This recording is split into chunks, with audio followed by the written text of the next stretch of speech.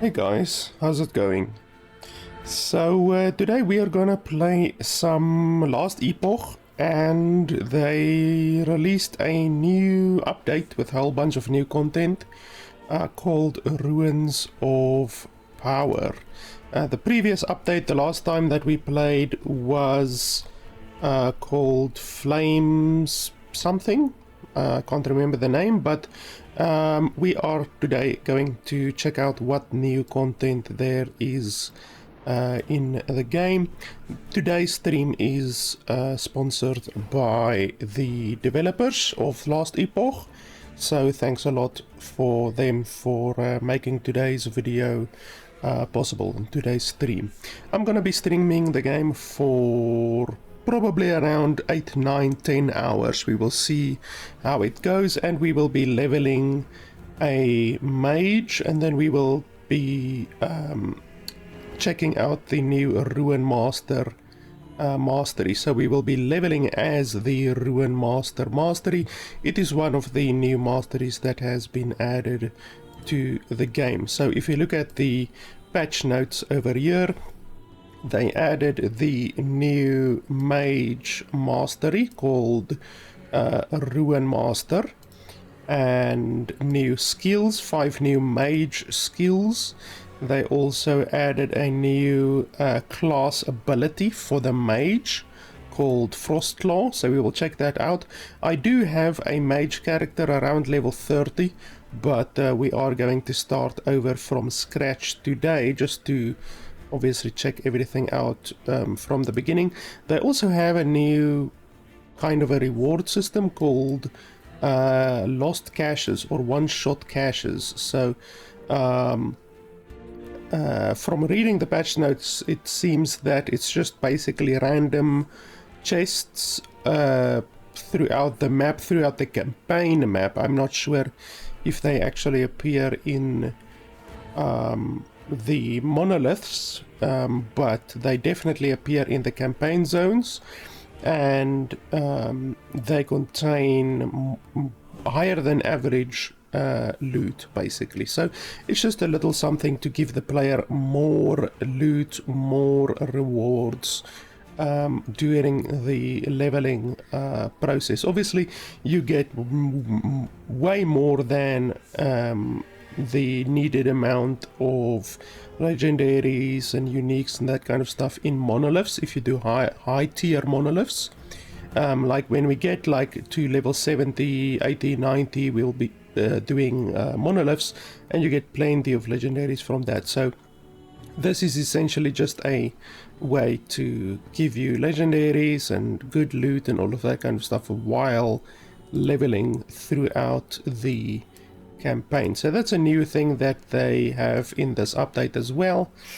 And then they also did some monoliths improvements, which is basically a redistribution of the way that monsters spawn sizes. So they increased the spawn sizes of mobs, the mob density they've improved. So instead of like in Diablo 4 where they nerf the mob density and try to make the player level slower, in this game they actually care about the leveling process. They don't want it to be obtuse and slow and tedious and laborious, so they increased the mob density by about 10%, and they also changed a couple of other things with regards to monoliths and mob, how the game handles mobs. Obviously they can't like increase the mob density too much because that will cause lag in the game, but 10% increase is certainly very welcome.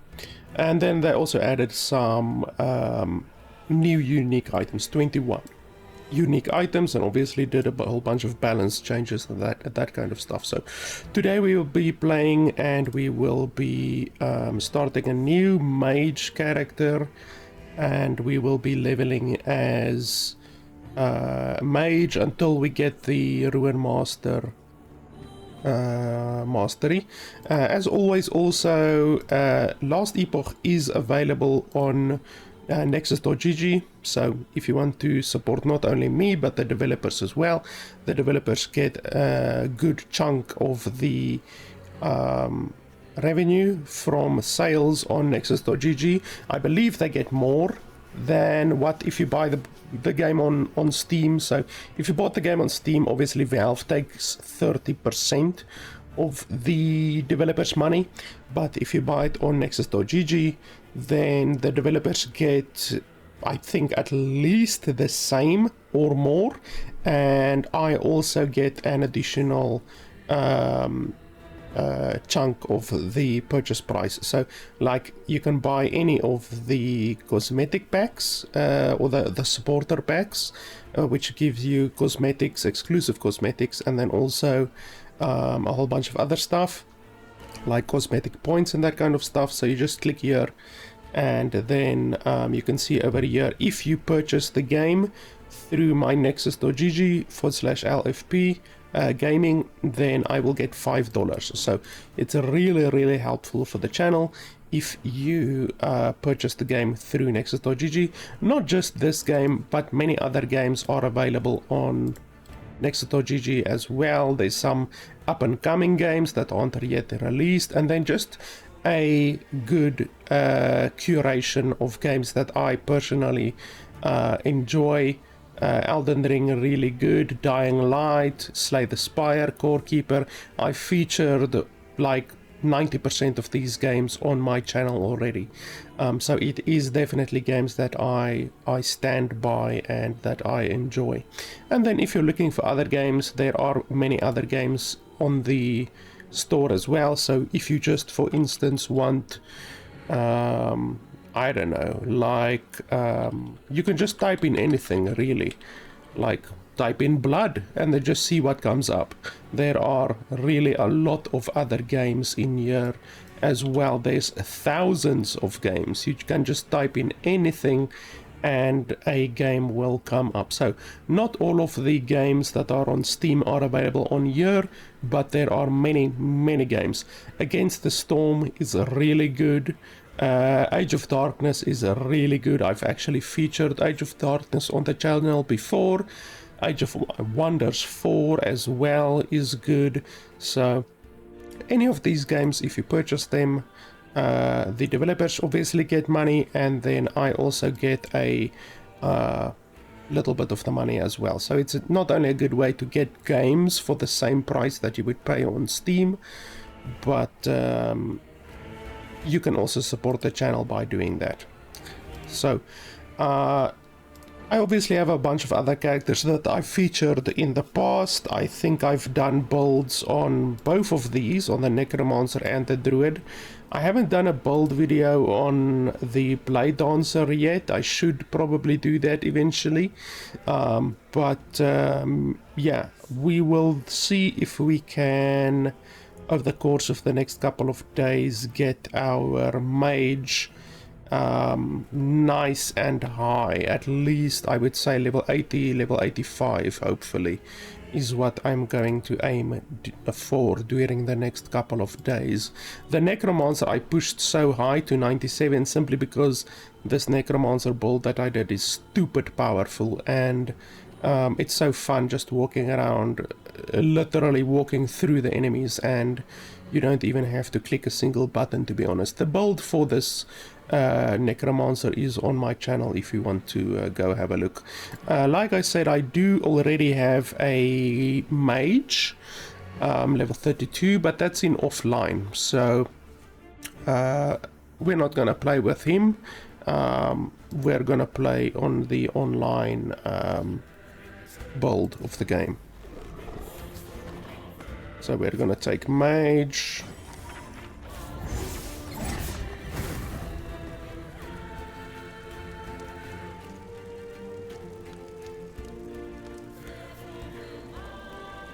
And as you can see here, they also show the new Runemaster mastery that was added recently. We're gonna do standard. Self-found, that's not necessary. We will just do standard.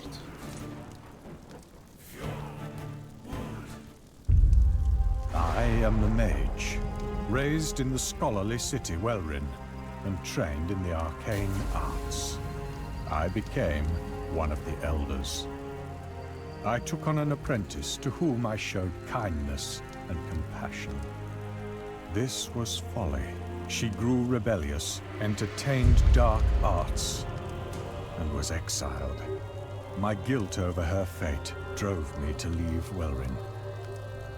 Years I spent searching for her, only to hear that Welrin was conquered by the sun god, Ryzen. Now I travel back to Welrin, determined to fix my mistakes. I think that girl that they talk about there is the necromancer, or the necromancess. I'm not sure what the female version of the necromancer is, but anyway. Or the witch. I think it's maybe the witch, I'm not sure. But yeah, it's interesting that the mage character in the lore of the game was the tutor or the teacher of another character in the game, which is, like I say, the witch.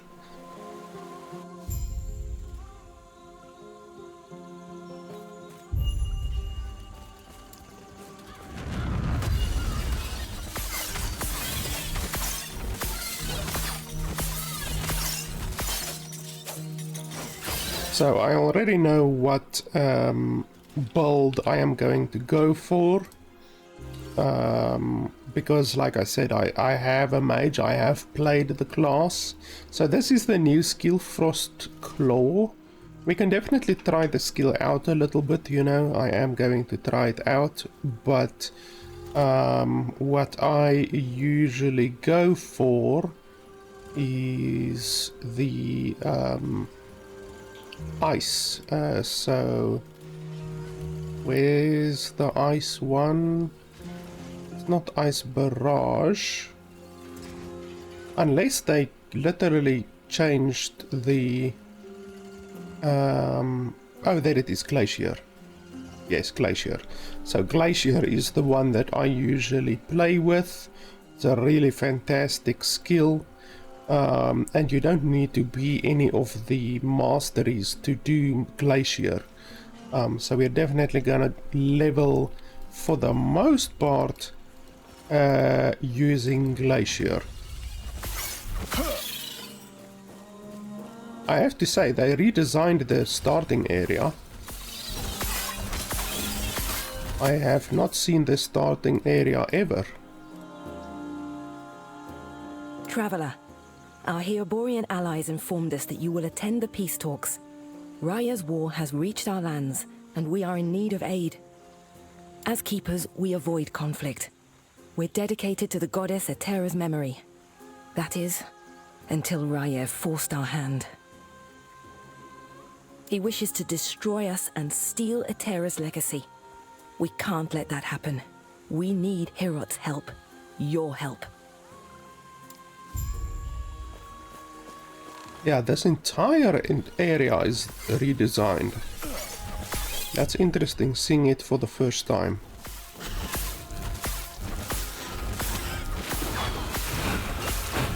Ouch, ouch, ouch. These bastards are powerful.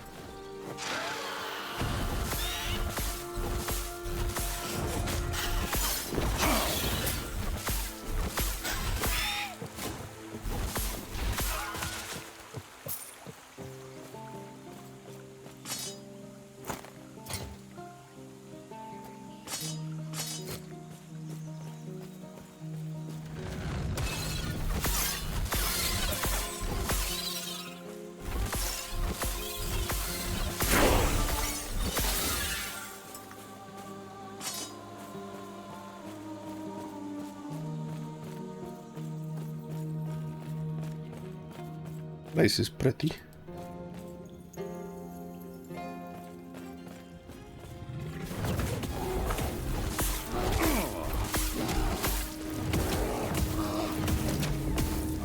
Fools! Fools! Which one does the most damage? 61. Okay, so we're probably gonna use Fireball for now.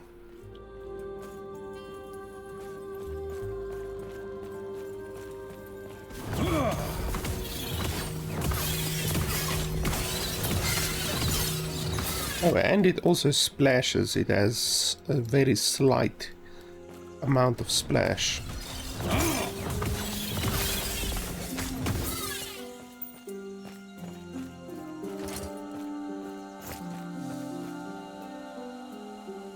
Yeah, this entire starting area is new. I haven't seen this before. They've kept the starting area of the game the same for so long. So it's nice to see them change it. Not that that starting area was bad. It's just like it needed a little bit something. This is already at least a lot prettier. It's definitely a lot prettier than previous starting area.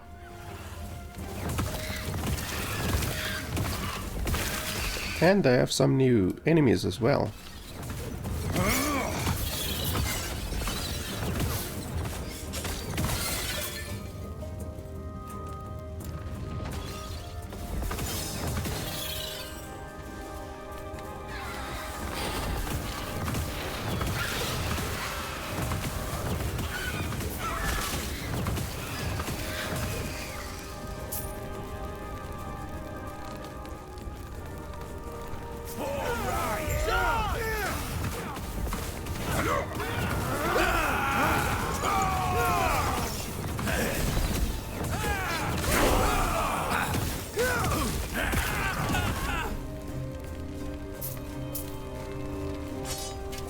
When you arrived, was there a family?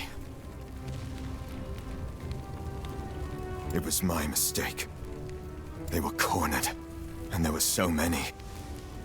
I can handle Ospreys. I told them to stay back, to let me handle it.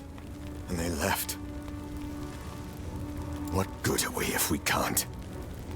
Sorry, I just met you and it's been a long road. Are you also here for the peace talks? Good, because so am I. Name's Grail. Since we're both headed the same direction, why don't we go together? I wonder, which of us will take down more Ospreys? Come, let me watch you fight.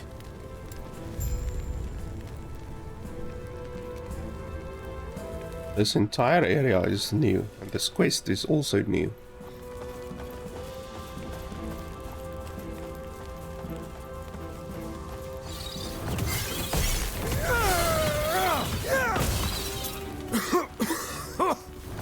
Smoke!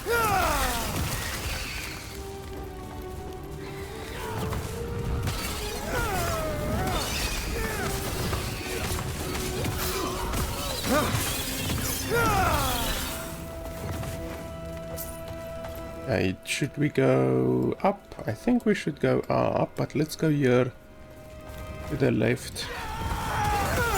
I like exploring where you're not directly supposed to go, because they also stated in the patch notes that those other new caches are going to appear where, like, basically off the beaten path, you know, where you're not usually gonna run. So if you do is exploring, then you will find those caches.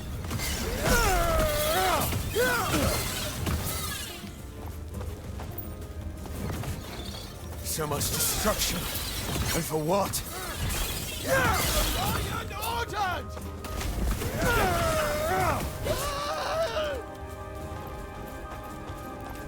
As a riot order!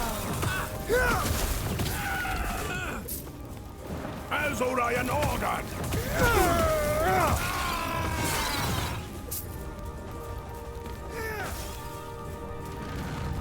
I do like the fact that when he kills stuff, you also get the experience. Like, too many bloody games don't give you experience when a follower or a companion kills stuff. Like, look at my experience. I will not kill those. And then you can see my experience go up when he kills them as well. So that's really nice.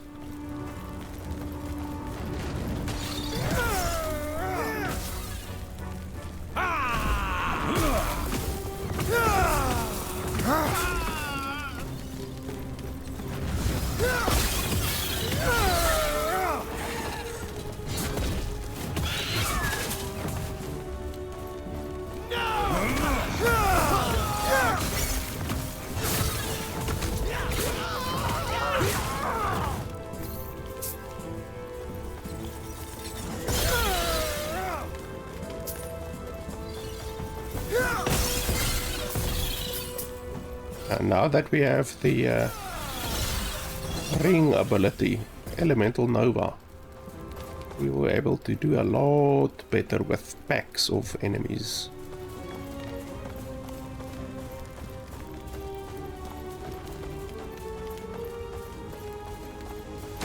Quick, before it reaches town.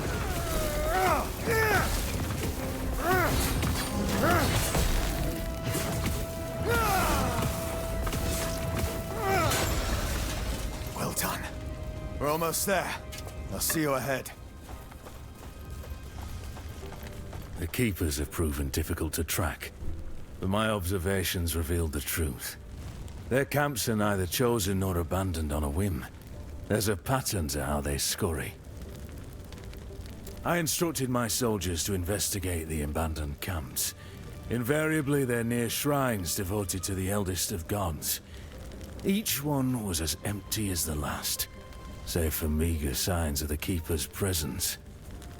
They're not guarding the ruins. They're traveling between them, over and over. They must be moving with them. It'll be as simple as burning these vermin to ash. Raya wills it.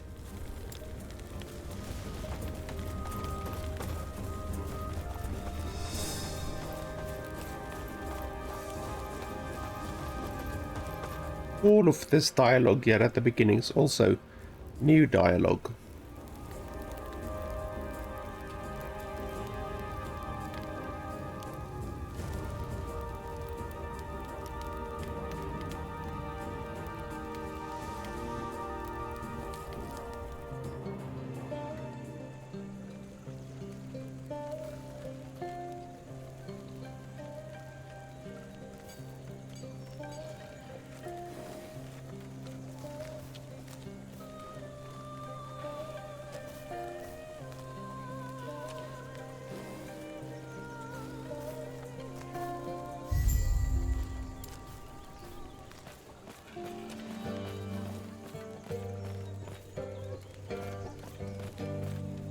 What the hell is this thing?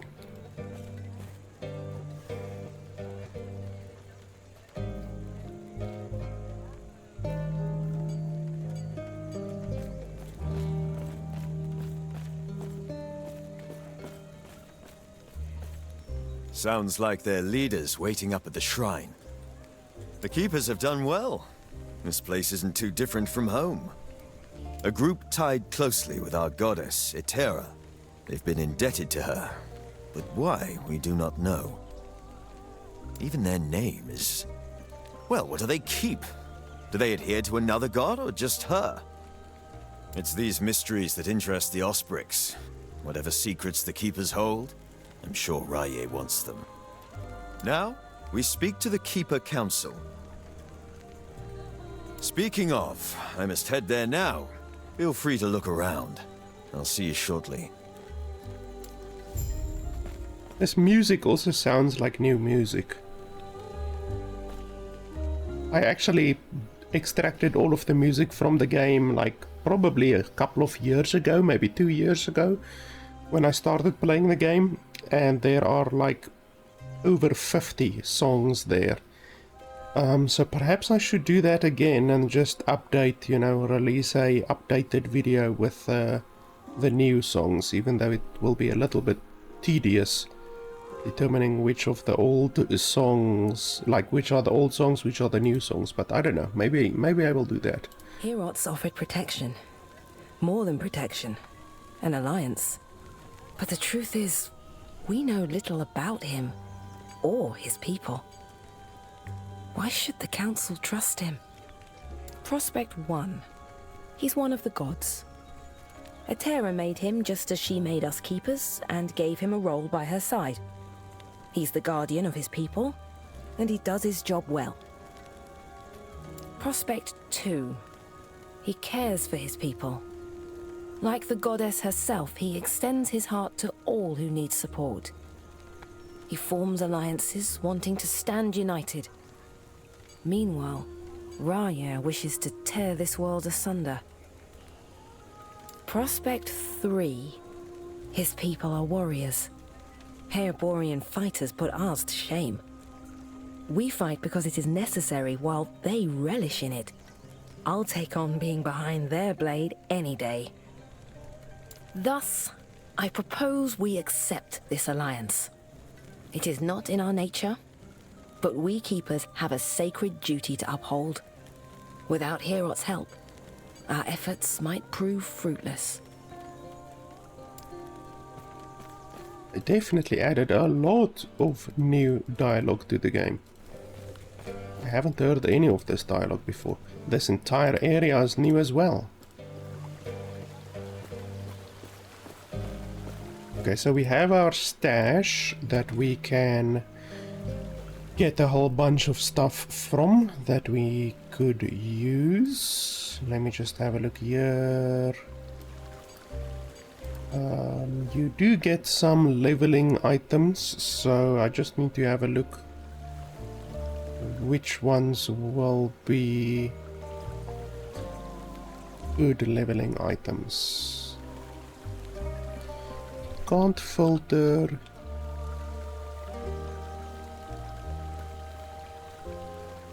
No, you can't filter by usable, I don't think.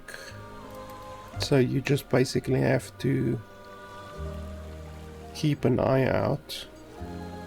Okay, so that's good. We can take those.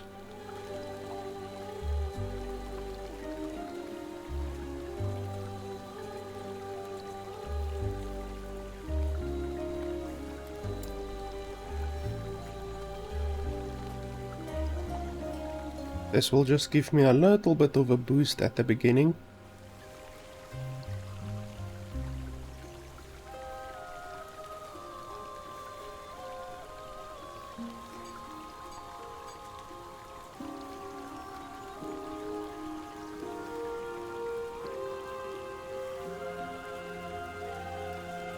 Can we use a shield? Yes, we can.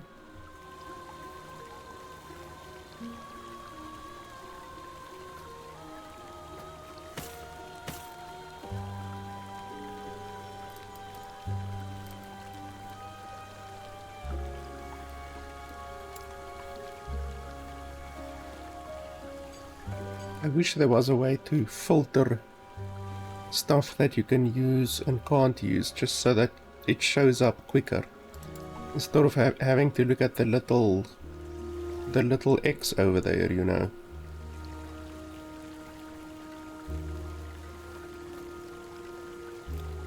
But it's not the end of the world.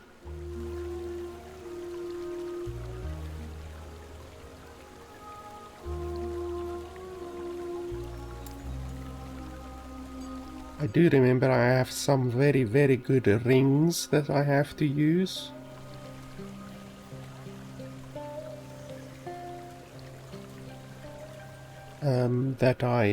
It's one of those combined rings, basically. Like a red ring. I will have a look in just a second where that ring actually is.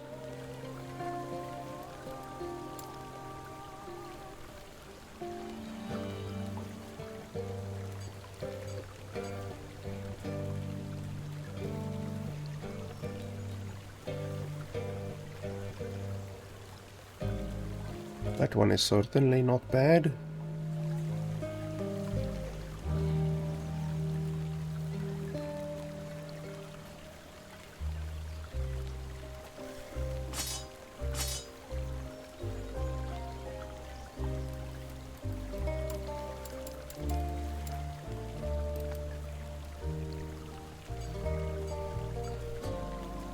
This music also sounds new. I don't remember this song that's playing right now.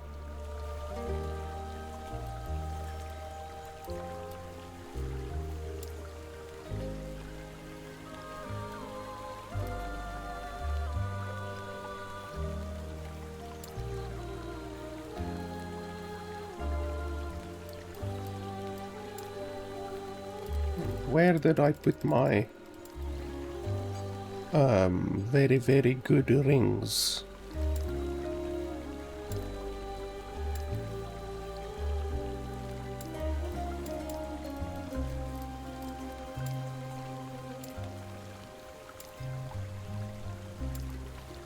Maybe I have them equipped on one of my characters. That is a possibility.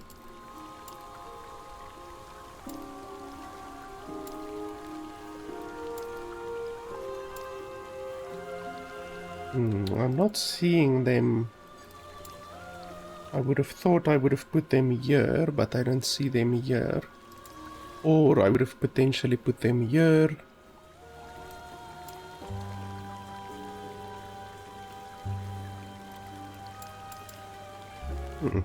They're not here, are they?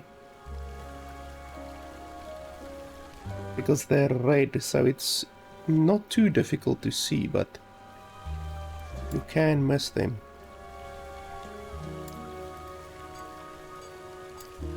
I will have to go look where those rings are. Oh, there they are. Okay.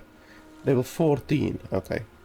At level 14 we can use this one and this one. That will give us a really nice boost.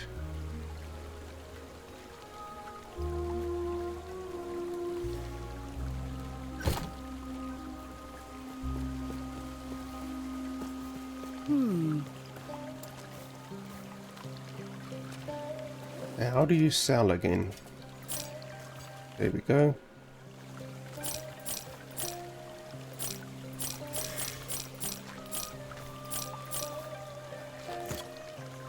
Right. Oh, I don't have a... Can I use this with this thing? This is a scepter. Can I use it with this? I'm not sure if you actually can. We will have to have a look.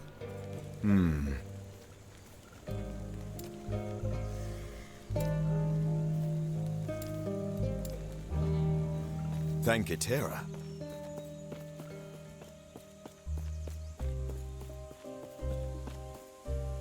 Grail was just telling me of your battle. I am Lena, one of the Keeper's Council. One of 2. There should be more of us here. Yes. Balthus and I remain, and he's not here. As such, I must ask for your help. Balthus is busy checking on our sacred artifacts. We're protectors of Atera's history, and right now, they're in danger. Not much, I'm afraid. We'll discuss it after our alliance. You are, and I'm sorry, but this is how it must be. Their secrecy keeps them safe. Even now, the Osprix swarm all of our sacred vaults. I've already asked Grail to check one down in the mountains. There is another up north, where Balthus is. Could you make sure he's safe? There's word of a drake patrolling the skies. Do this, and our alliance is secure. We'll lend our aid to Heoboria's army. Sounds like this is where we part ways. Good luck out there. Yes, something you need? I don't work for him. I'm his champion. Why? It means I've fought hard and climbed my way to the top. Hierot himself taught me everything I know. As such, I dedicate myself to him, an extension of his will. Because he saved me. When I lacked purpose, he was there. He made me what I am. The person who's going to end this war. Take Rye down, and make him rue the day he dared mess with us.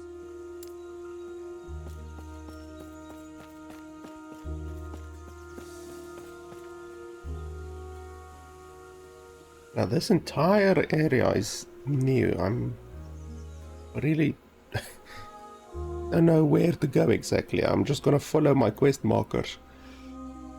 I knew the original or the previous starting area like the back of my hand because I had so many characters go through there, but this one it's completely new.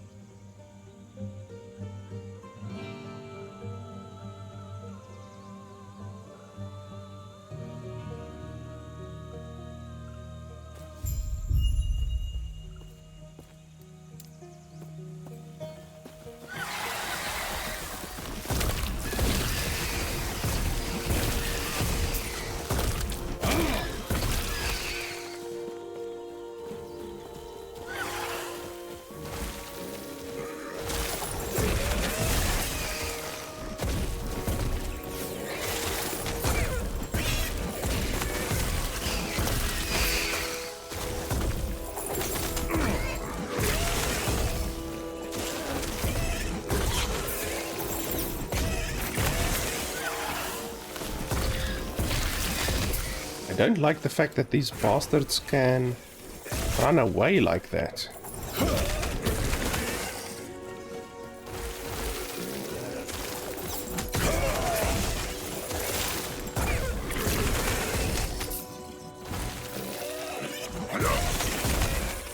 Oh, here we get our first one-time cash thing.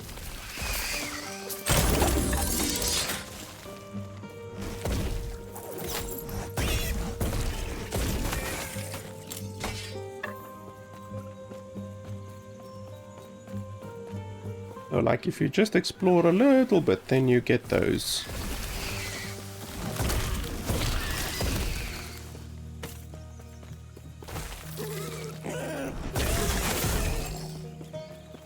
As a riot order!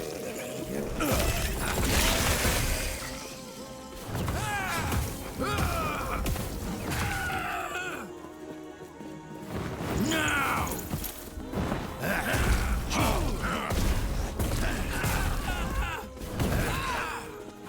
As Orion ordered!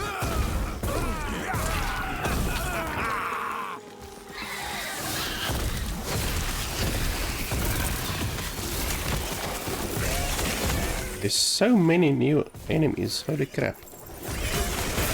Like all of these are new.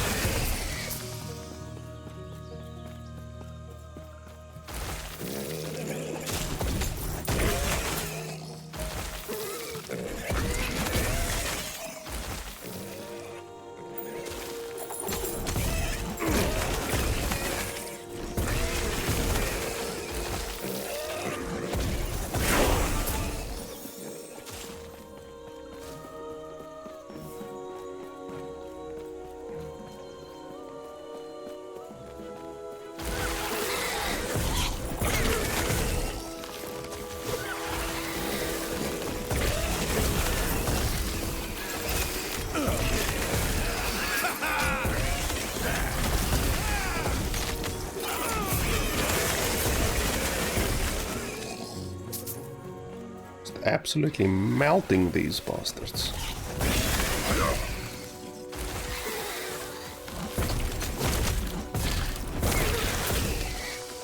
Okay, something is attacking me. Oh, it's this thing.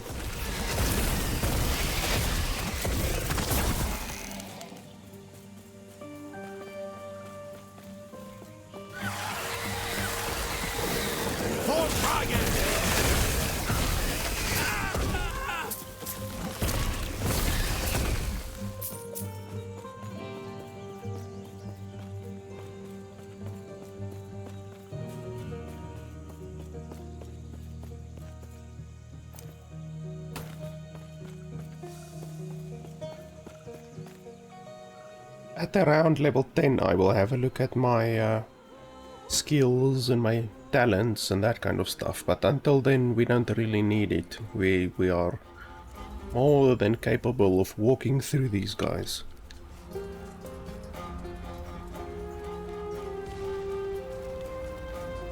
Even though I should probably put the glacier on. I think we already have glacier maybe.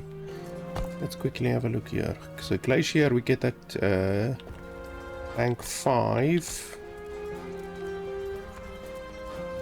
So yeah, over there. Okay, we only have 4 points right now. So what are we gonna go for?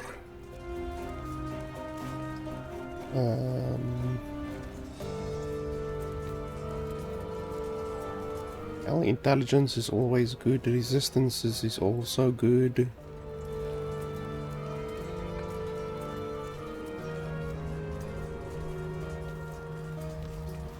Now let's go for this.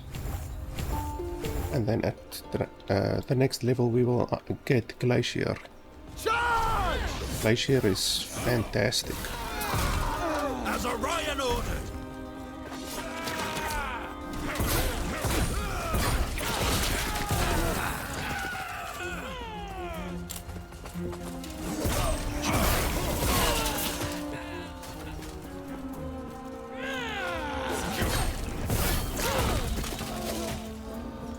Now!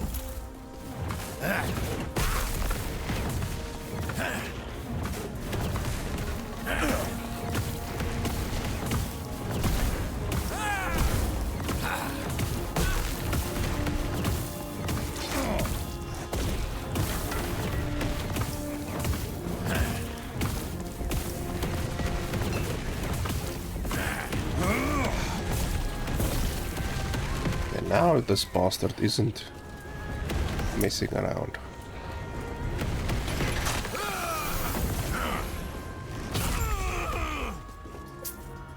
I can only take so many fireballs to the face before I need to move. It ends here!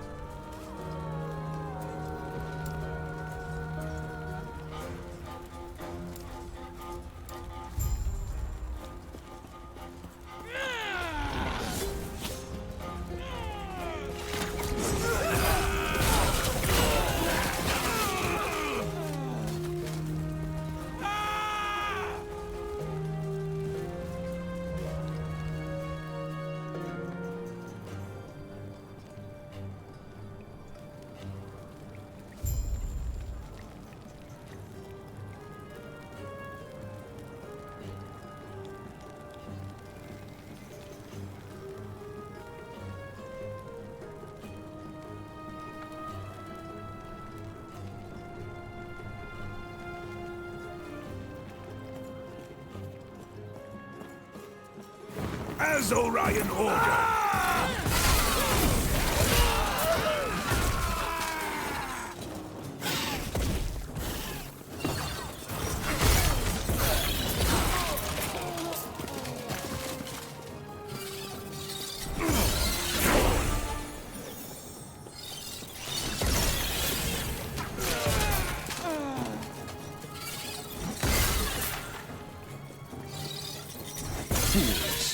Fools!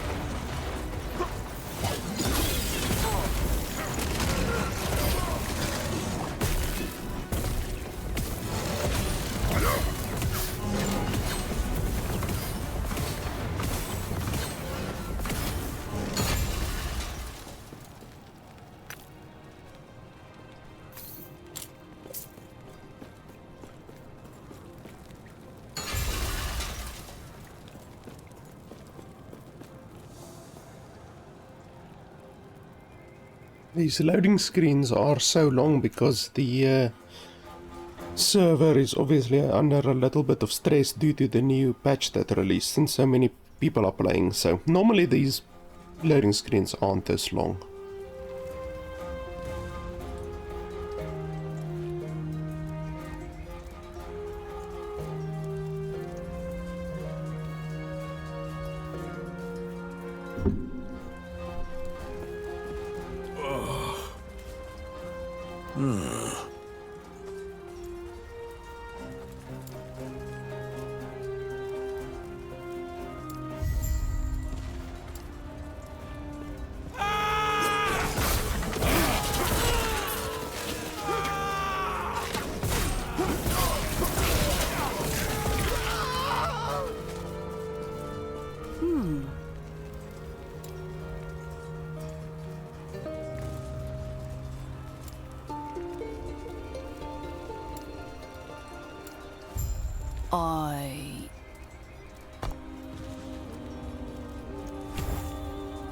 Okay, so we have Glacier, and we're gonna specialize in Glacier here at the beginning.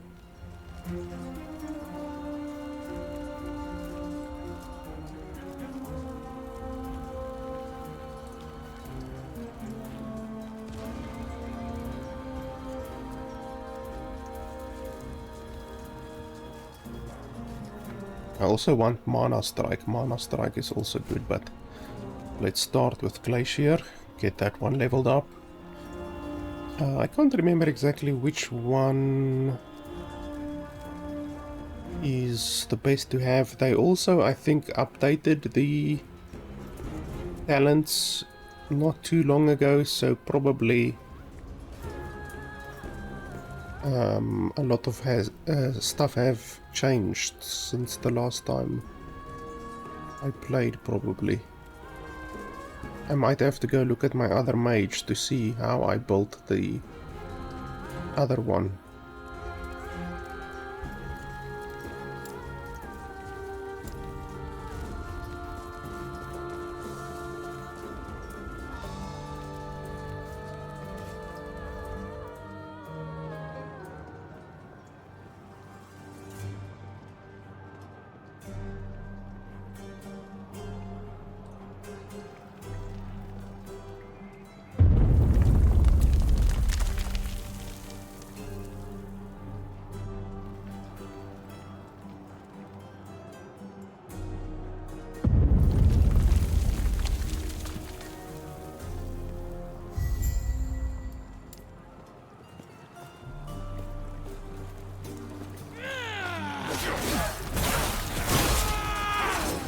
Wow, it takes a stupid amount of mana. It literally takes all of my mana.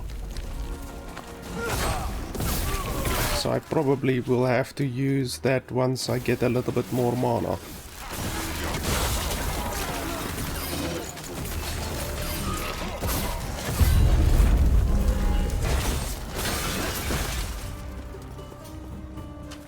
Like, I literally use it twice to kill that boss, but it uses all of my mana, so I have to wait in between. Once I deciphered the Keeper's movements, the vaults were easy to find. Exploring them proved more challenging. Ancient stonework that could inspire even the greatest of Solarum's architects. Nearly impenetrable.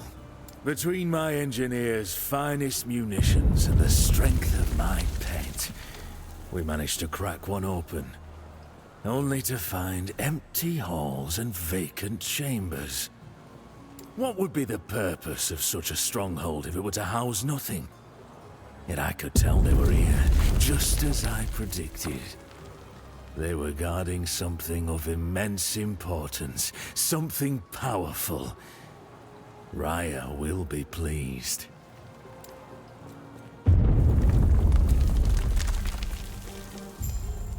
This way! You're here to help! The Auspex, they protect the sun! The Drake! Tread carefully.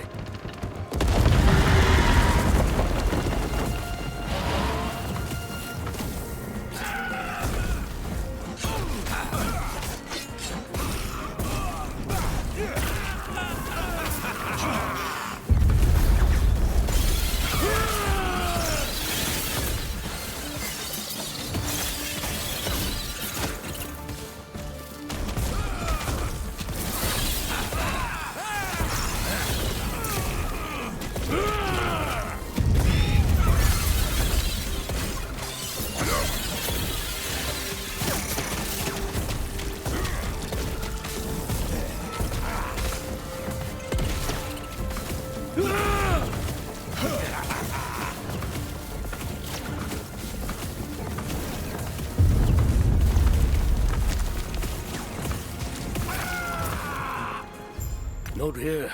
It isn't safe. We'll reconvene outside. That should hold them. First things first, thank you. The Ospricks grow more troublesome by the day. We've reinforced our walls, supplied our men, and taken out dozens of them. Yet, they're still here.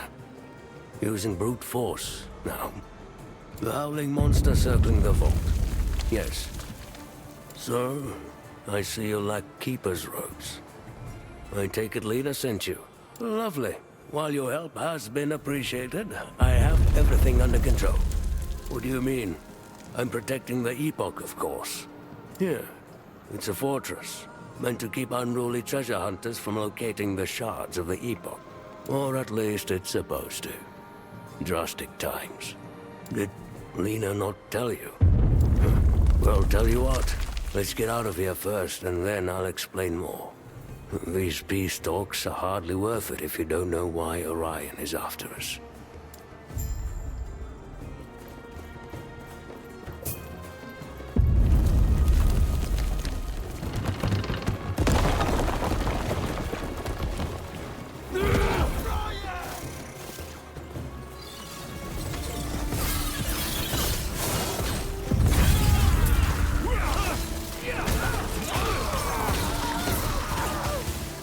Since the Keepers formed, we've held the same rituals, instructed to keep the Epoch shards separate.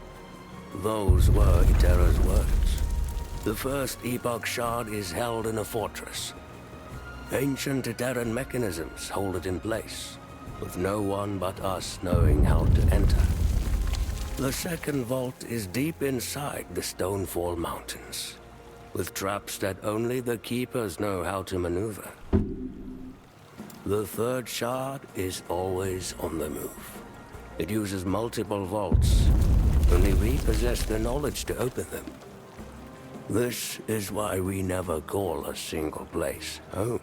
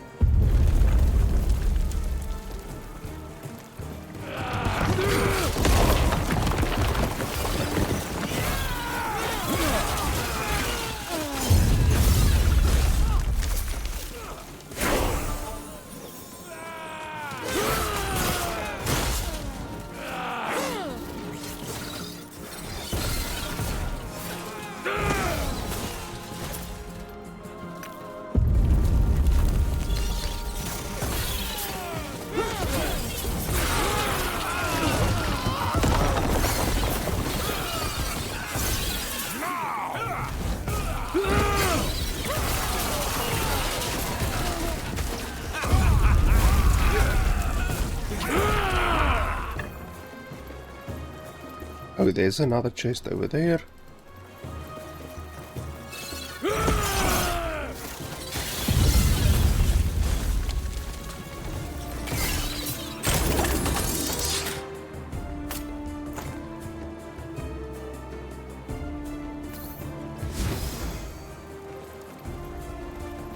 Let me ask, for how long must we live like this? No one cared about the shards until recently. Until Raya.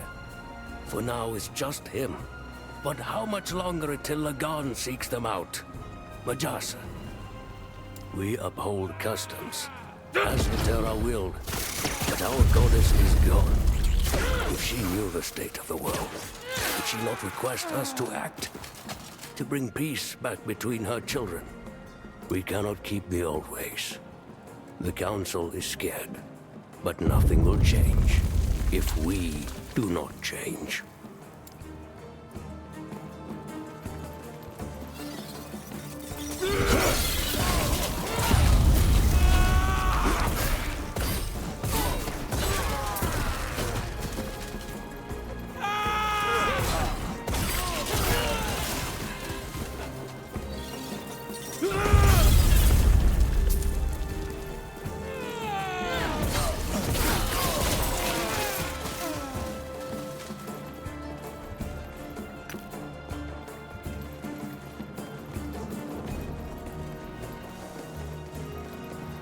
I definitely should go look at my other mage to see what the setup there was. Because I just remember I used the skill, but I don't remember the talents, which specialization I used on it. And the specialization can make a massive difference.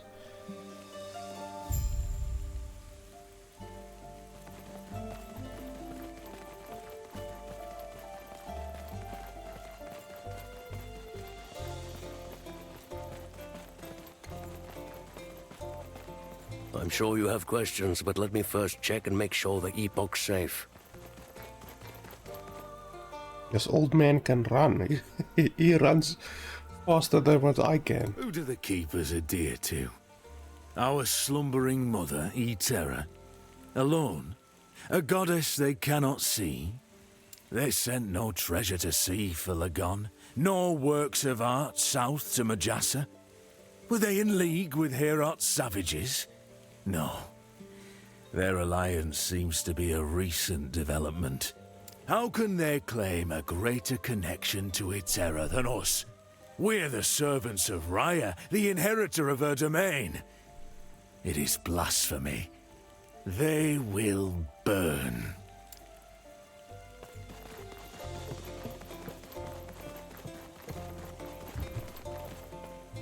Good.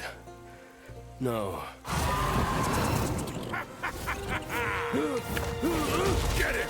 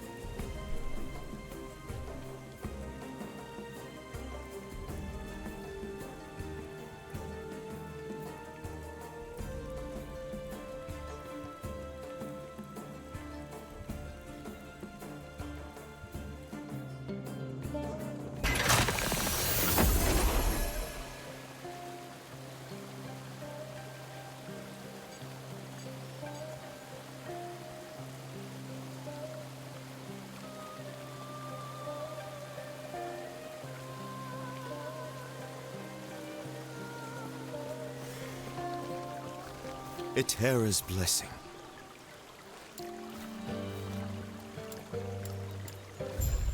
Prayers be with you.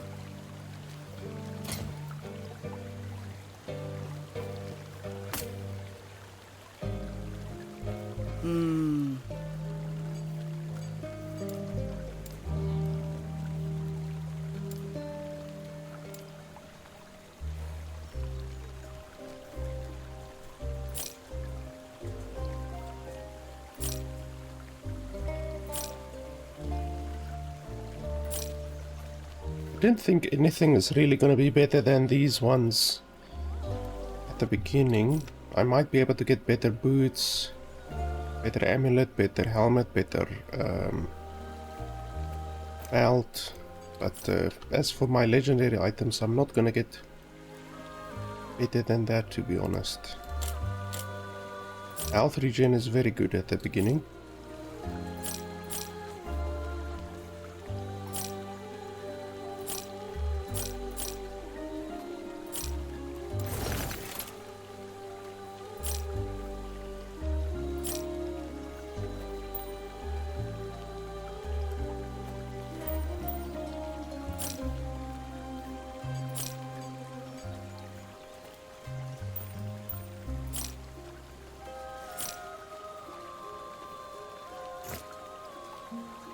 Right. Okay, so at level 14 we can get some more legendary items.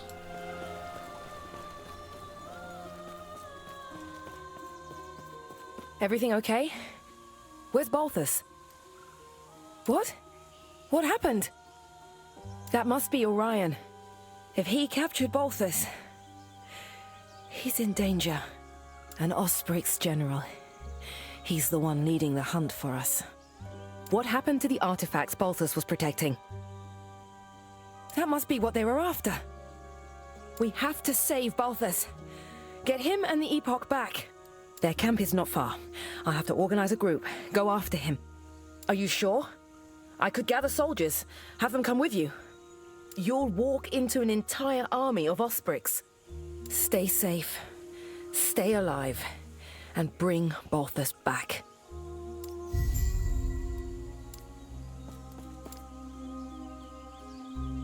Let's see. When you drop below 70 health, you gain a burst of ward.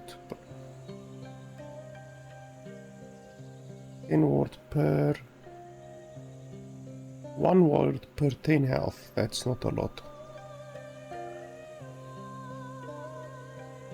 Every 3 seconds your next spell deals increased damage. No, that doesn't seem particularly good. I think we will continue with this.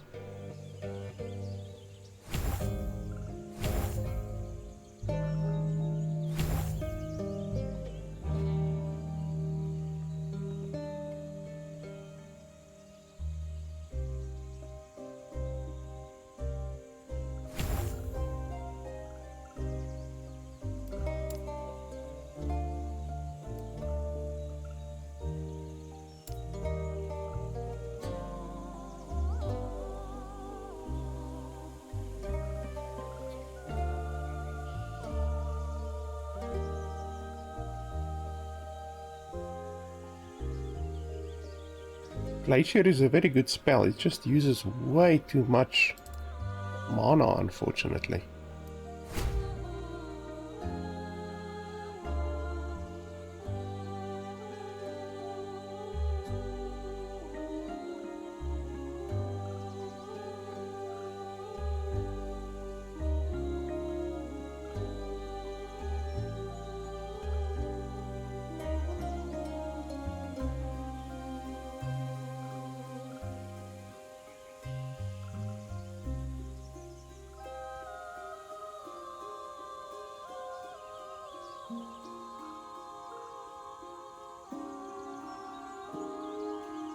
So which one of these do we want to go with?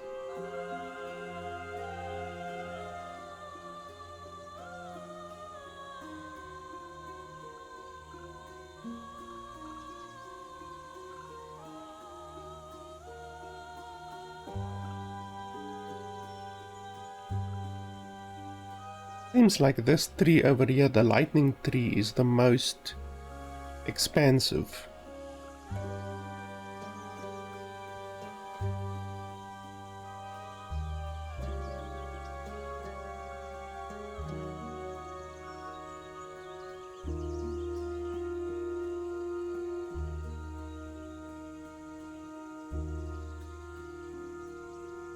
That's pretty good.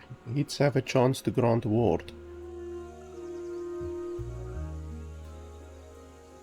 Oh, penetrate elemental resistance, that's very good.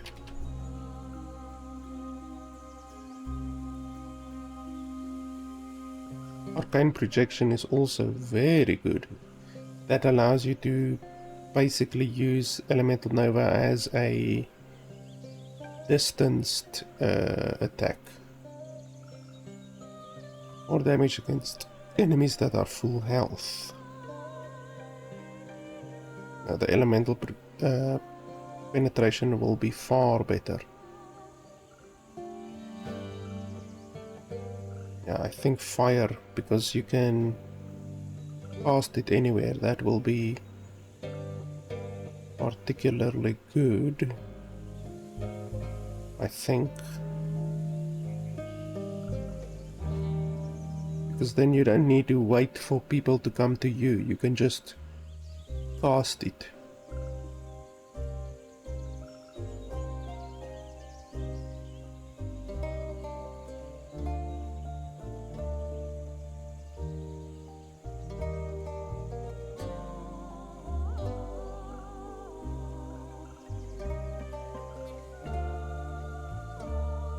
Yeah, let's go for the fire one. Why not?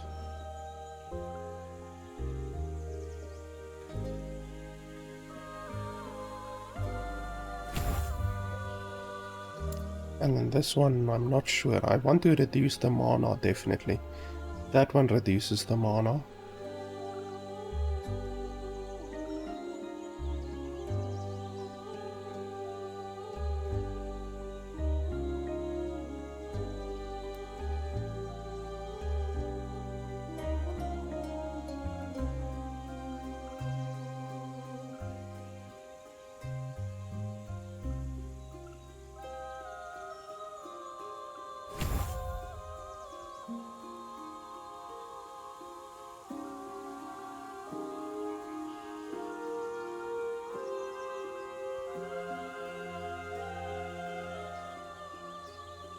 We can reduce the mana cost by 80%. Let's try that. Not sure how good that would be, but we can try it.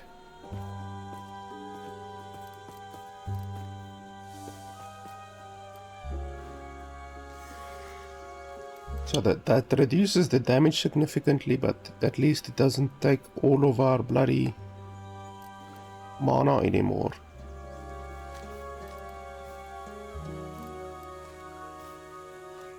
So we might be able to spam Glacier now.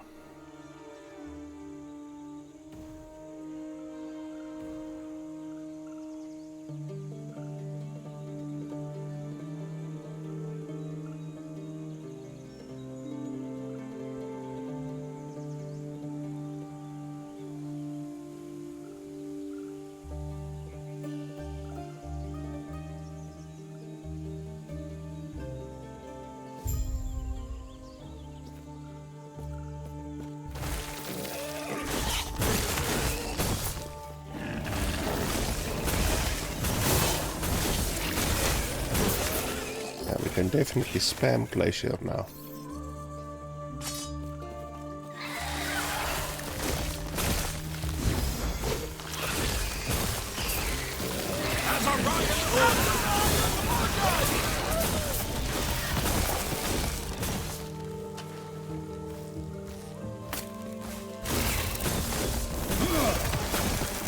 And it really freezes enemies, which is really nice.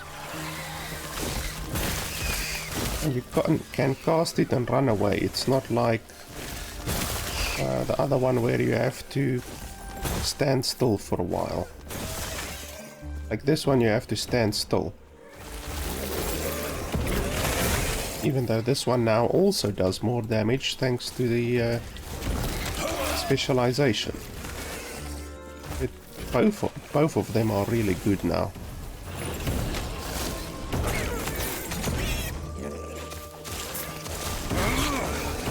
But both of these right now have the drawback that you can really only cast it around you.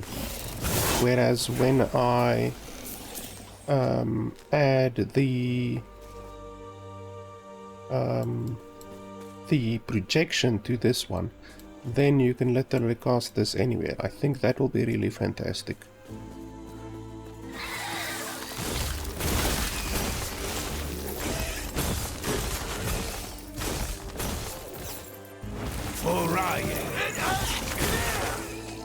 I don't like the fact that there's a longer animation on this one. Like you can't just run and cast it. Your character freezes for like a second, maybe half a second.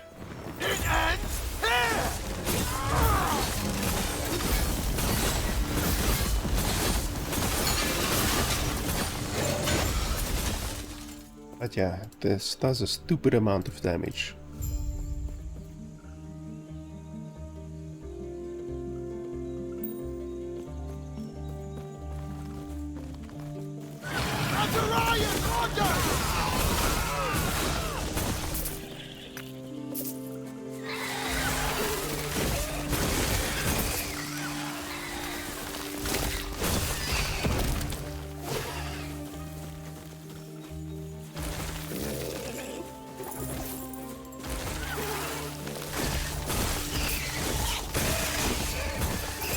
And this one also has more AoE than the flame one does.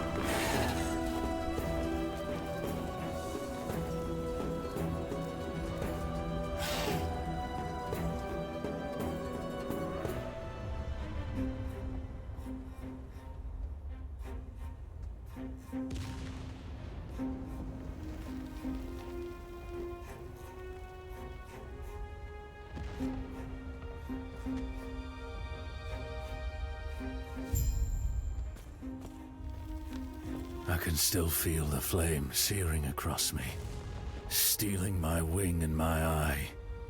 Yet, I saw it. The flames of prophecy revealed that these rats hid a treasure, one far more powerful than anyone could conceive. Every trinket I've gathered has been a step closer to this moment. The Epoch will be the pinnacle of my collection. When I present this to Raya, this power, he will finally understand how worthy I am, what I have sacrificed, all for him.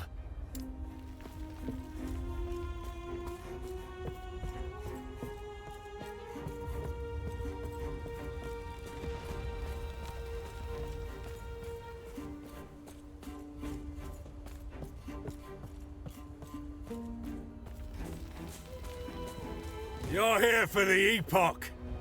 Reaching me was impressive, but it's mine! Co-member wing!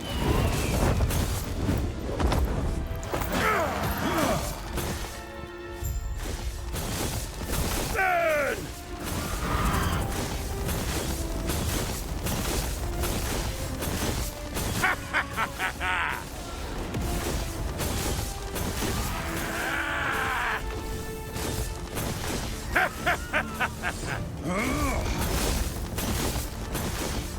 The Epoch is ours!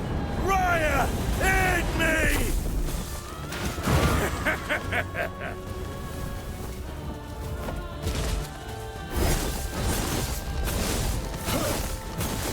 Burn!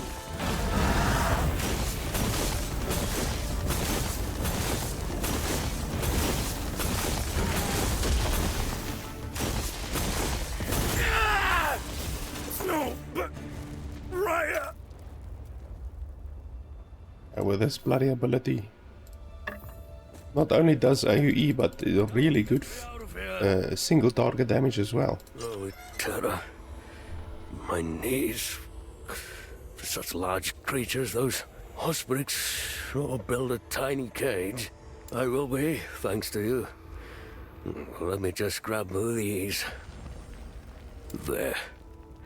The shards of the Epoch are safe. I was worried for a moment. The Epoch. Oh, it's Terra's most sacred artifact, holding great power. The power to travel through time. If Raya were to get his talons on it, he would surely win the war. More than that, he'd be untouchable. Just one. Each shard is part of the whole. We keep them separated for protection. This responsibility makes the Keepers what we are. Two of them. The one I keep with me and the one from the vault. The third should be back at camp by now. Lena sent him after it. Alone. No. There's no time. The alternative would be to leave one with Lena, drawing the Ostrix's attention to her. No, I could not let that happen. Yes, though right now with Raya at our heels, vaults are no longer enough. One cannot use a single shard to manipulate time as they wish. Not even we know the Epoch's full potential. But Iterra tasked us to protect it. So protect it, we must. Now, I find a new course of action. Take the Epoch somewhere Raya can't reach. Which, speaking of... Let's head back to camp. I must reach Lena at once.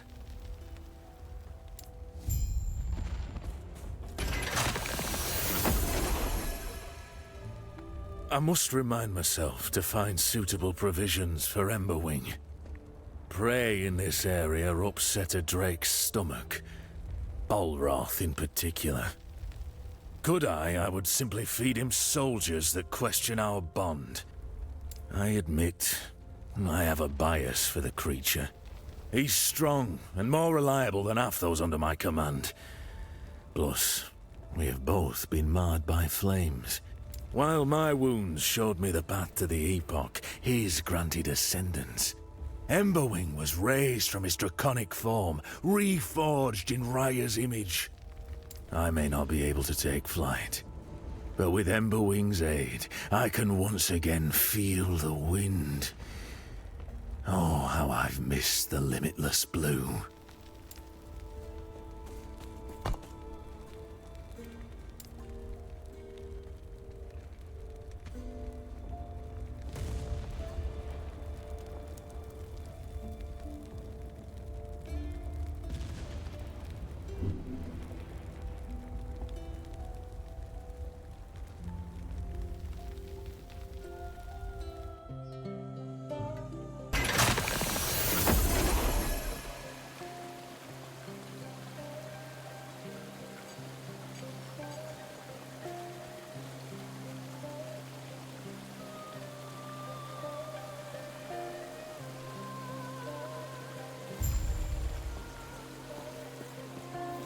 Iterra's blessing.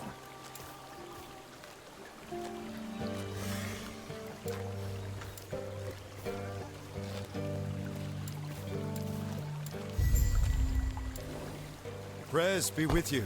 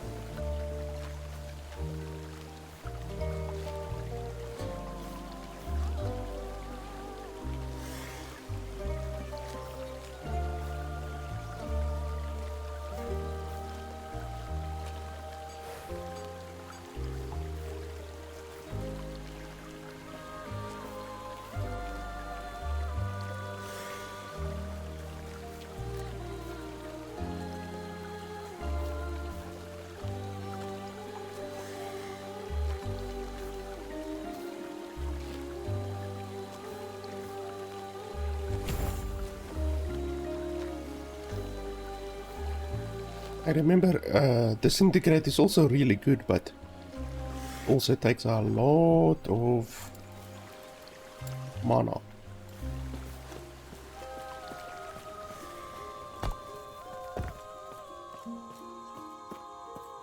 He's back. And it's all thanks to you. He's been quiet since he returned. If you could speak with him, I'd be grateful. Then we can begin our talks. You're back. Now, we must protect the Epoch. Find a way so Raya won't get to them. Not fully. Itera left their secrets to us and to us alone. I have, ideas. Though Lena will disagree. Well, we are keepers after all. Protectors of Itera's past. Collectors of lost history. Do you think we've made a mistake going through the motions? Keeping the shards hidden, it's all been ritual. I feel as though drastic times are upon us. And now, you know about them too. Fate has already shown its hand. I apologize. You might become part of something greater. I only have 2 shards, but that's enough. I'll keep them safe. Lena, I'm sorry. I'm sorry to you too. This is what's best for us all. With the Epoch's power, I'll finally be able to...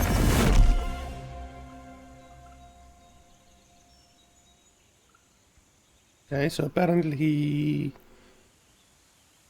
used the power to travel through time, maybe?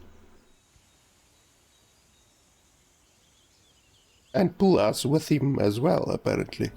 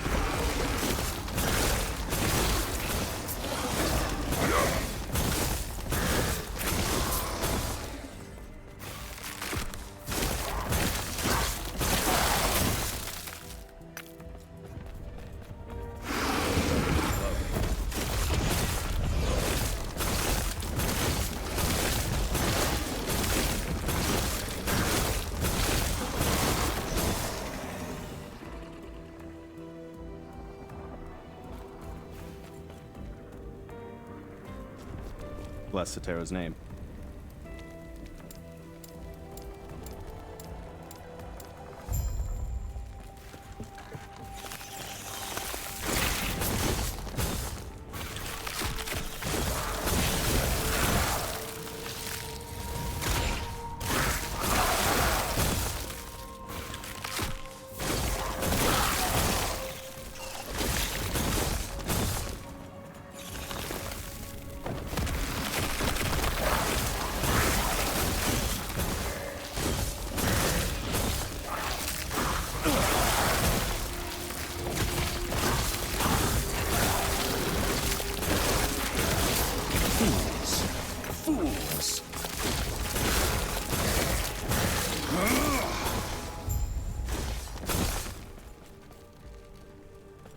Latera watch over you.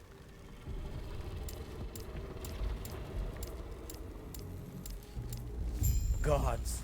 Who are you? Yes? Gods Where are be with you going?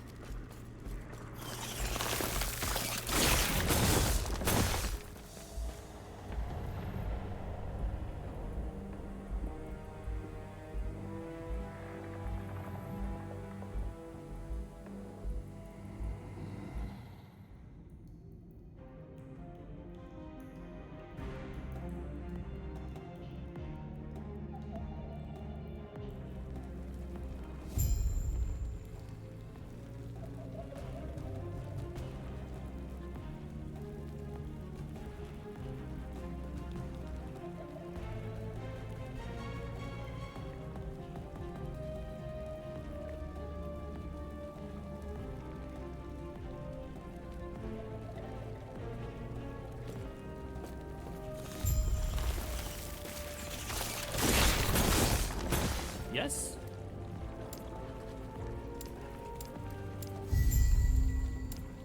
Gods be with you.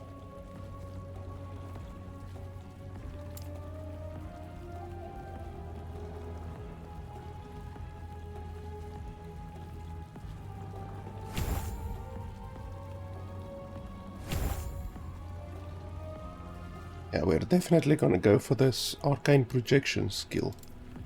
Being able to cast that thing anywhere we want will be really, really good.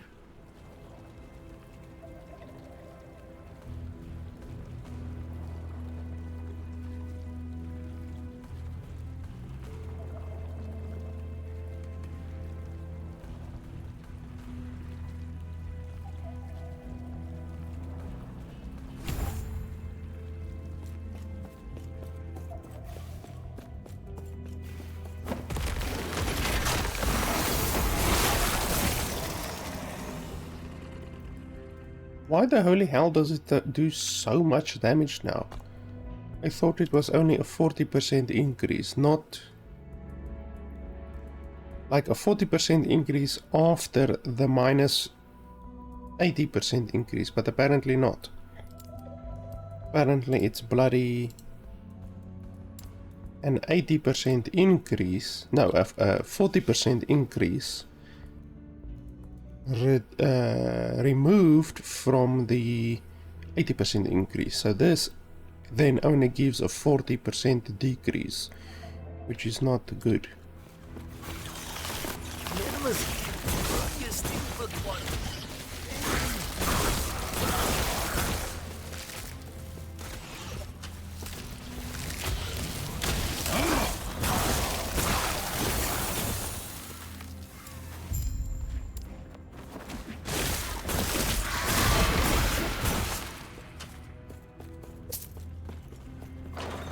You see now, this area I do remember. This is an area from the old campaign.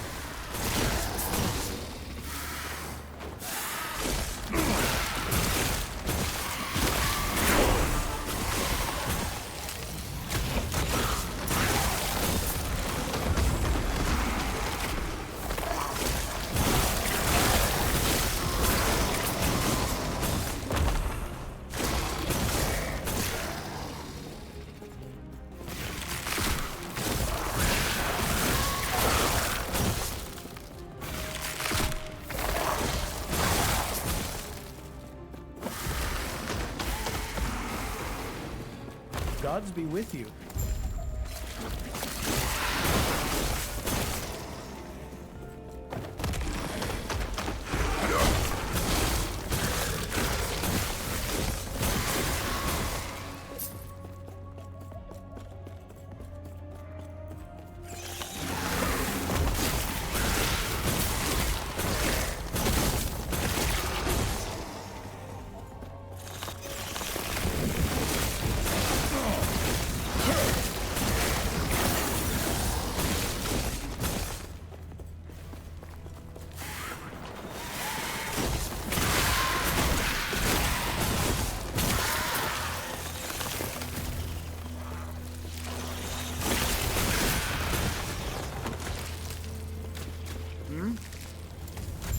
Farewell.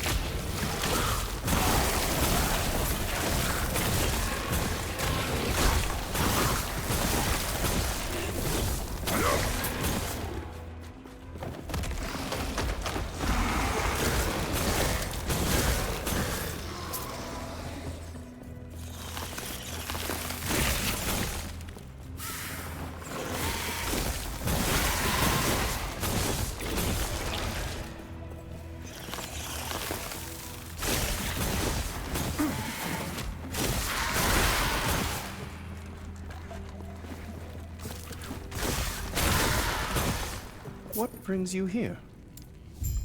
Eterra's grace be with you.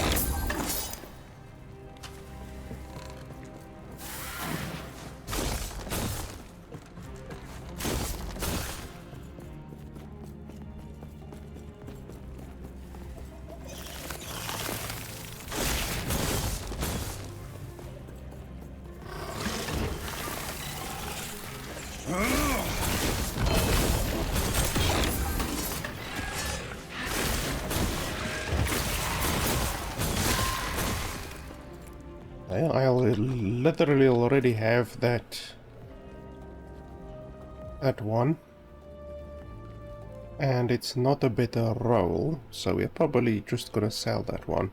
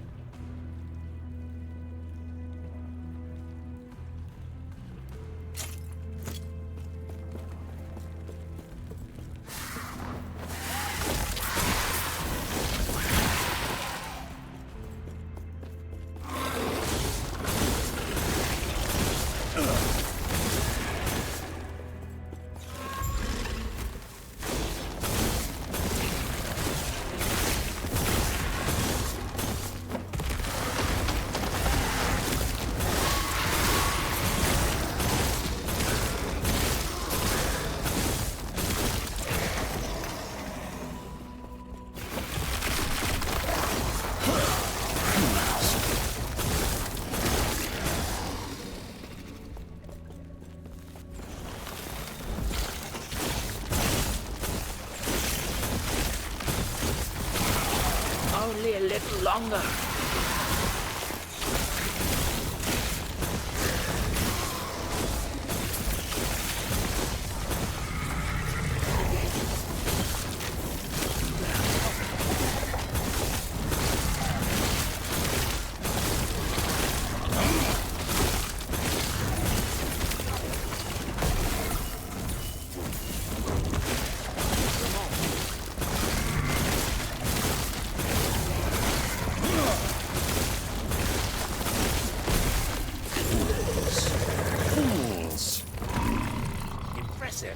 Go on. I'll be right behind you.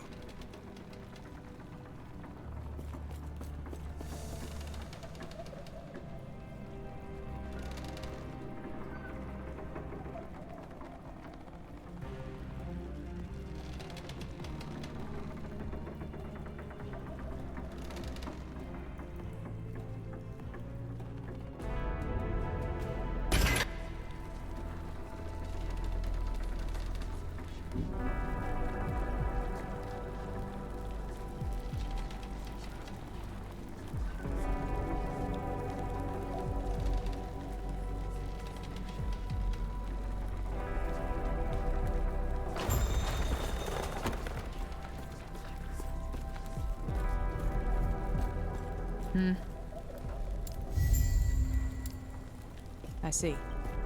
What? Go on then. Bah!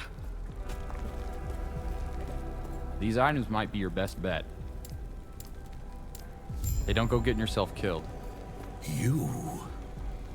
I can sense that you have a shard of the Epoch, but that is impossible. Who are you? I see. We have relied on the power of our shard for ages, always assuming the others were lost, and it seems only tapping into a fraction of its potential. You were brought forward in time by the shard. If you want to return to your time, we will need to use them together. If the void does not consume us first, of course. The void fell upon our world hundreds of years ago. All-consuming darkness spread across the surface and drove us into these caves, the last city of humanity. Last refuge. Now that the void has finally found us, it will reach this place and snuff us out. Elder Panion is an expert at using the shard. He can weaponize it against the void. I have received word that his study is under attack. We may be out of time. They are the shards of the Epoch, a relic said to have power over fate itself.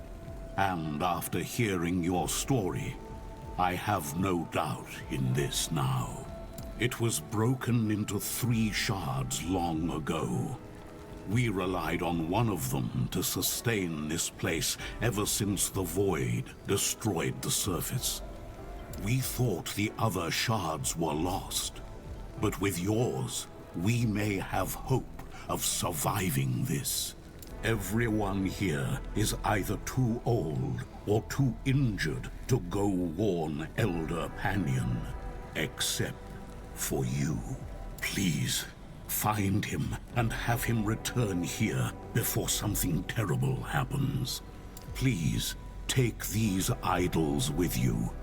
An idol of Logon to guard you against chaos, and one of Eterra to guide you home, wherever that may be.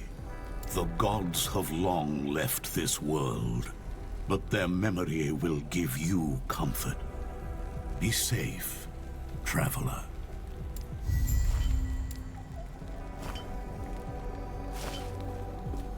So we have our first idol shards. Yes. Not that I'm gonna use these.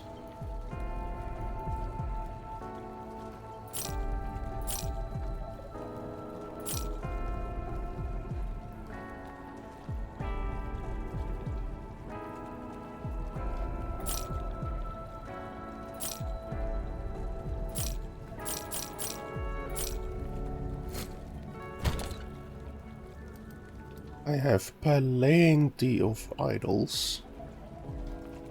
These ones... that one isn't bad. 7 to all elemental resistance is not bad. Let's quickly see, are there any good ones?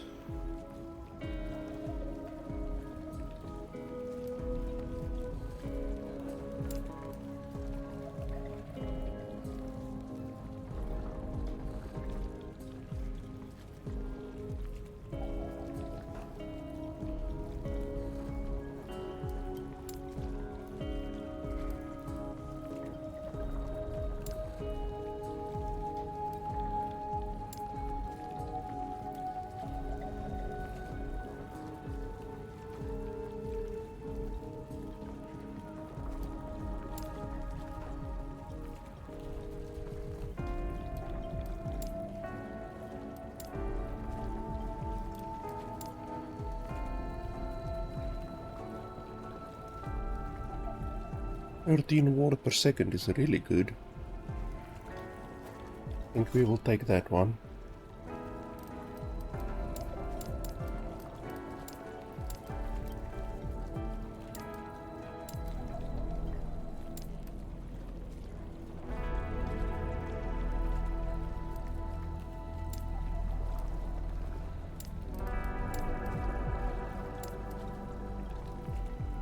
"26 word per second, holy tits." And that one is even better.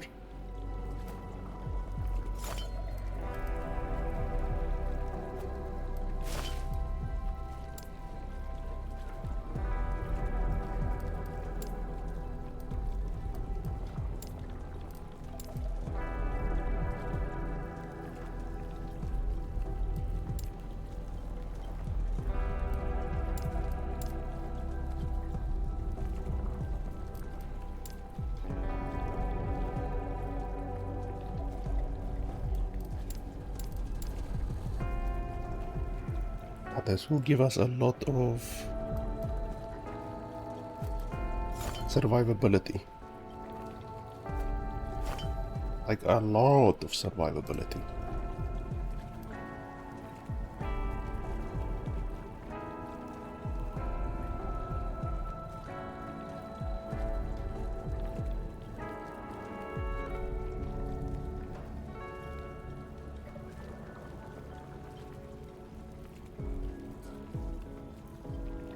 How much dexterity do we have? 3 dexterity. Follow your feet.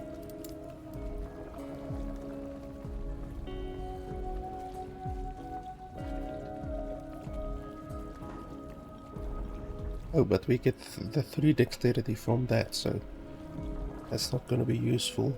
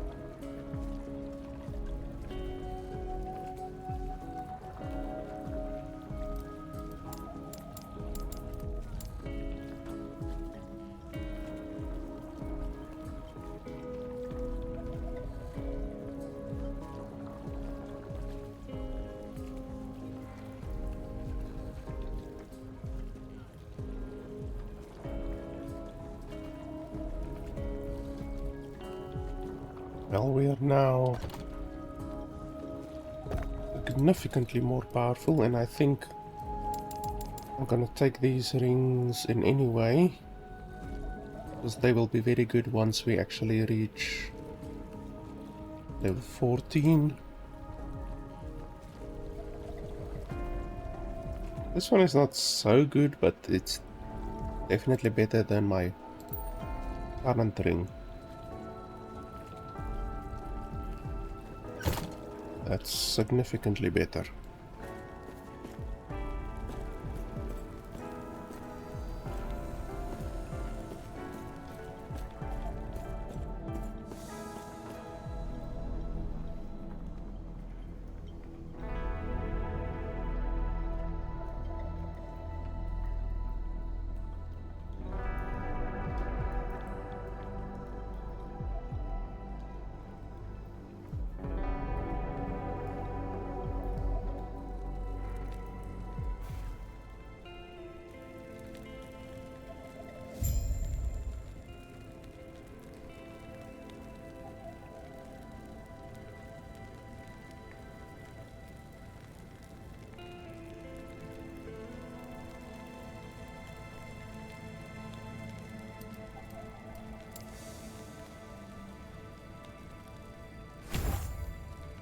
Yeah, we need 2 more skill points to unlock that one.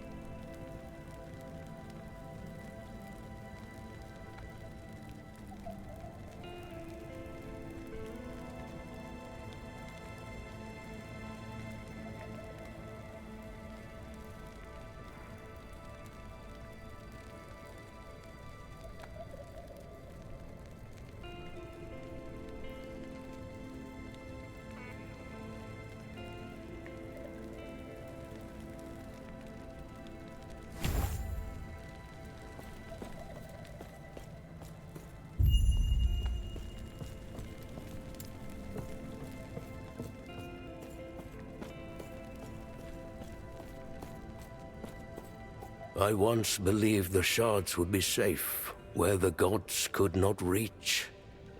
In the future, I was mistaken. I find myself in a ruined era. With only one shard left by my side, my purpose is clear. I must seek refuge, prevent others from this power, and locate the rest of the Epoch. What happened when I tapped into this power? Why did one shard come with me? Where are the others? Was all of this for nothing?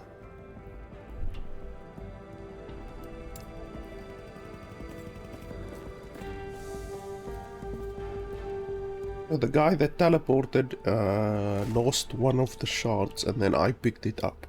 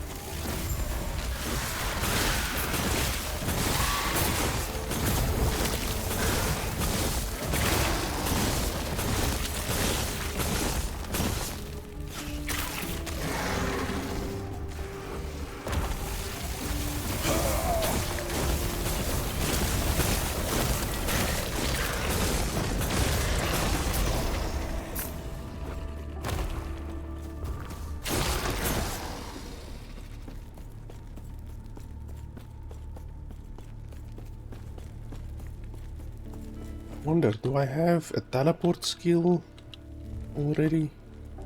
Oh, I do have teleport. Okay, we need to use that then. That'll help a little bit.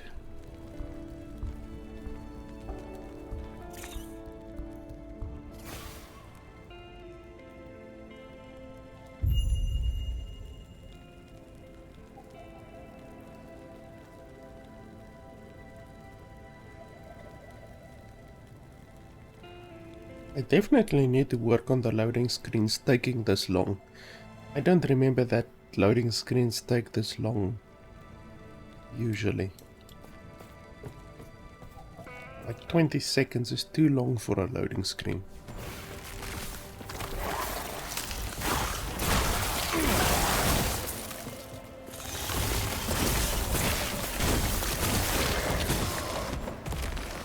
And now we can move around quickly.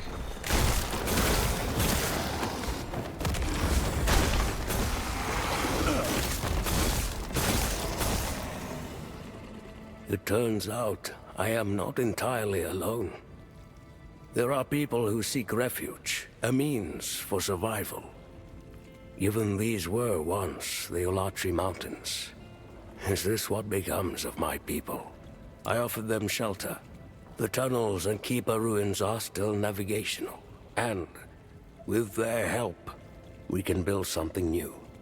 Here, I will guard what little of the Epoch I have left, and find a way to protect us. This is not the end. Oh wait, there's a chest over there. I didn't even see the chest.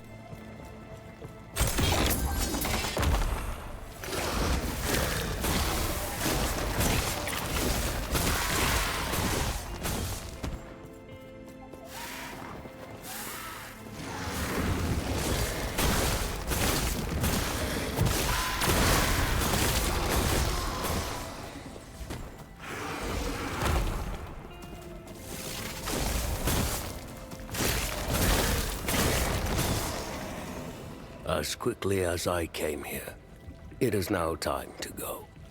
Last Refuge is as safe as it can be.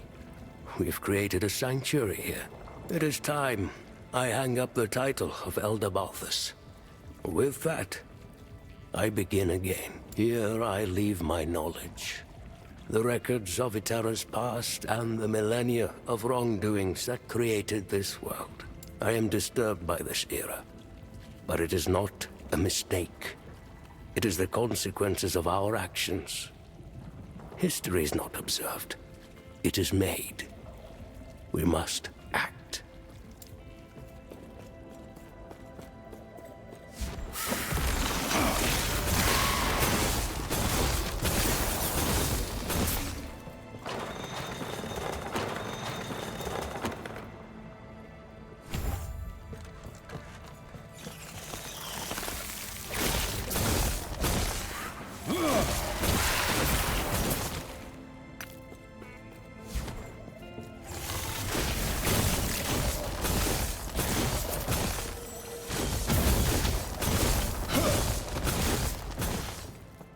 If you read this, I am gone. Keep Last Refuge safe. Fight off the void. Do not succumb to despair. I trust you all. You are my people. Which is why I must go. May Terra protect you all.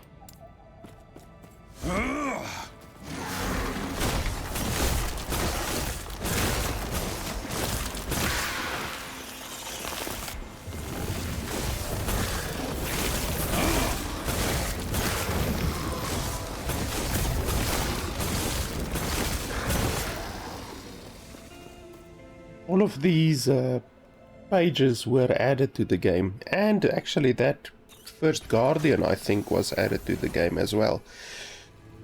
Well, I'm not sure what the story is behind all of this now. I don't know what happened to the guy or anything like that. And I've completed this game probably like 7 times. So all of this is new. Let's quickly kill Panion.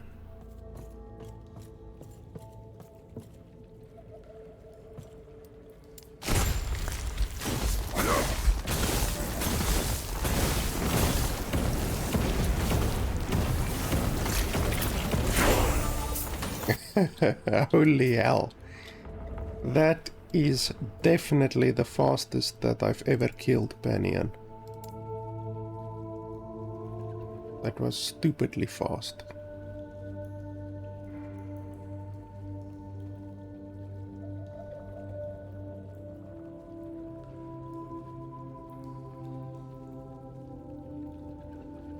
I'm not sure which will add more. 35% on this one or 50% on this one.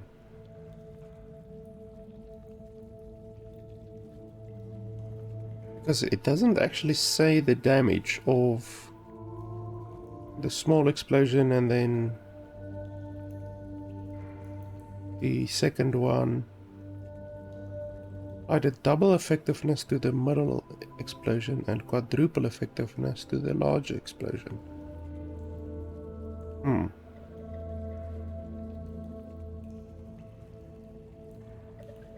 So probably the middle explosion is best.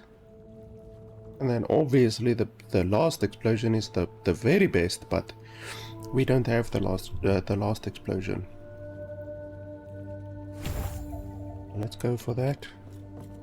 But I am going to switch to Elemental Nova when I get another skill point or a talent point, whatever you call it. I think that will be really powerful. Especially with the circlet that I have. The circlet adds like 80% fire damage, which is insane for this level.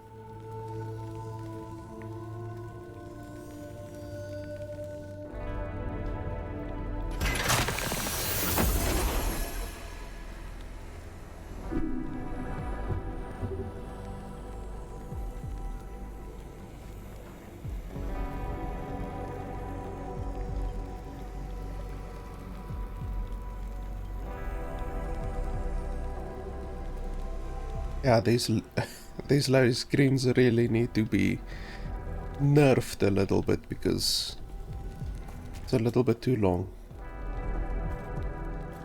What? Goodbye.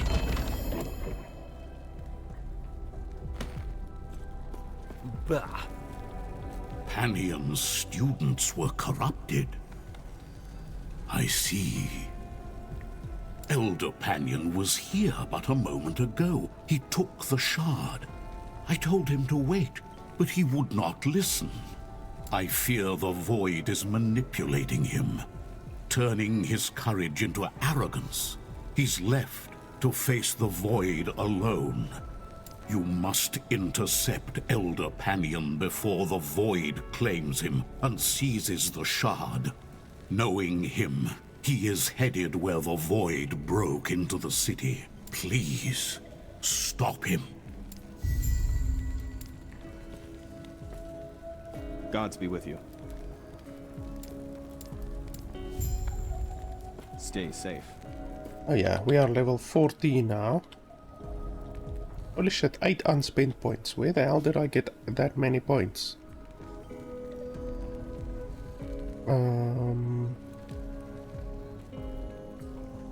Are there any points that we really want, or do we just want to save them? Okay, freeze. I'm not sure if we're even gonna use freeze. Critical strike chance is obviously good. Critical strike multiplier is good. We can definitely go balls to the wall with that one.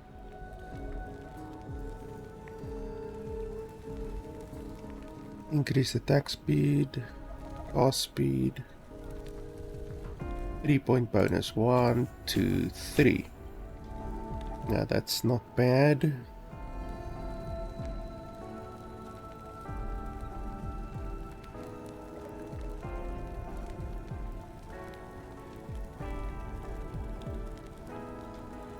Your hits deal more fire damage to ignited enemies.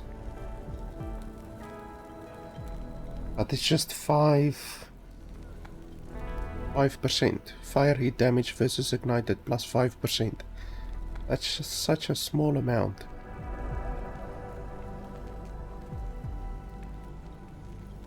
That's very, very little.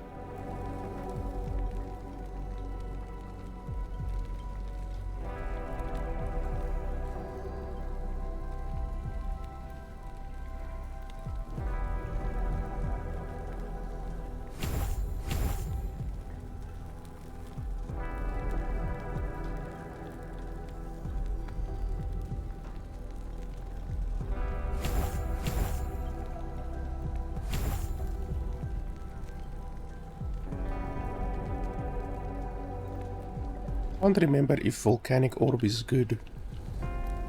We can try it. Oh yeah, frost law we haven't even tried yet. We need to try that a little bit. I think that'll be pretty interesting. Since it's a new skill, we might as well try it. Oh, and then I need to add my rings. These rings aren't amazing. This one is really good, especially because it gives me elemental damage and freeze rate multiplier. So this one is very good. This one is not so good, but it's still a lot better than anything that you will be able to get here at the beginning. So I shouldn't complain too much. There's a side quest over here. I guess we can do this one.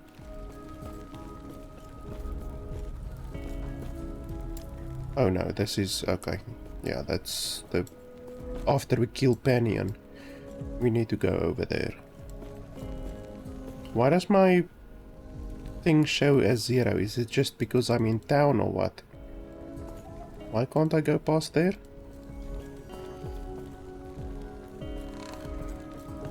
Okay, that was just a rubber banding or something like that. Got to love good old rubber banding. This game used to have a really bad rubber banding problem. I hope they fixed it, because with the last update that I played, the rubber banding was not good.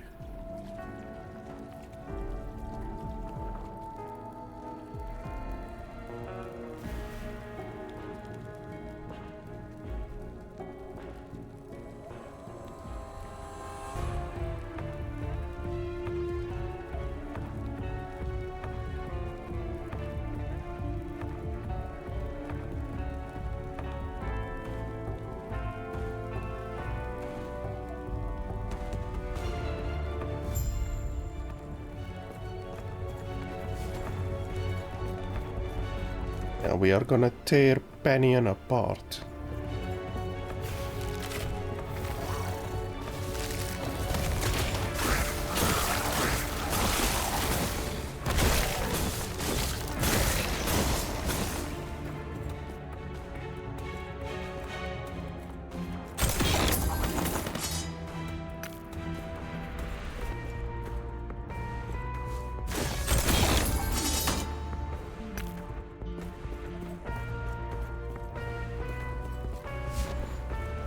This music is also definitely new music.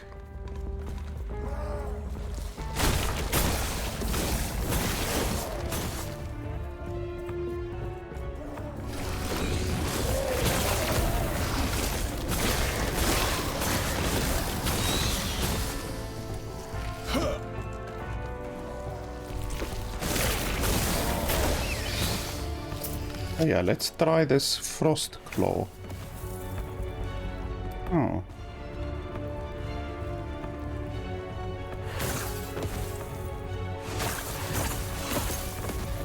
Okay, it's interesting.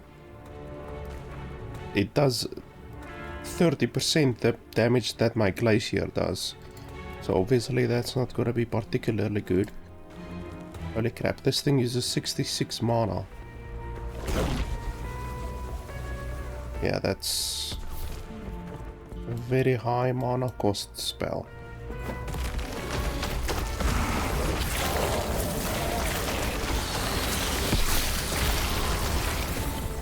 But it does a lot of bloody damage.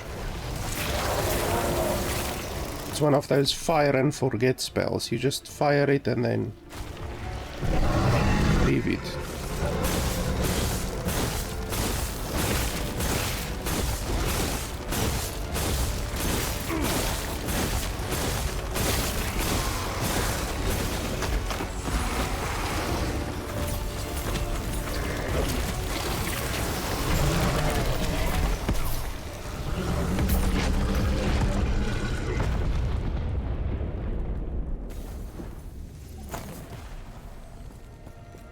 Yeah, I have to say this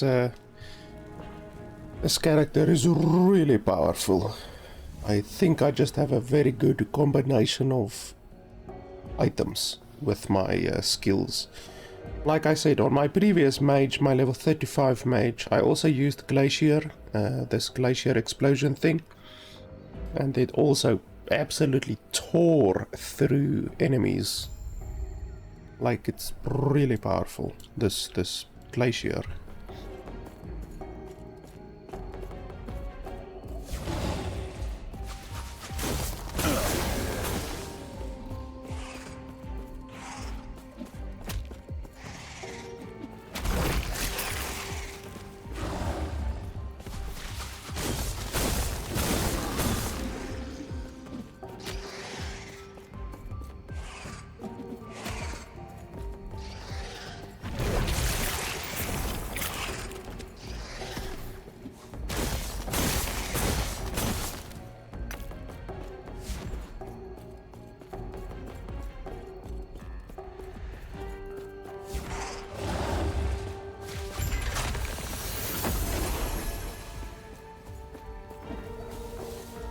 I can't remember if we must go through here or not.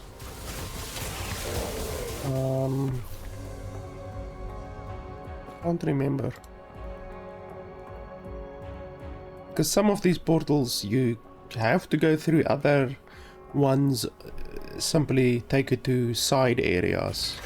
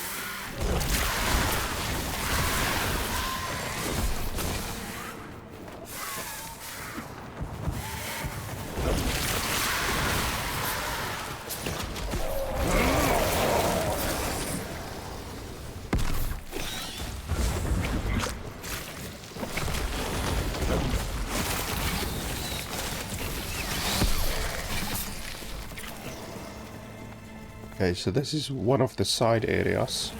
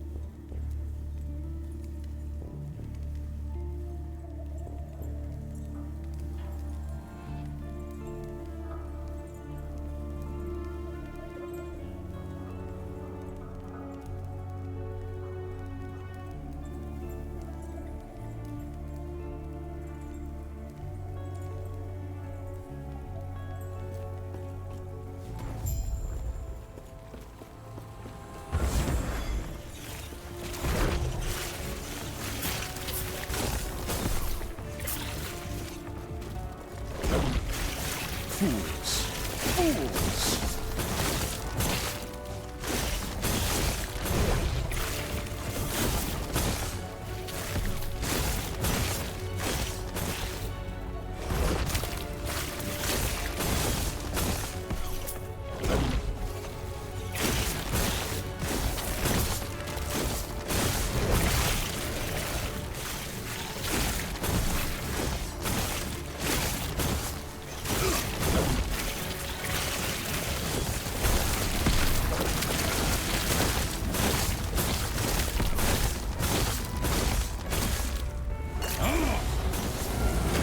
Absolutely melted his face off.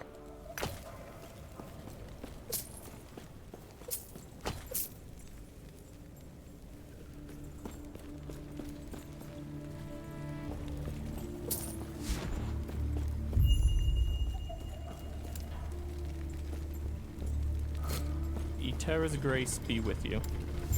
Take care of yourself.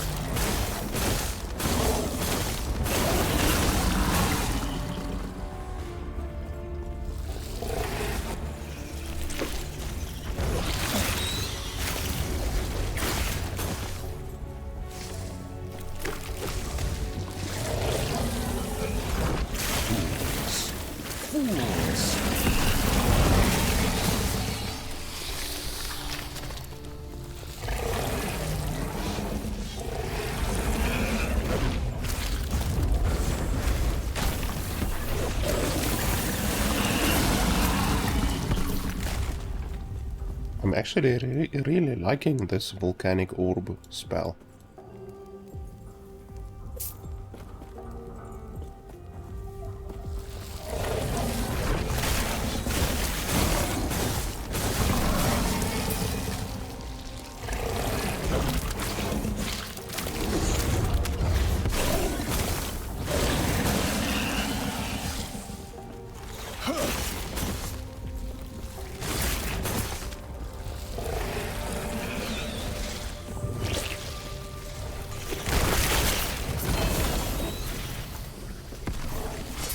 Another one of those.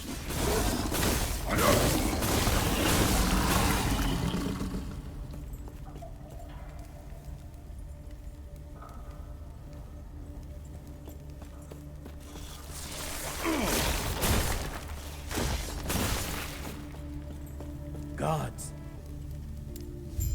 May Terra watch over you. Now we can cast this one where we want, so you can do like that. So I definitely want to try that, see how it goes.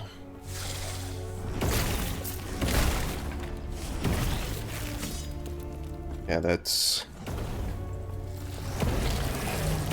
really powerful.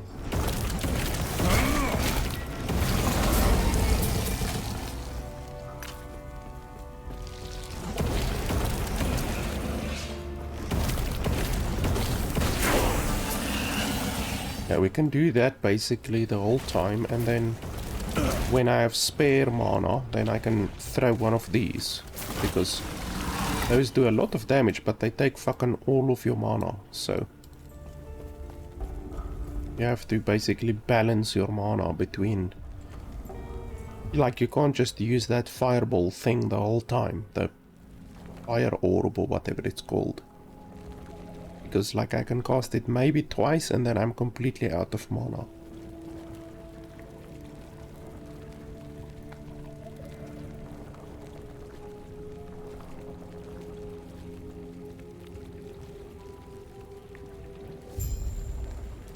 So this one does 800 DPS, this one does 800 DPS, but this one uses less mana and it does penetration. It has, what, 40%? Penetration? What was it? 40% penetration. So I don't believe penetration is actually calculated into the DPS. So this other one is actually significantly more powerful, I think. Stay back!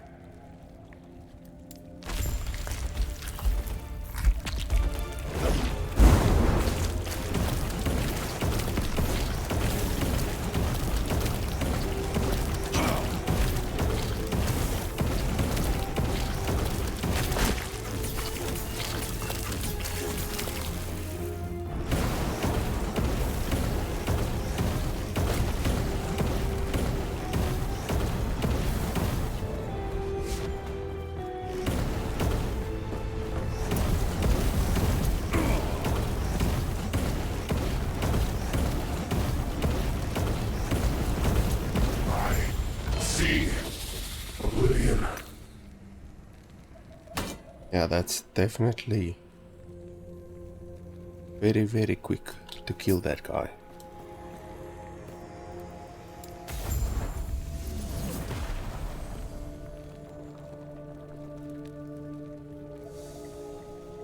I think we probably won't be doing the glacier anymore. Am I actually going in, or what's happening? Oh, the game is just loading. I don't think we will be doing the glacier anymore. I think the other one is better because it does a little bit more damage, and then it's also targetable. And there isn't that delay. Like the glacier, like I said, it has a little bit of a delay like a half-second delay when you cast it. So you can't cast and move, cast and move, cast and move, because there's like that delay. You seem a little disoriented. First time here, traveler. This is what is left of your timeline, and many others. Welcome to the end of time. Don't act so surprised. Countless other travelers have come and gone from here. I must have looked that surprised my first time as well. Most of them don't last much longer. Jumping around timelines is a dangerous hobby. If you want a better chance, you should find your friend, Gasper. He might be kind enough to show you how to tap into your true potential. Stay safe. Yeah, that stay safe sounds like she doesn't give two shits what happens to us.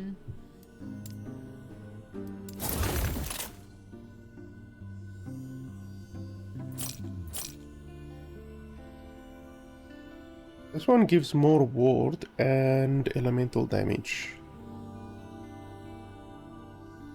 But obviously no blocking. But it also gives intelligence, which is gonna push our damage even further. So yeah, I think we'll take that one.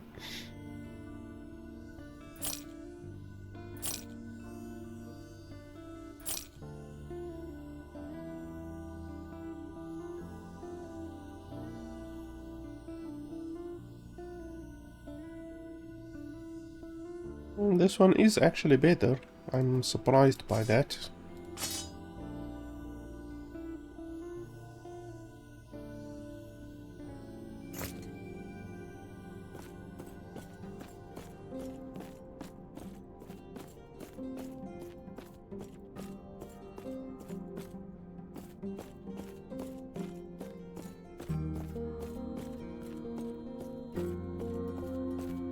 You've woken up. That's good. I'm sure you have many questions. I see you've spoken with the armor-clad woman. She may be flippant, but she intends well. She really reminds me of like Dark Souls, just the armor. Your potential is infinite. Infinite in strength, yet at risk of drowning in a sea of other selves.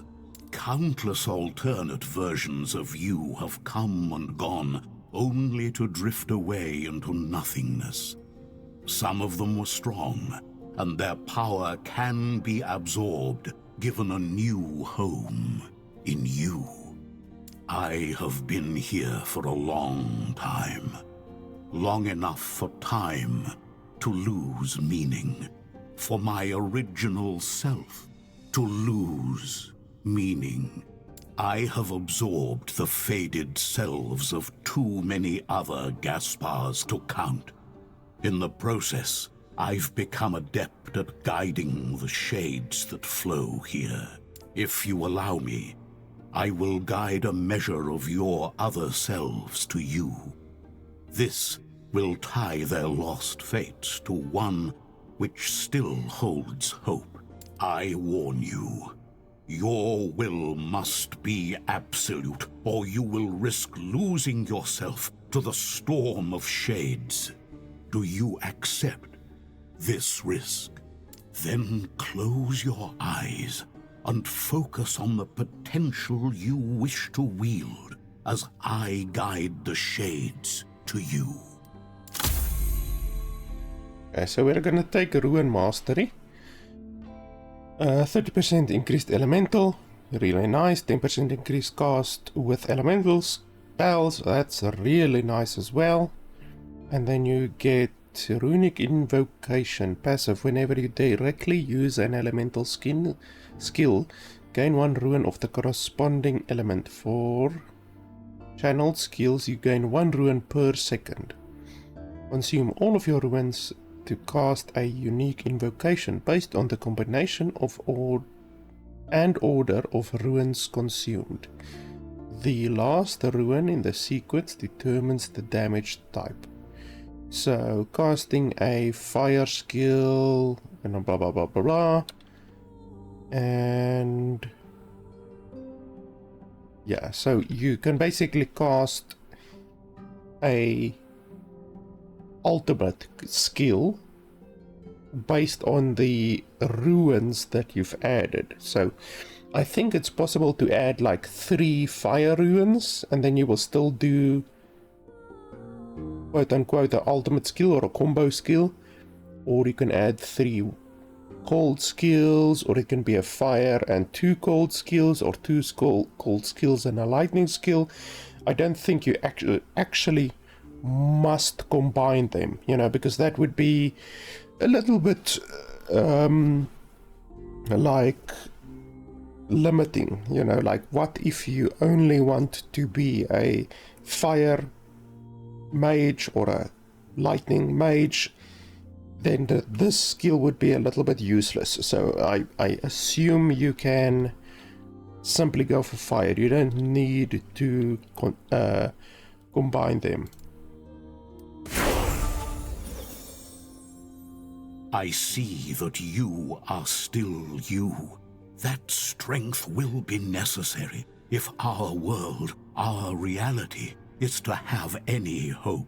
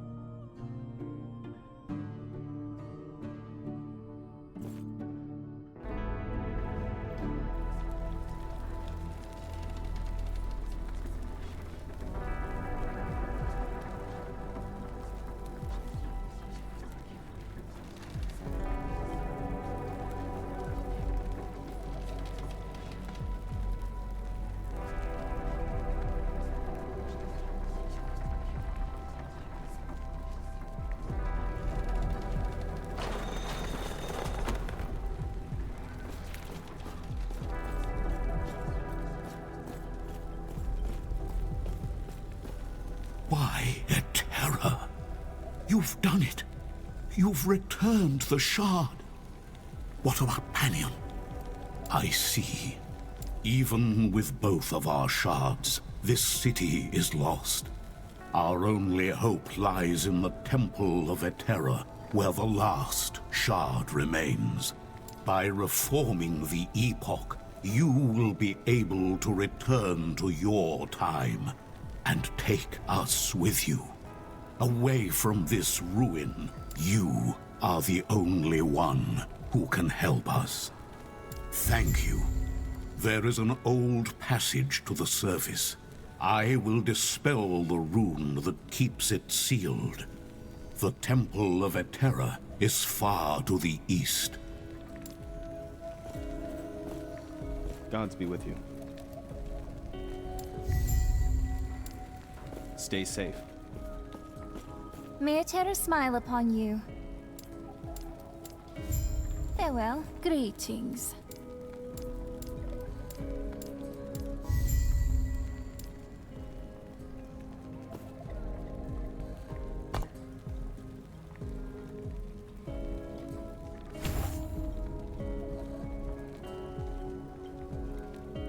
You have 100% mana regen and gain ward. You gain a burst of 40 mana and ward. Okay, so that's basically mana rejuvenation, whatever you want to call it. Okay, so this one, not bad.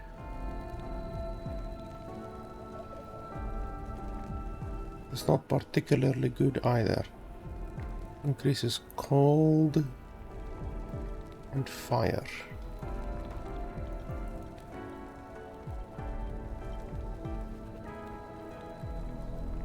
I don't think I need any of these. I might still put some skills into this one, because this one is very good, but otherwise than that, I think we're probably gonna go over to the Runemaster 3. Whenever you directly use 3 skills in a row that cost 0 mana, you get a burst of mana and ward. You deal more spell damage if you have more current ward than the target has remaining health.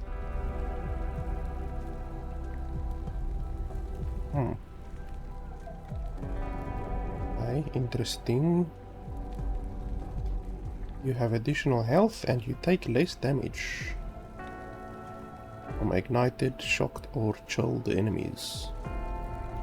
That's very good. So that will reduce the damage that an enemy can do to you by 8%, which doesn't sound like a huge amount. It sounds better when you say 10%, but 8% is fine. Like, that's essentially 10% more survivability, which is obviously good.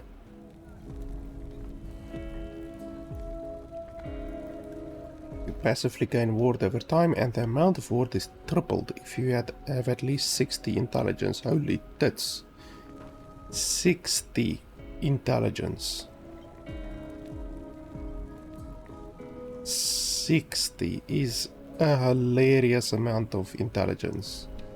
Like, that's gotta be really difficult to get. When you critically strike an enemy, you gain Cataclysm for 6 seconds, which grants you more damage to enemies on low health. And that's not particularly helpful. This one is good, but you need 50 intelligence. And the Runemaster has a lot of really powerful passives. This one especially is stupidly powerful.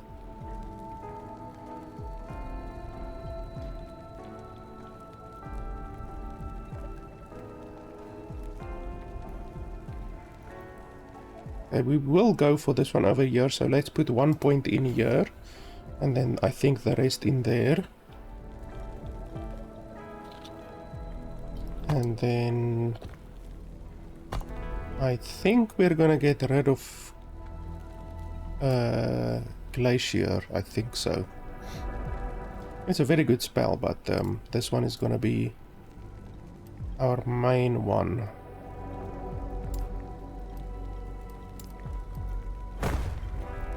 And then what do we want to take?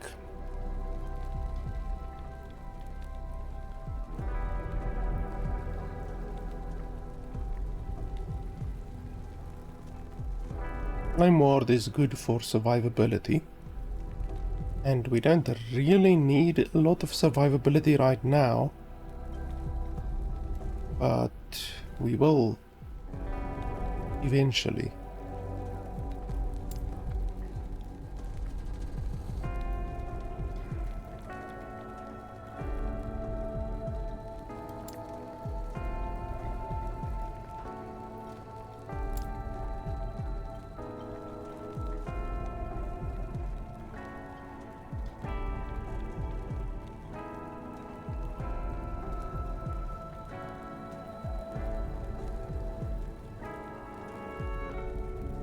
Let's take this one.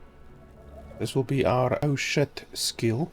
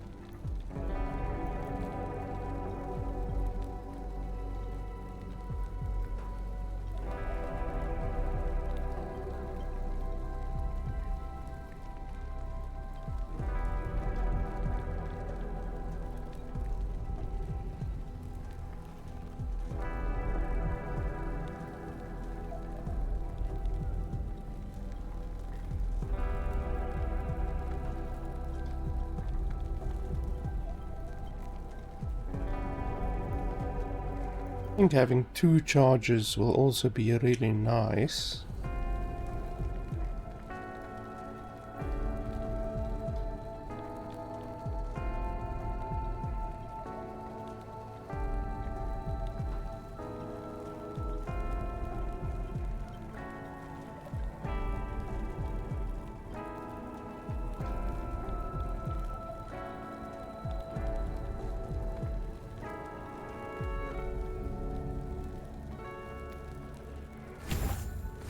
Yeah, we can go for that one, for 2 charges. Okay, so this will be our oh shit skill. I would like to get the healing. Actually, we can just do this. That there, and then focus there. So then focus will Do not dwell on the regret. be our mana regen, obviously. And we don't need the melee right click. We are never gonna run out of mana, to be honest.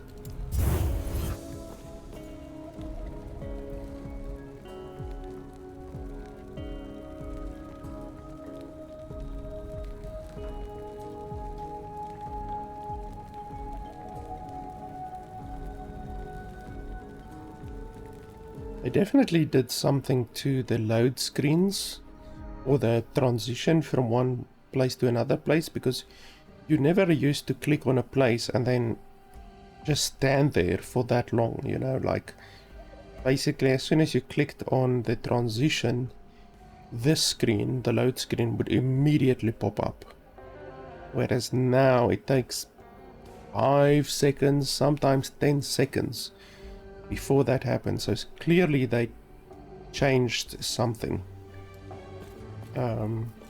I'm not sure what, but definitely noticeable.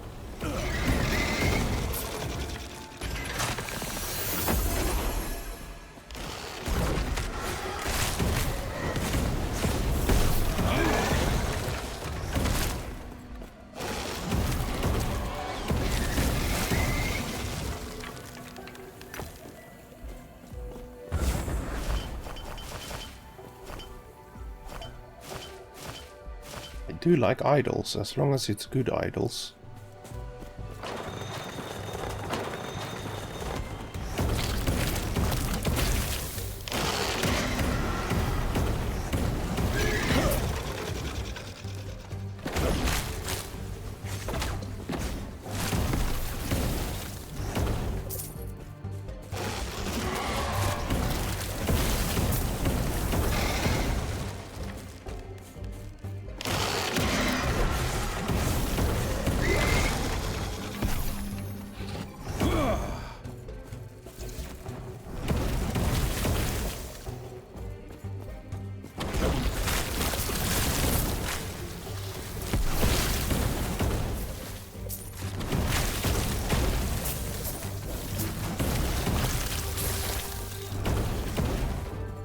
AoE that this bloody thing does is just stupid.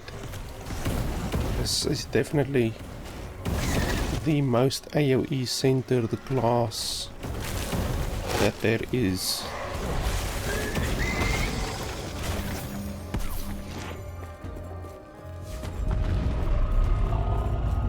I also always wanted to fight that bastard. Like, it's sad that you don't ever get to fight that thing.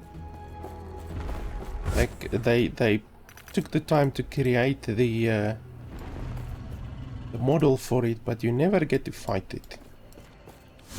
Hopefully they will eventually add it to the game. I think that will be a really cool boss.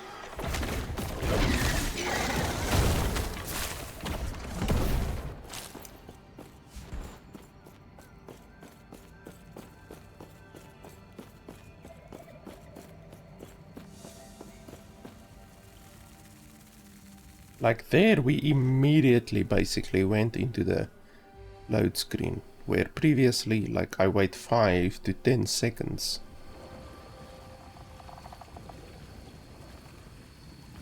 There must be something that determines how long you wait.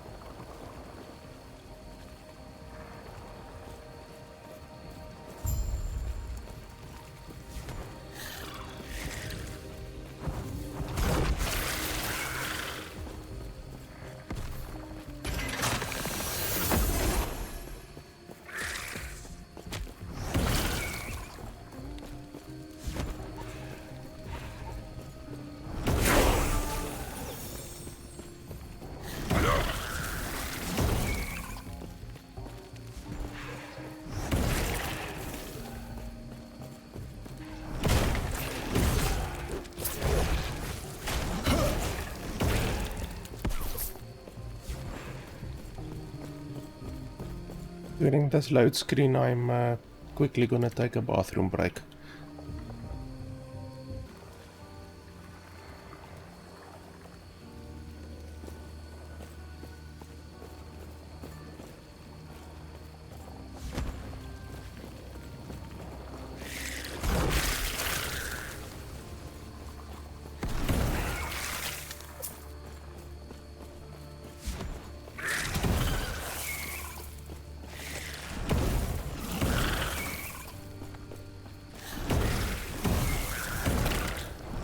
The name of some of these items in the game is like crazy, like Blighted, Rejuvenating, Jade Amulet of Life and Deflection. Like, that's a stupidly long name.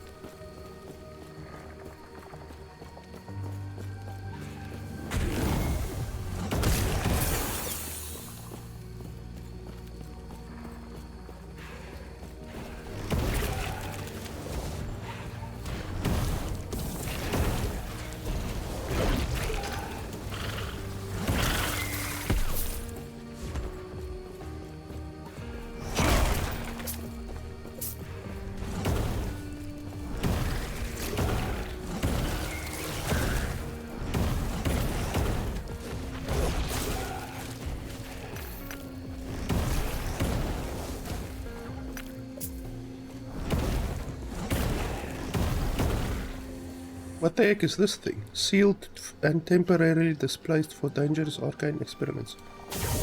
What the hell? Oh shit.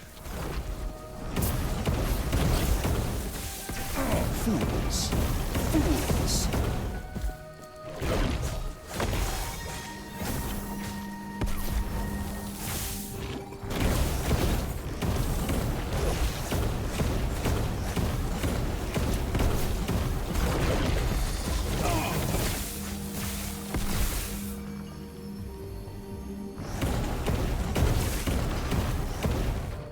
Oh, I've never seen that. When did they add that to the game? Because holy crap, I have literally never seen that. And I didn't read that in these patch notes, so that must be something that they've added some time ago, even though I did play in the previous patch, so I don't know when they added that.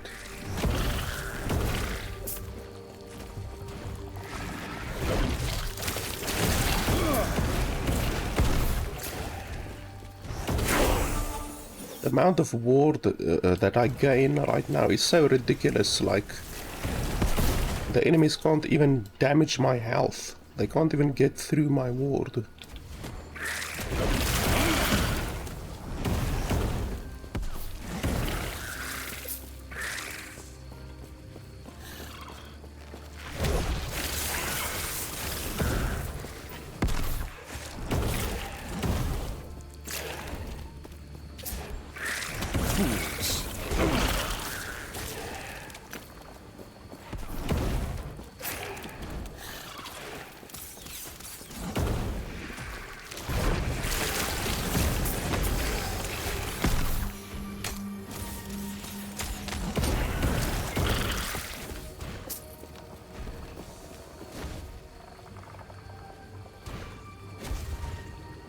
Now my ward is ridiculous. I can just literally stand here and they can't even get through it.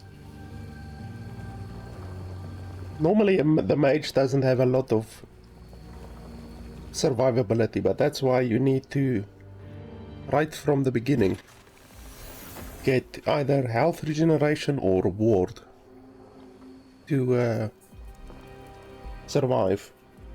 And even though I'm not playing on hardcore, my goal is always not to die, you know, like, I'm not the type of player who accepts dying just like to be lightly, you know. I don't want to die because it wastes time.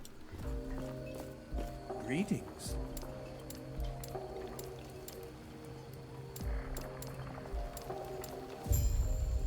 Farewell. Who are you?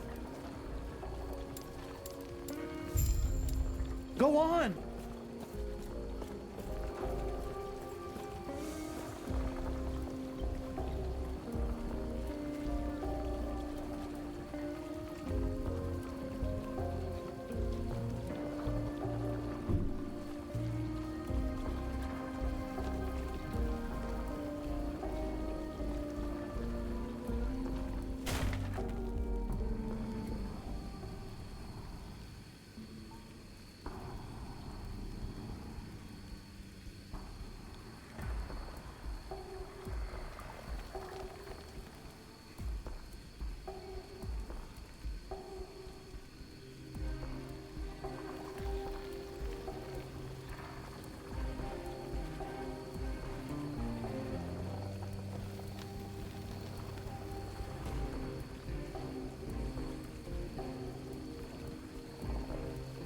These loading screens are really ridiculous.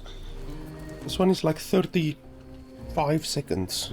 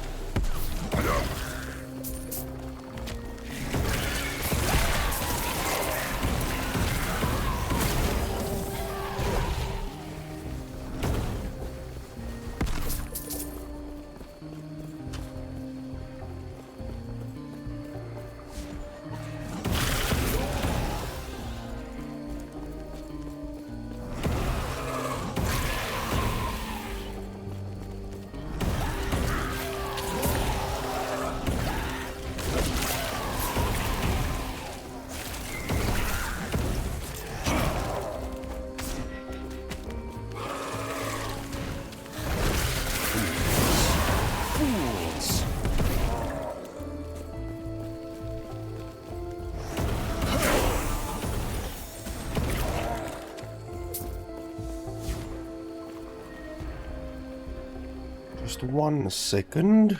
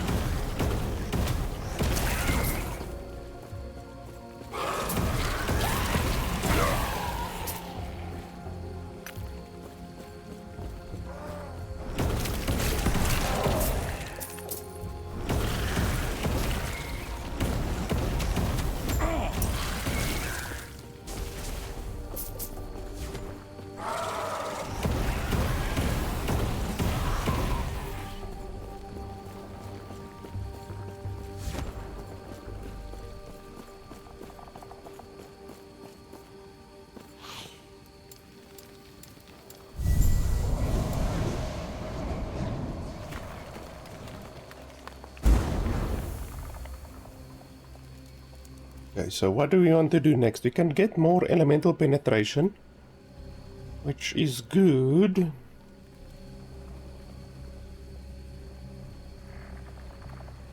I don't know what happens if you have multiple of these, like if you have the fire one, the cold one, and the lightning one. I'm not sure what happens. Oh, all types of elemental nova that you have enabled have an equal chance to cast. So you could cycle through lightning, fire, ice if you have all three enabled. But I don't really see what the benefit of that would really be. Like what would the use of that be really? I think we're just gonna go with fire, just stick with fire. Critical strike multiplier is nice. Significantly larger area. Increased duration. 4-second cooldown. Area of effect increase is smaller if elemental nova is channeled. So it's a lot longer burn duration and a bigger area, but a 4-second cooldown. 4 seconds is a lot.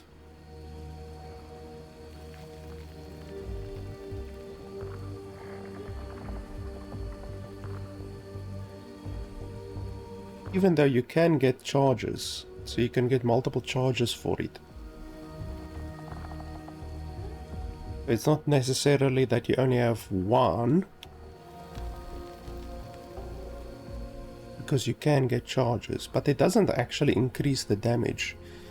And to be honest, you don't need more area of effect, you need more damage. So I don't think that's particularly good.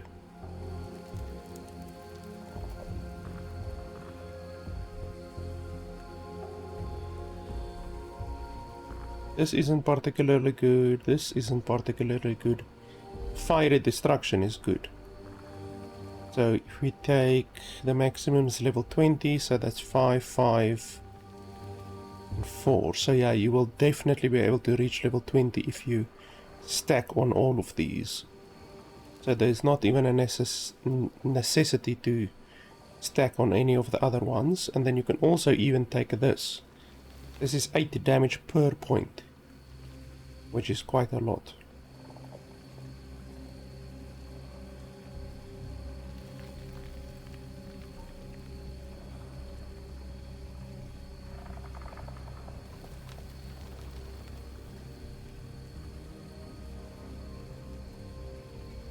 I wonder.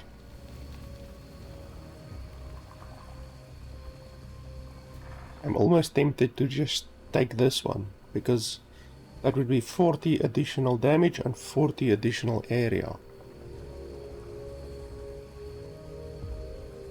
Or we could just go straight for this one, which will give us 35 critical multiplier, and then that one over there. So that's 5 points, 4 points, so that's 9, 10, 11 points. So you can get all of that and all of that by level 18, which is late game, and then you have 2 points remaining, and then the last 2 points you can maybe put into elemental penetration as well.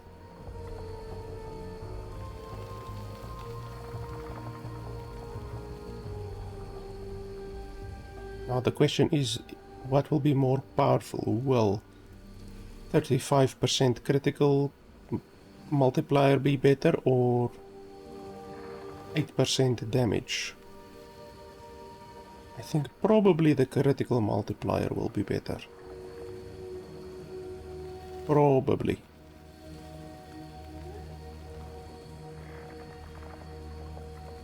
So yeah, we can go for that one over there. This one, we said we want the charges.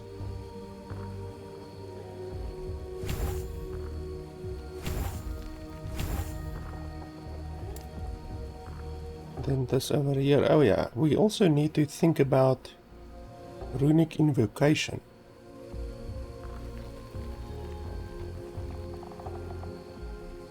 But do you need to have runic invocation on your bar for it to be activated, or what?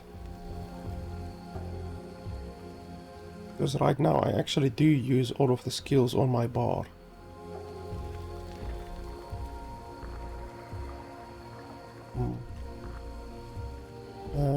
We can put it instead of focus. I'll move this one over there, and then we can just try it. We can see how it goes. So like if you cast, then you're getting ruins.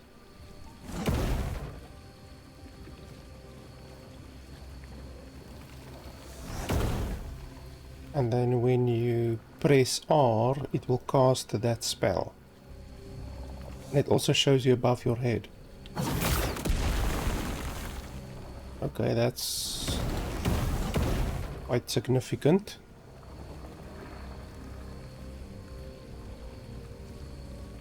And that's a good amount of AoE. It costs basically the same as a volcanic orb, but I'm pretty sure the volcanic orb will do more damage than this one.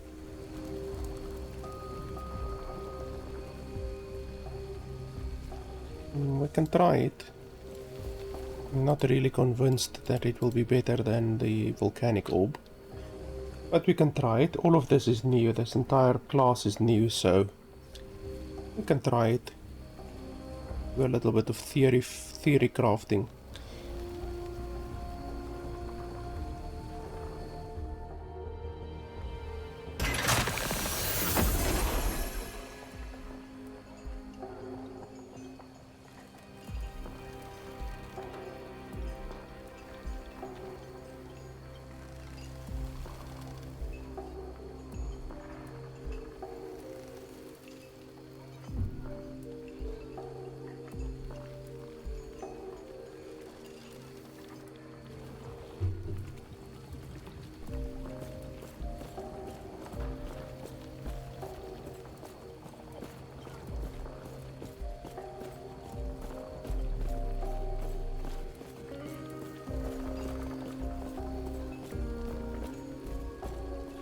should also probably just see if there's any good legendaries we can use.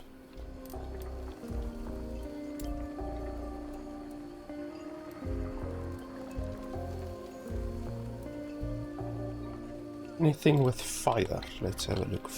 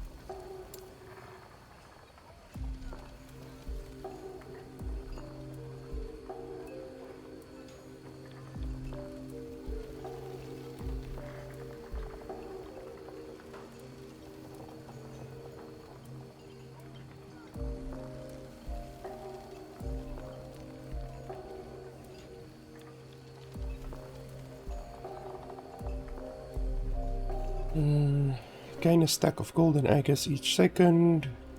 Transfer golden agates to block. Gain ward on block.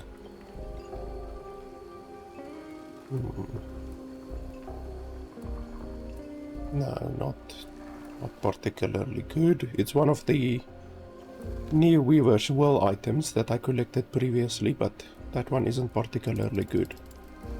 Not for a ranged character, at least. Maybe for a melee character, but not for a ranged character. Oh yeah, I'm not doing any cold or lightning damage anymore, to be honest, so perhaps I can swap to these gloves. Even though I will lose a lot of cold resistance. But the lifesteal is really good, yeah, let's go for that one. That's a really nice amount of lifesteal. Those we can sell, probably.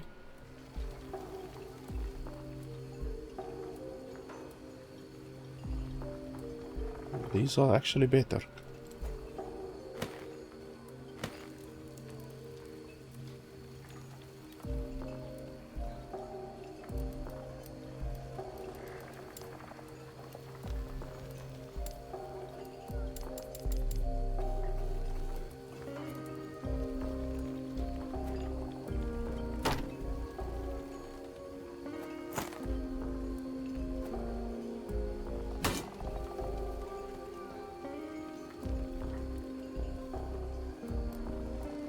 I don't really have any fire items to equip right now. But that doesn't necessarily mean that I don't have any other items to equip, so let's quickly run through everything and see if there's any other items that I would want.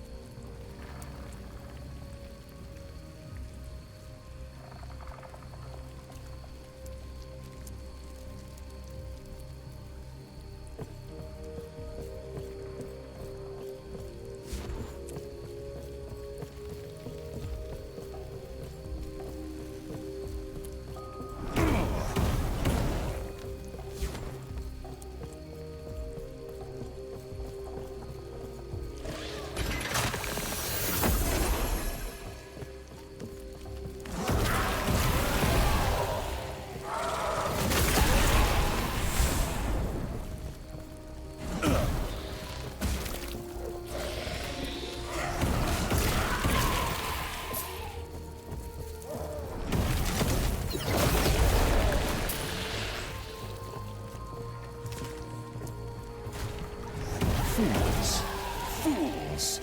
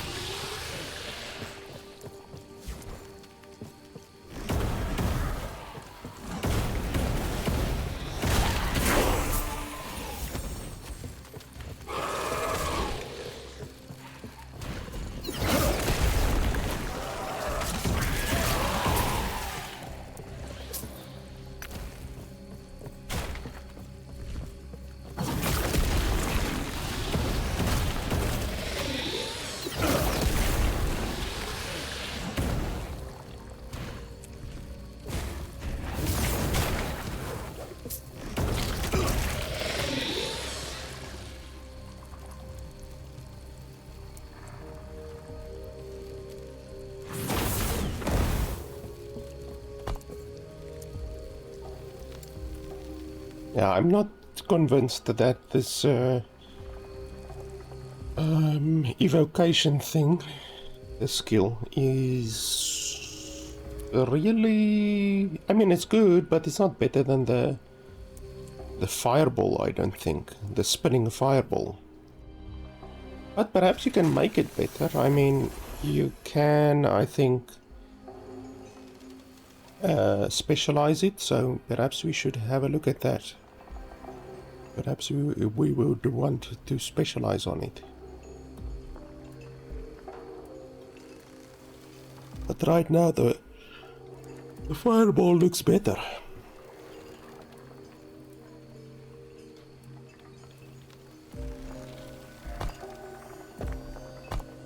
Like if we look here, you can specialize. Just depends what would be the best. When you cast the Runic Invocation, you also cast up to one of each type of Elemental Nova that you can cast directly. So Elemental Nova is that one. Each unique rune you have when casting Runic Invocation represents different Elemental Nova. Okay, but you can only cast one of each type. So if you cast the Runic Invocation with 3 fire runes, that does not mean it will cast 3 Novas, I don't think. Because that would then be very good.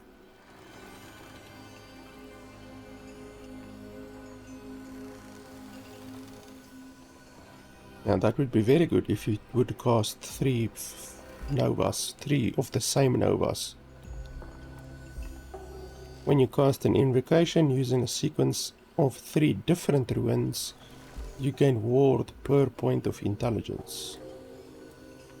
So that would require 1 lightning, 1 cold, 1 fire. Runic Invocation deals more damage per type of rune consumed. Runic Invocation deals more damage per rune consumed.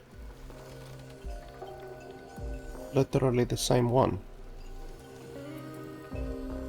When you directly cast a runic invocation, you leap backwards a short distance, hovering in the air for a moment. In the state, you take less damage, and directly casting a runic invocation deals more damage. Okay, interesting.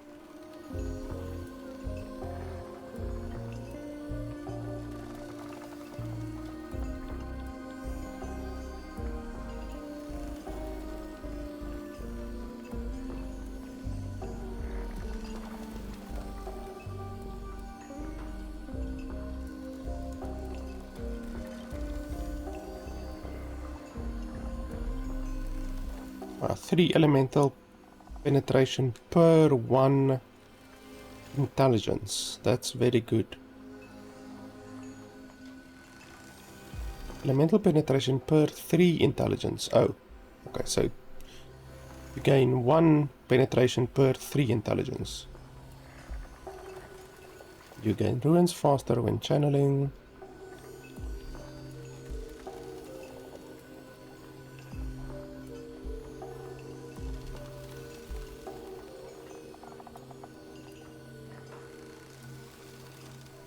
Runic invocation has increased cast speed and directly casting an invocation.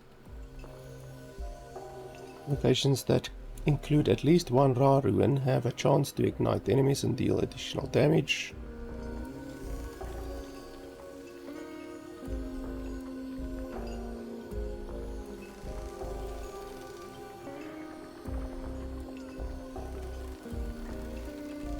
So like this side of them skill tree involves combining the ruins, so one fire, one cold, one lightning. This side doesn't so much, and then I'm assuming this side also doesn't so much. Gain a ruin depending on skill on action bar. Whenever you gain a ruin, instead of it depending on the type of skill cast, it always results in your sequence of ruins mirroring the first 3 skills on your action bar from left to right. Oh, that's a very interesting. So if you have a lightning skill, a cold skill, and a fire skill, this will make that happen each and every time. If you have this skill, that's very good. So then you can constantly cast fire, like you can constantly use a fire skill, and it doesn't matter. You will gain the ruins depending on the first 3 skills. Directly casting ruin invocation now refunds its mana cost and it deals more damage, but it now has a cooldown. Ah, you see, there's the drawback. 12-second cooldown, that's a shitload.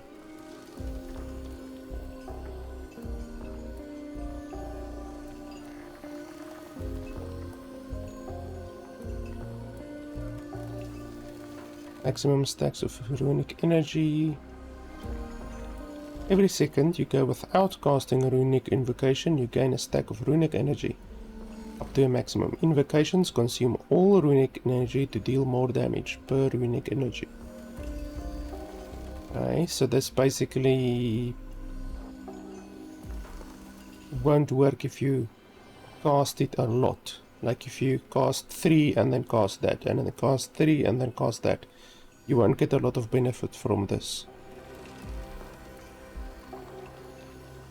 When you directly cast a runic invocation with at least 12 runic energy, you also proc a random equipped non-channeling skill of the same element of each of the ruins consumed. All of these different ruins and shit make my brain hurt, because like there's a cold set, a lightning set, a fire set. I don't think I'm gonna go for the runic invocation, to be honest.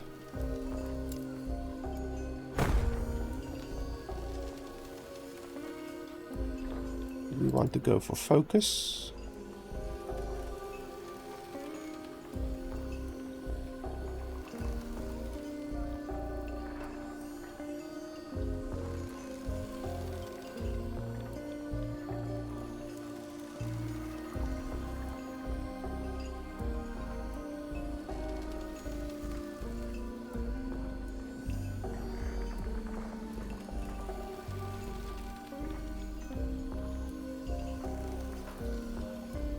I will decide later.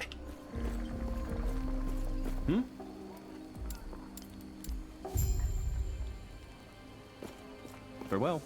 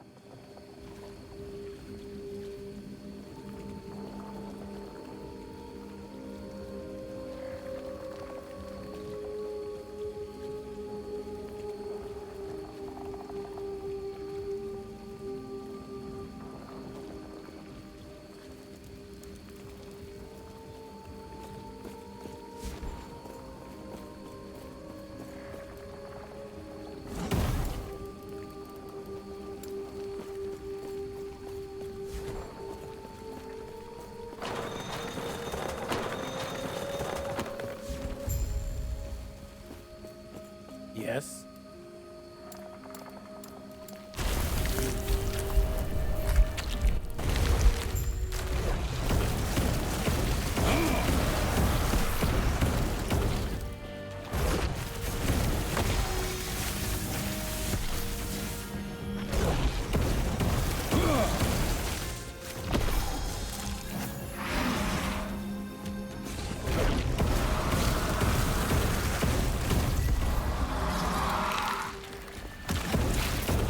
Absolutely destroyed.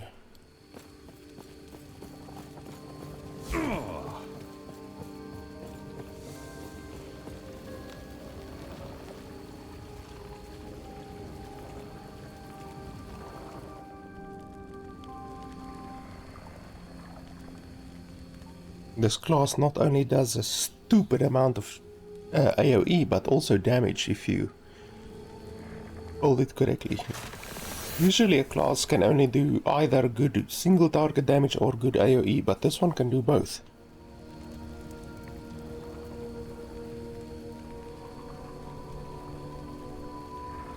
Like the Rogue and the Druid especially. Rogue and Druid don't do a lot of AoE damage, but they do fantastic single target damage. But this one is simply stupid with both of them.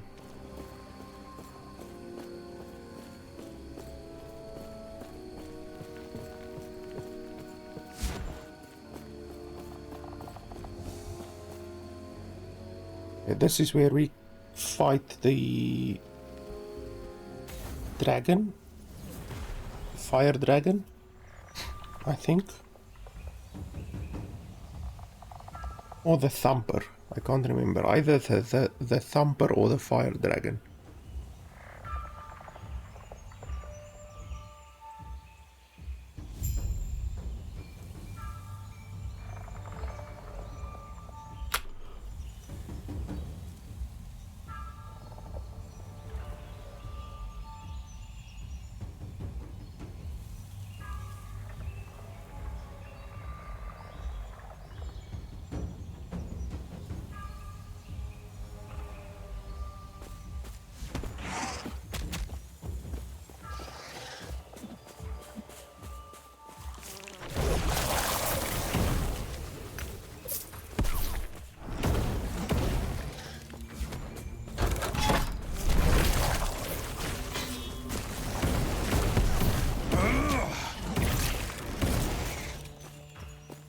Do need more mana though. My mana doesn't last very long.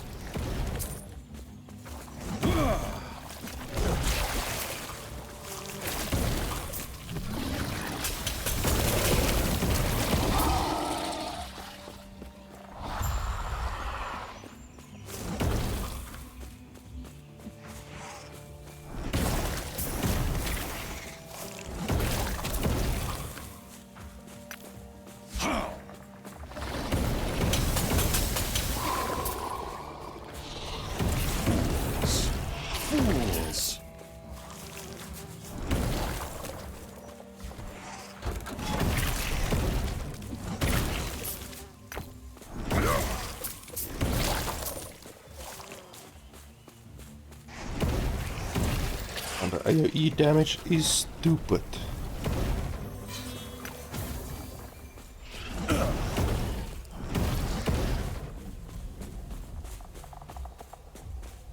This texture over here definitely doesn't look good.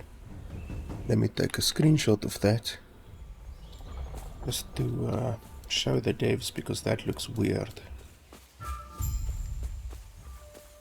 Oh yeah, this is the dragon.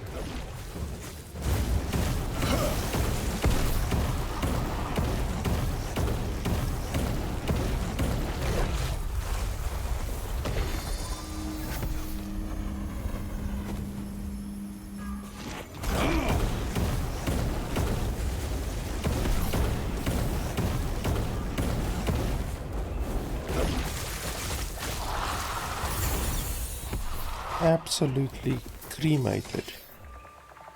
That fight should not be that easy. As someone who has multiple level 90 characters, like, I can tell you, this character is crazy.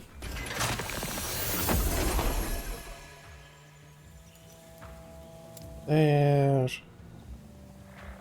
Lesser refuge.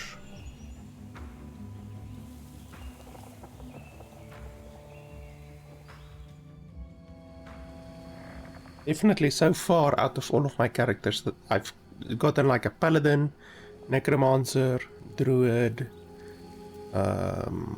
what else? I think that's about it. 2 very, very high level. And my necromancer so far was the most powerful, but I think this one might be more powerful. I have a 97 necromancer, and I think this one can be more powerful, perhaps. Obviously it's still early, you know, it's a little bit early to say concretely, but bloody hell, this thing is definitely leveling a lot faster than my necromancer ever did. It's not even funny.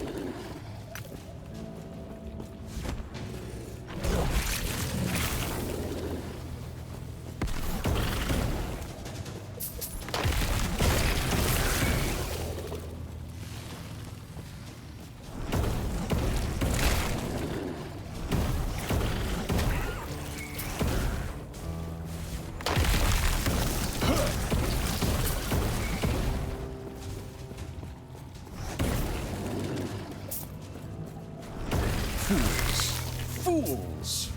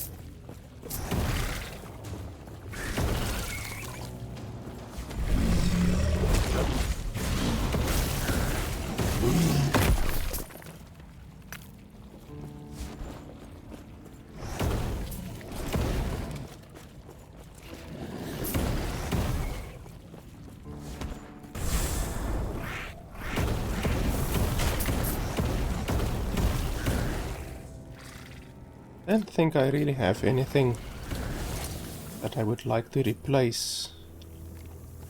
Like just my shield maybe, my offhand catalyst, but the rest of the stuff really wouldn't be able to be replaced.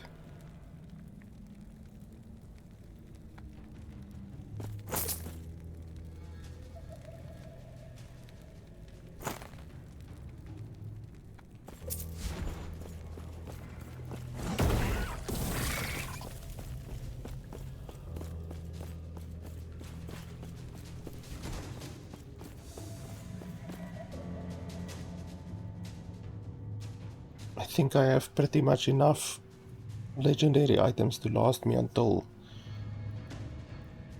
quite late game that I've collected with my other characters.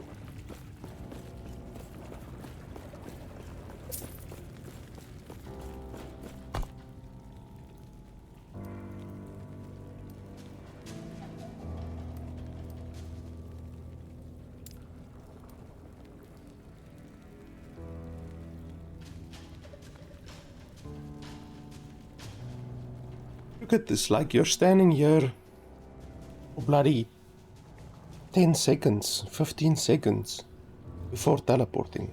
They definitely changed something with the teleporting and the scene transition, the map transition. It didn't used to take this long.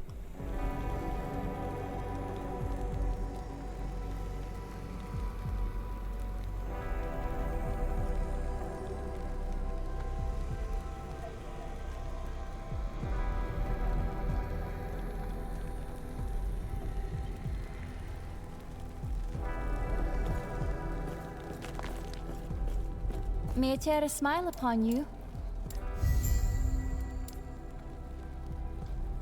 Greetings. Do not dwell on regrets. Okay, we have another one that we can take. Where was that other one?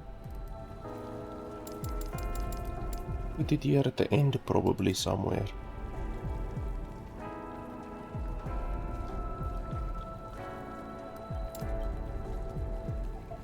I never have enough ward.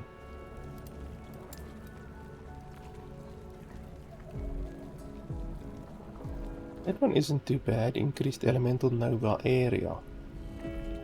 Only 20%. It's not a lot. And then 24% of mana spent gained as a ward. If I spend 100 mana, you gain 24 ward. That's not a lot.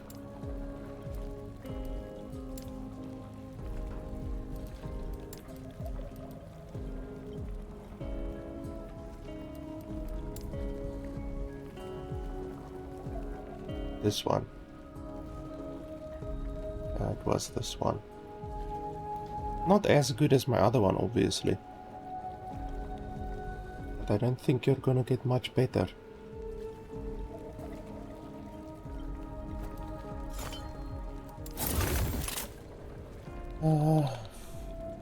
Fire damage. Let's have a look.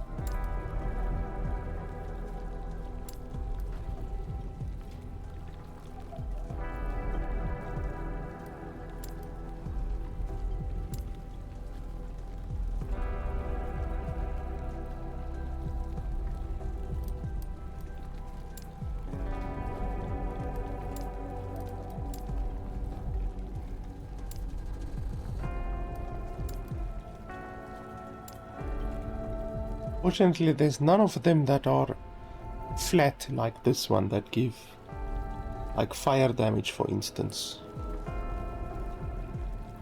Ward retention. We can maybe get a good one with ward retention. Ward retention.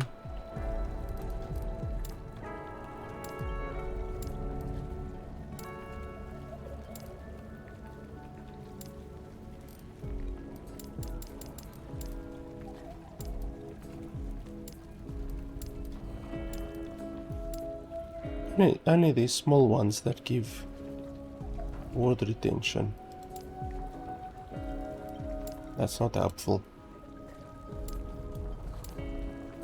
It's fine. We'll just go with this one. It's not fantastic, but better than nothing.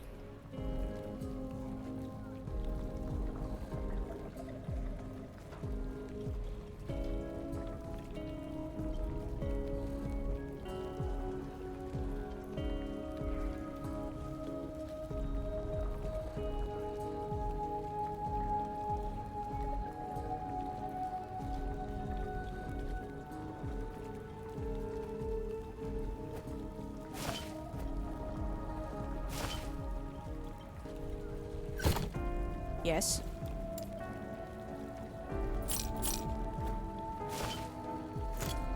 Follow your feet.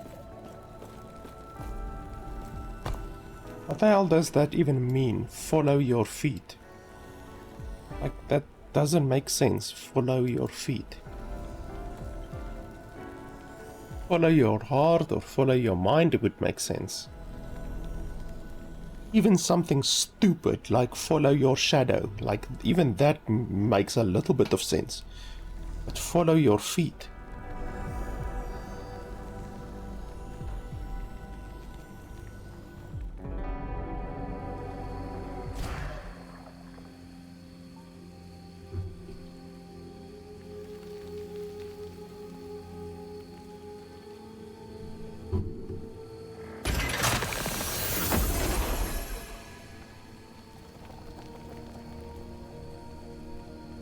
Well, now we have about 30% more ward generation, so that will definitely help our survivability.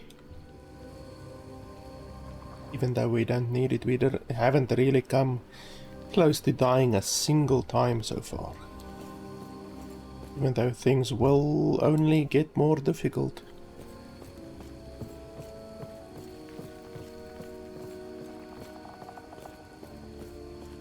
It certainly won't get any easier.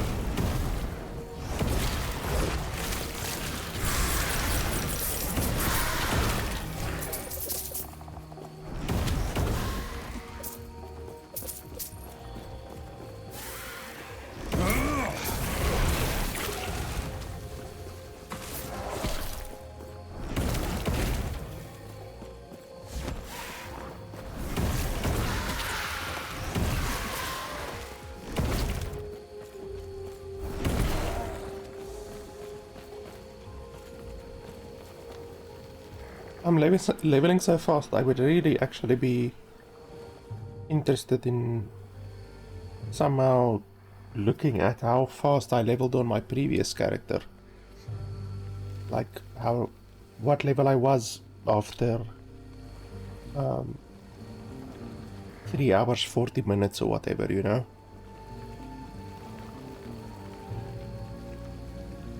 Because I definitely think this is way faster leveling than previous.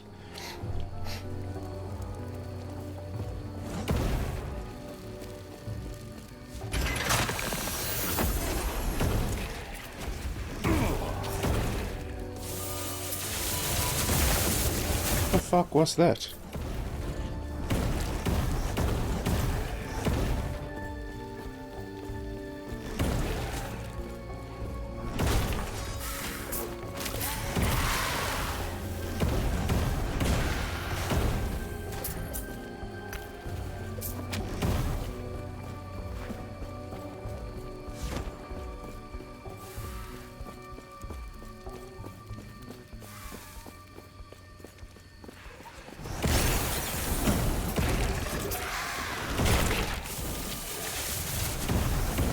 Oh, it's those guys casting at lightning.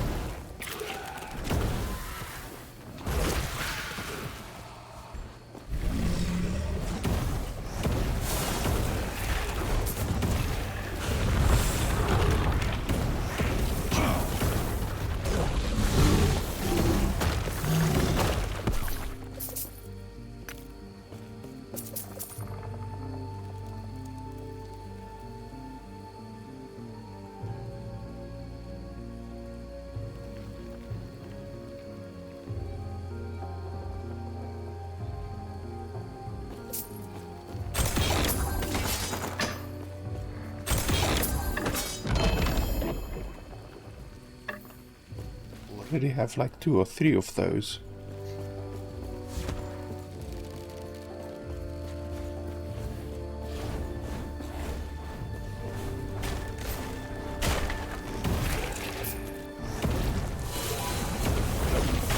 Ouch, holy hell. Okay, so those lightning bastards do a lot of damage.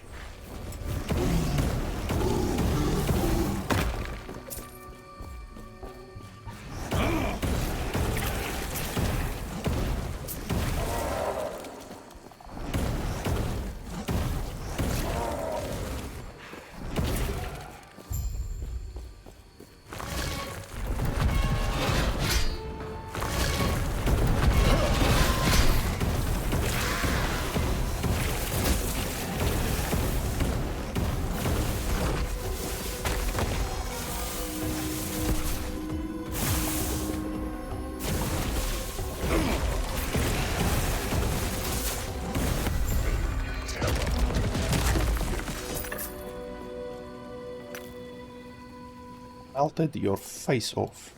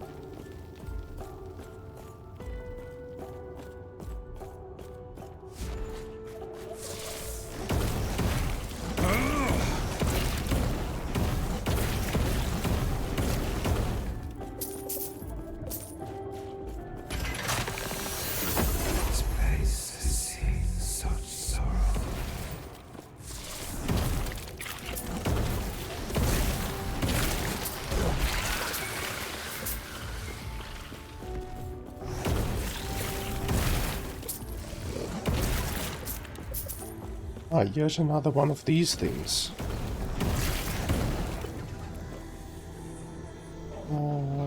Okay, let's first apply our skills. We have bloody well 10 of them.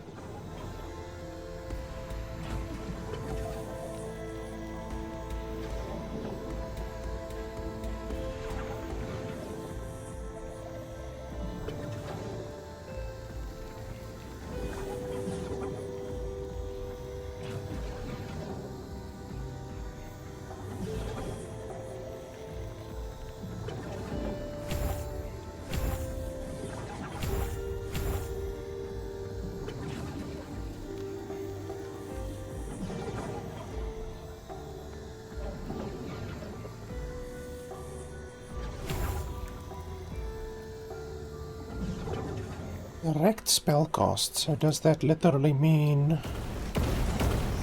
Wow, okay, that's very good. We gain ward every time we cast a spell. That's literally gonna be 40 ward each time we cast a spell. That's very good. That's very, very good.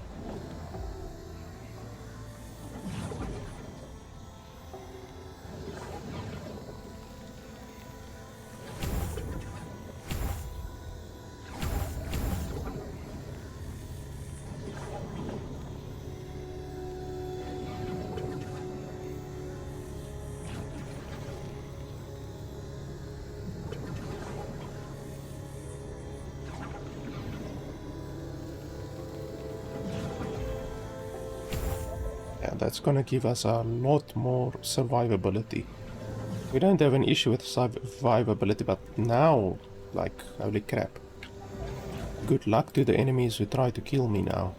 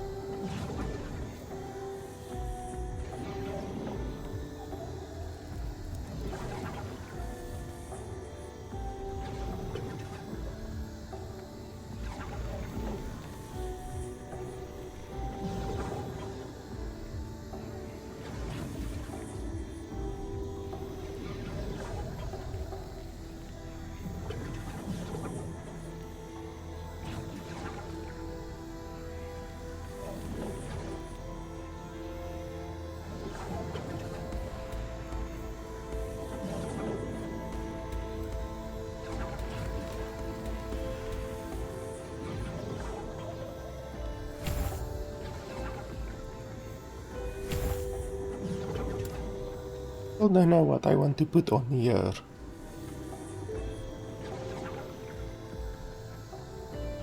I'm really liking volcanic orb.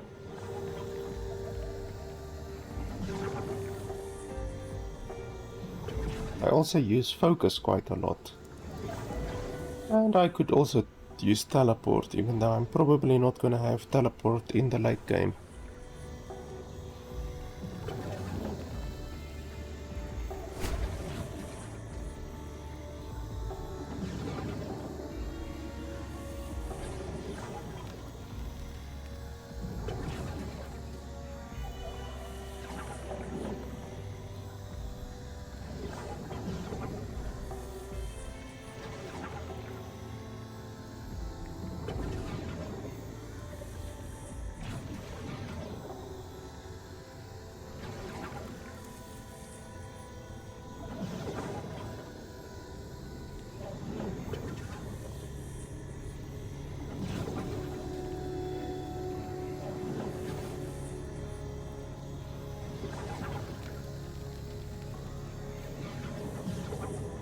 Ward per second is not terrible.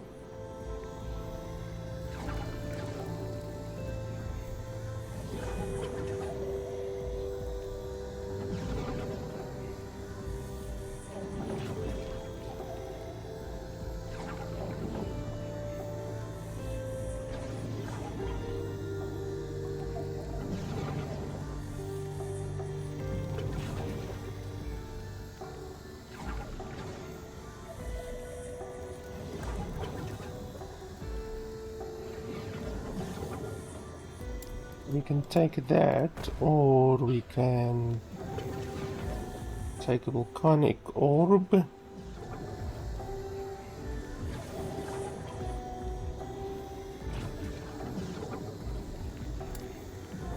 I definitely would want to reduce the mana cost of volcanic orb.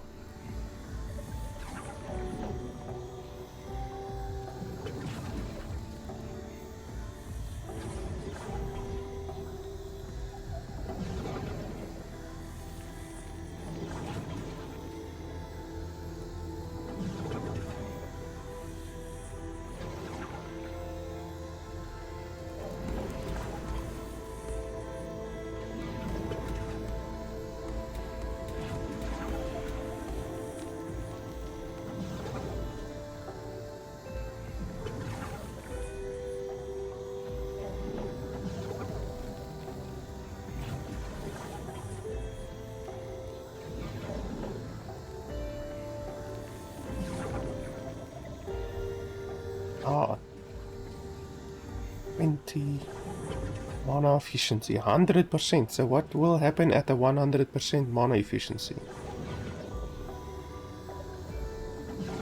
Will it cost 0 mana? That's not possible.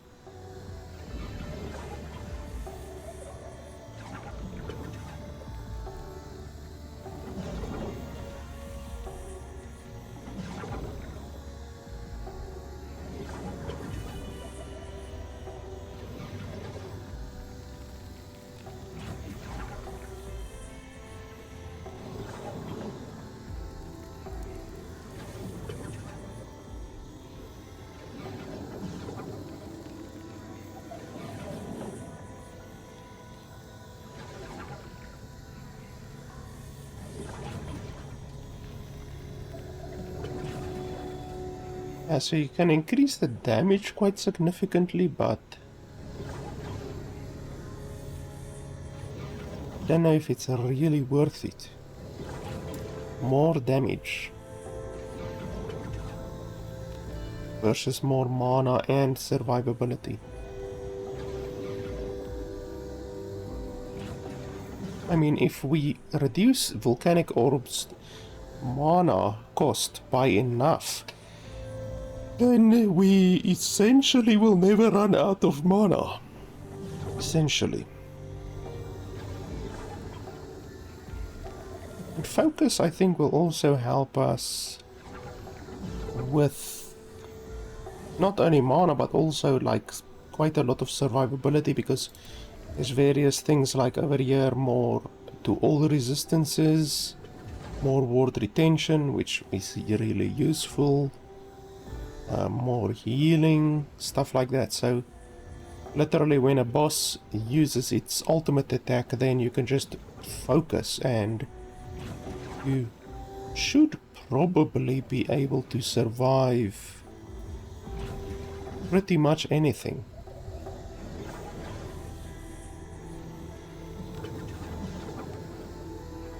I think that will be pretty interesting.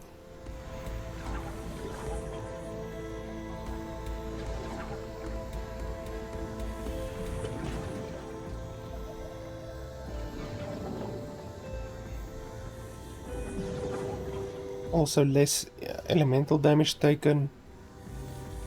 Overcharge is also nice. Health per second? That will be 30 health per second. Which is not a lot at the end of the game, but right now it's quite a lot.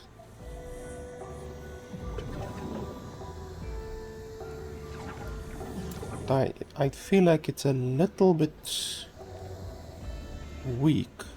Little bit weak.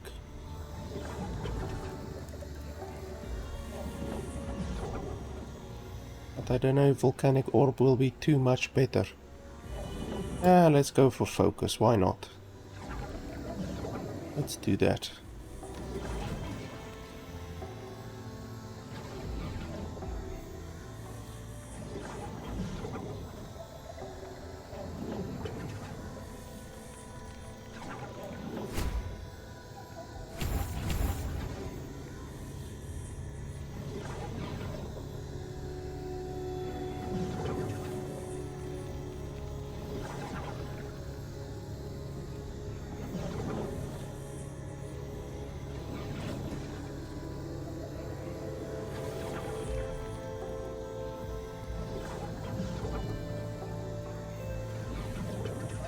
As I used to do, 30% increased movement speed, that's not very good.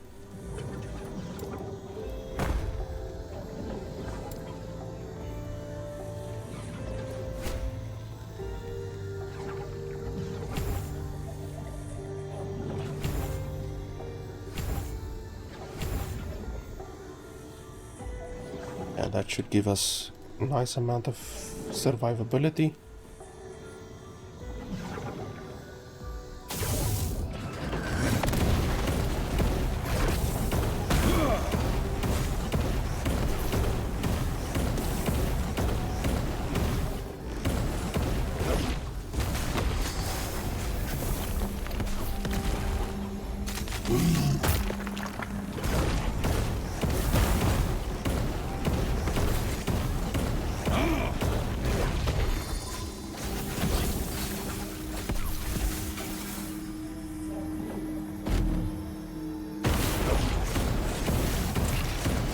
Yeah, that's crazy.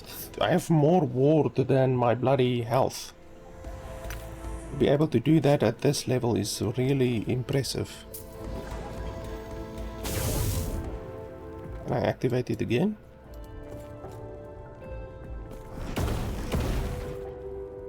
Apparently not.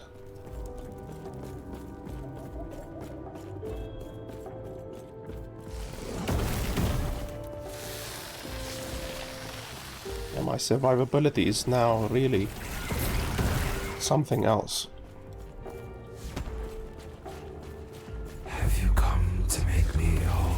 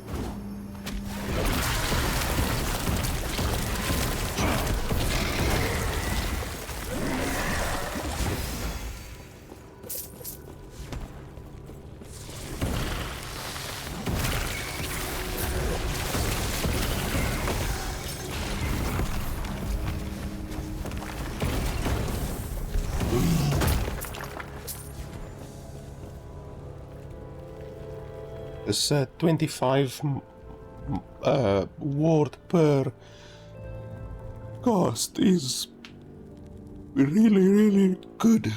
I just need a lot more ward retention now. I didn't think that this class can generate so much bloody ward. Like, it's crazy, because ward is the most powerful thing in the game, but usually you only go into ward in the late game, really. But this bastard can generate a stupid amount of ward.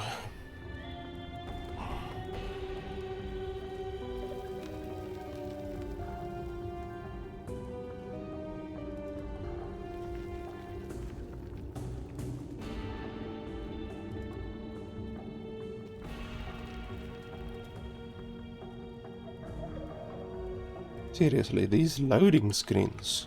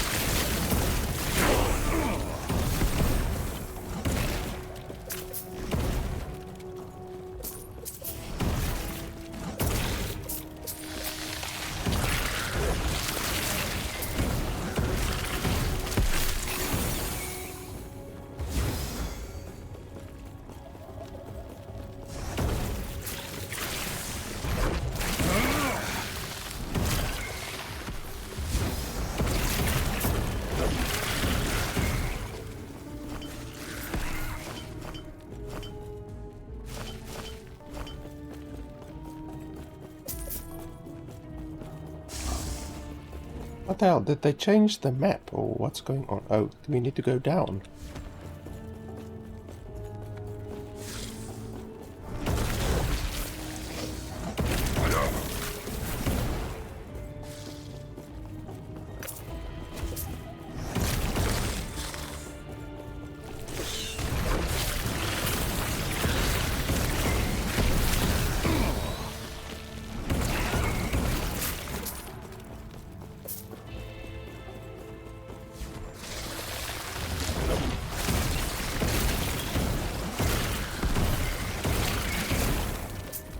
Way how this class can just wipe out everything on the bloody screen is really something to behold.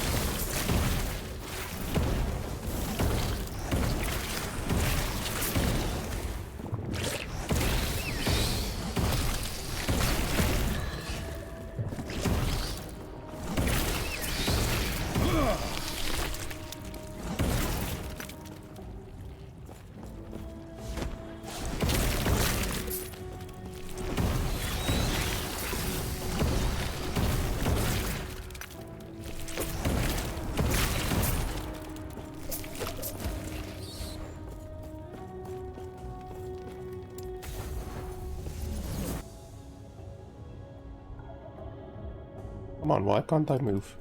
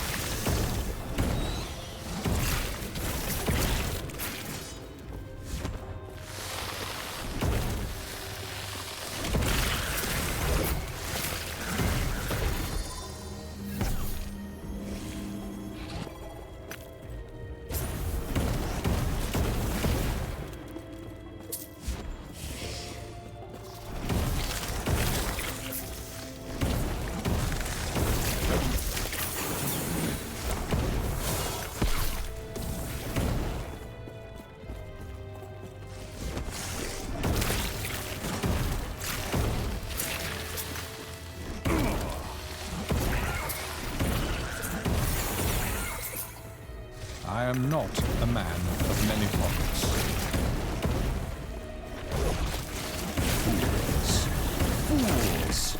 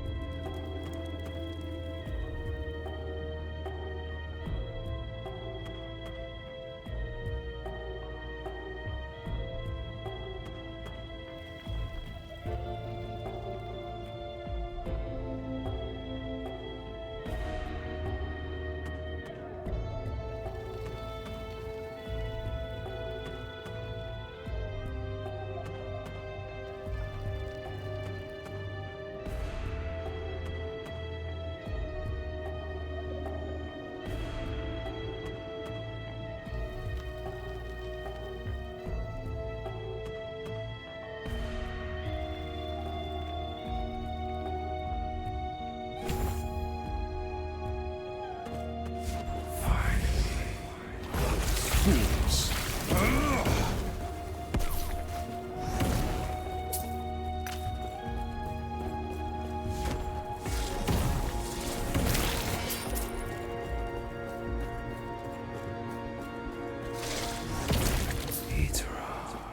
Is that you?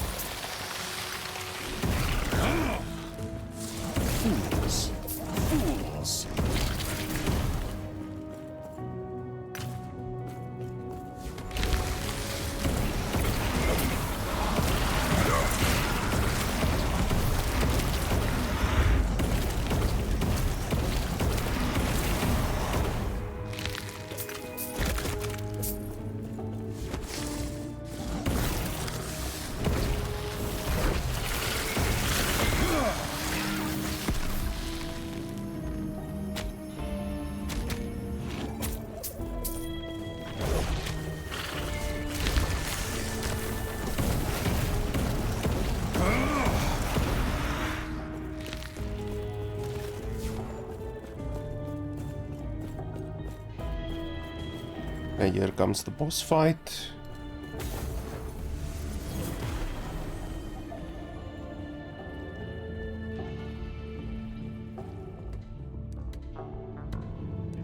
Hydra is dead.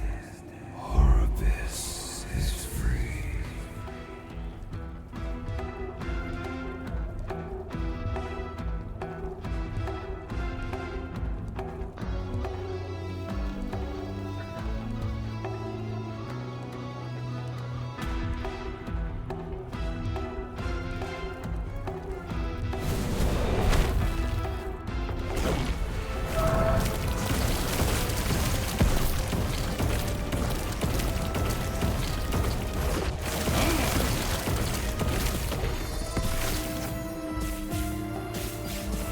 Ouch.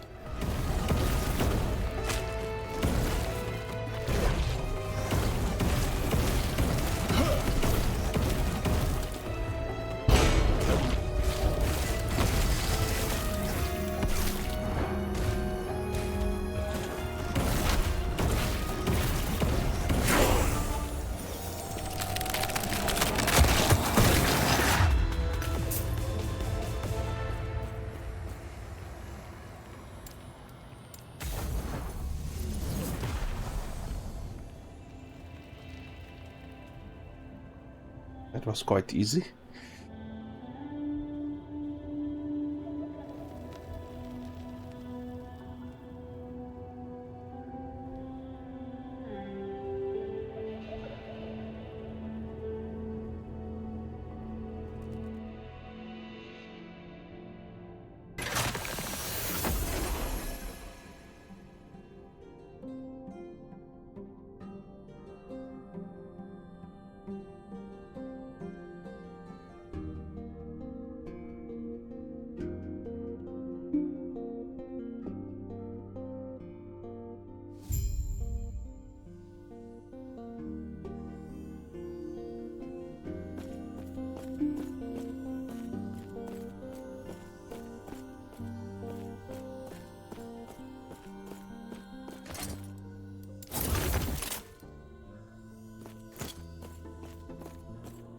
I think we will be able to get new legendary items now, perhaps? Let's have a look.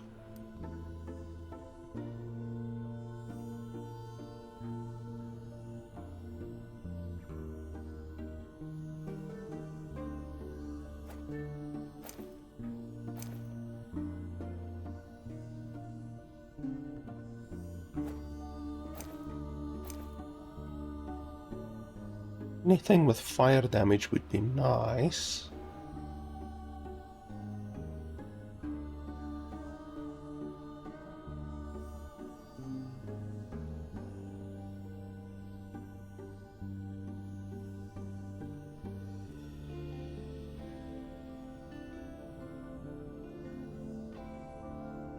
All of that is melee, unfortunately. That ring would be amazing if it wasn't just melee.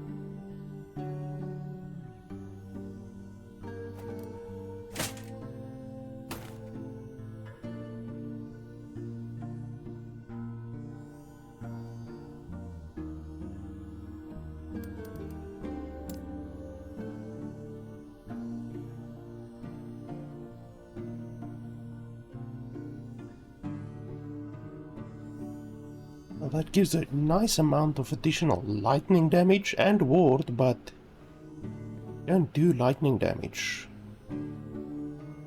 100% of ignite chance converted to shock chance. I won't get any of the benefits at all except the 23 ward per second. And unfortunately 23 ward per second definitely won't be better than my current gloves are. It's close, but not really good.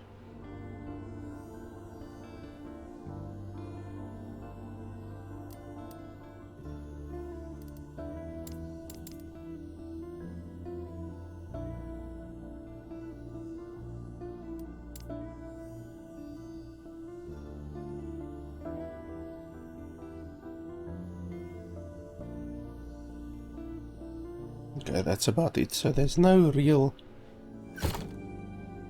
good legendaries that I can equip right now. We will check again in like around level 35. At level 35 there's at least 2 new legendaries that I will be able to use.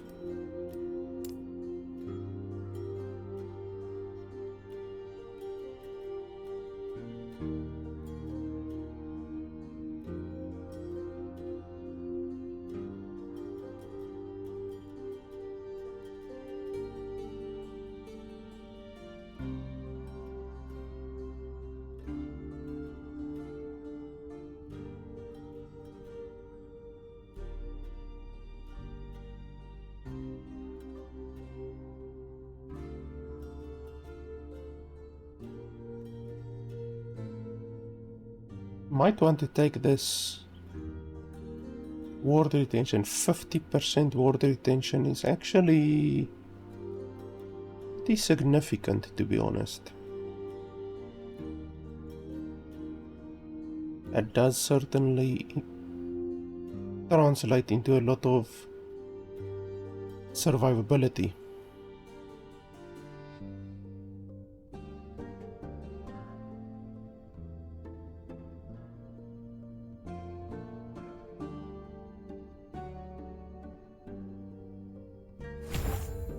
Because we're not exactly at the point yet where we need to start to worry about survivability, but I mean, if we don't die, then all the better.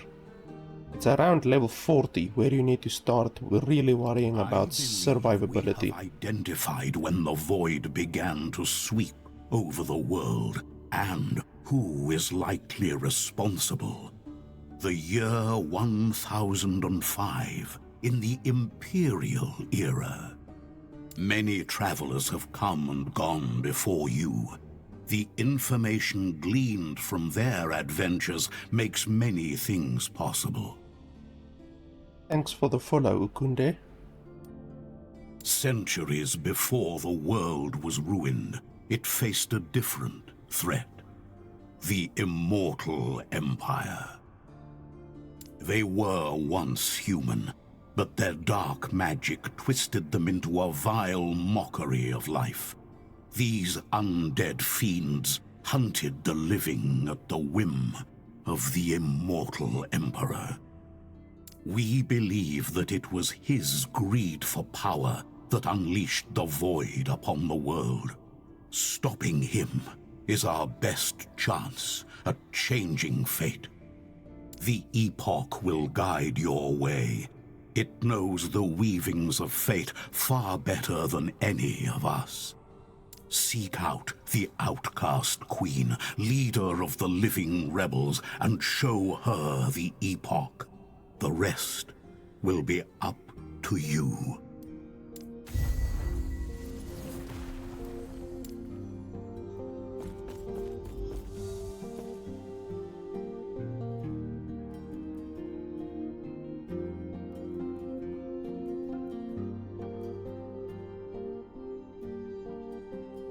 Bloody loading screens. I've clicked like 10 seconds ago.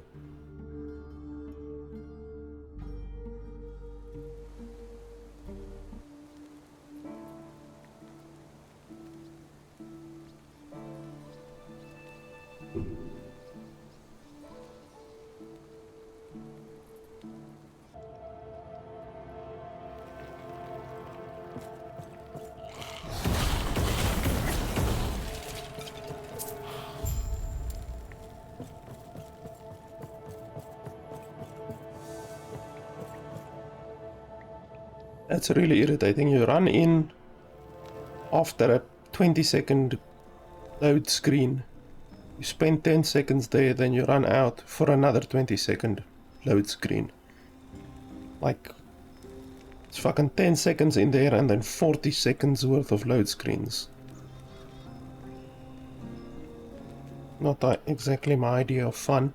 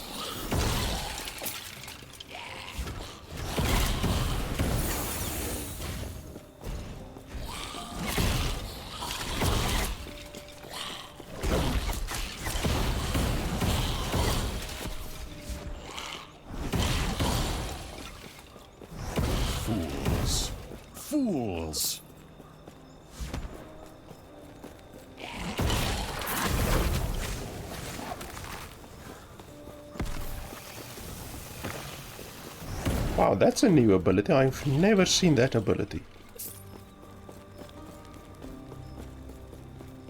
That's definitely a new ability that they added. Looks pretty cool, like a laser beam type thing. Yes?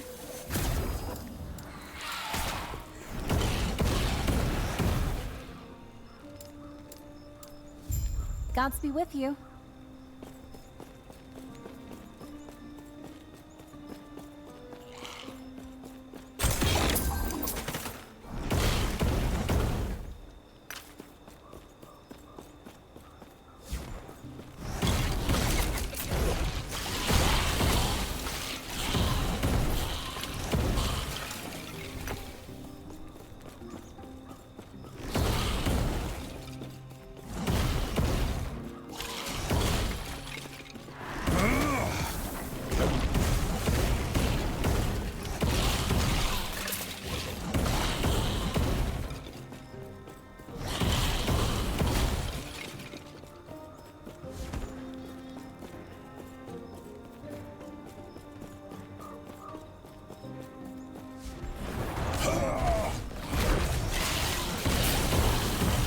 Fools!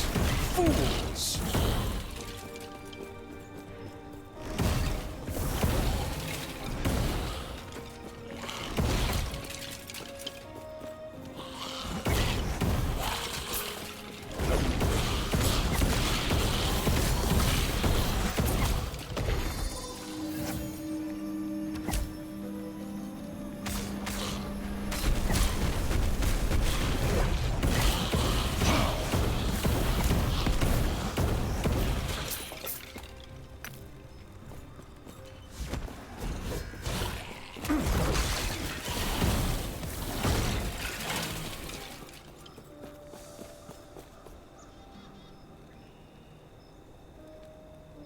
I just need to get a little bit more mana. I don't like running out of mana, even though the focus skill that I'm using is really good for regenerating mana, and then obviously also gives me more ward and all of that good stuff, but still, more mana would not hurt.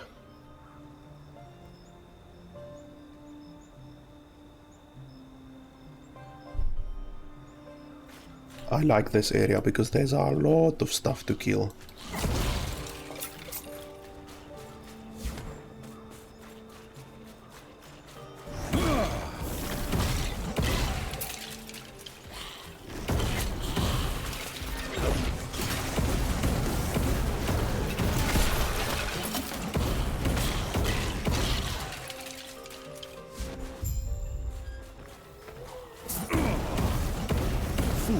Just look at my XP going up.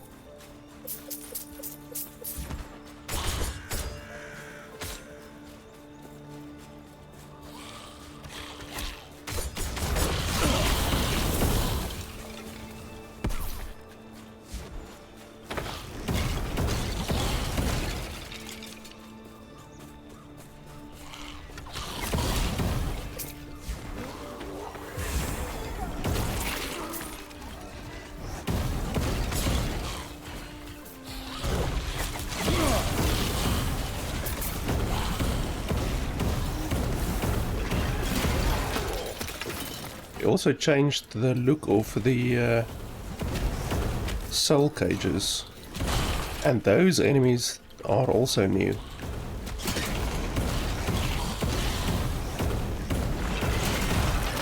Now the soul cages look really nice actually. It's definitely an improvement. Because the soul cages previously didn't look very nice, to be honest.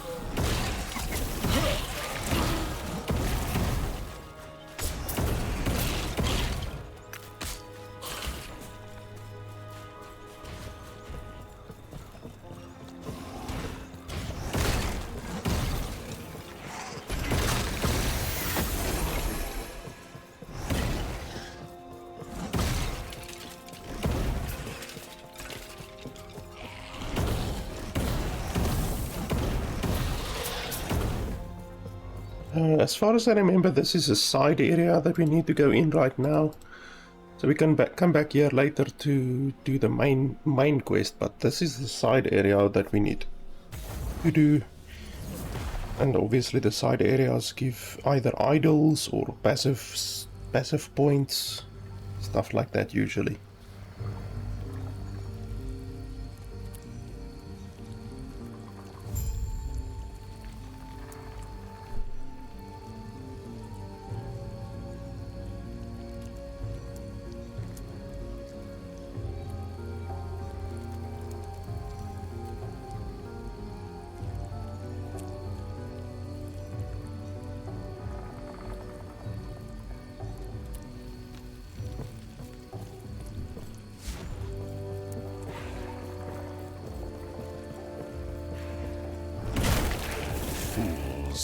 Fools!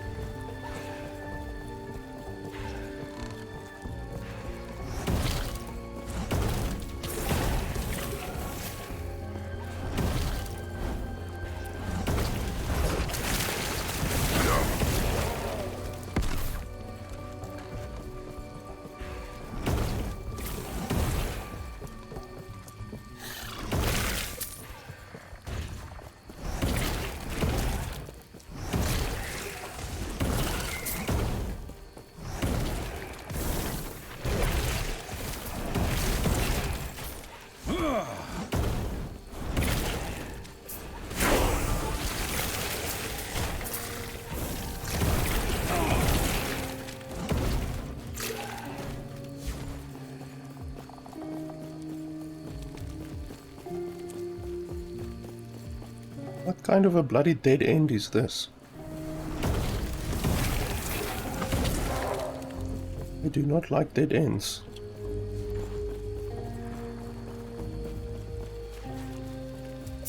They said in the patch notes that they removed a bunch of dead ends, but apparently not this one.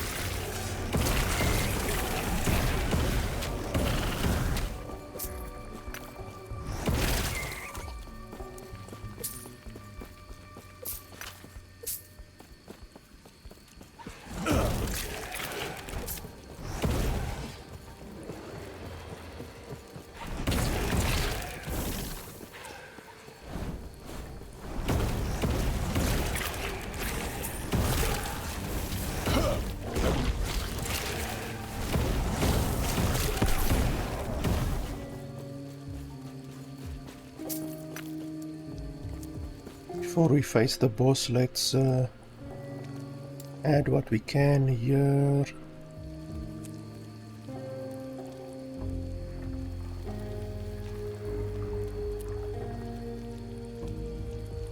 Then ward equal to a percentage of the mana you gained once you finish channeling.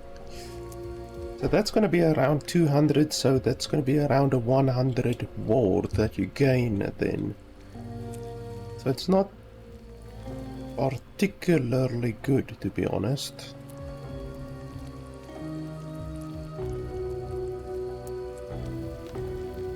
Not really that good.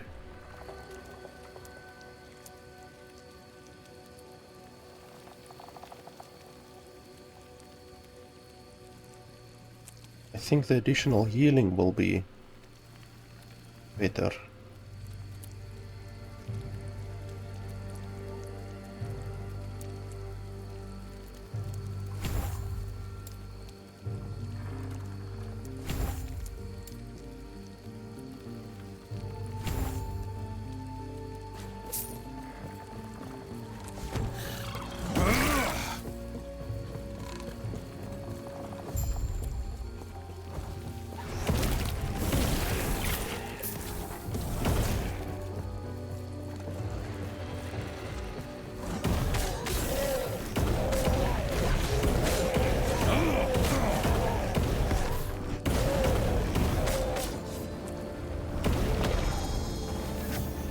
Ouch.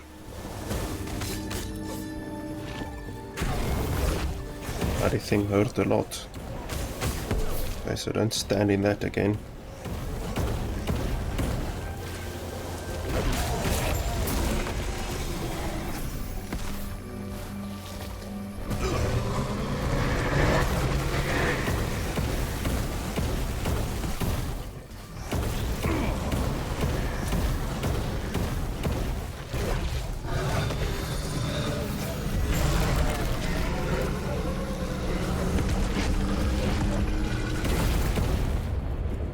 Two idle slots, that's why it's important to do these side areas.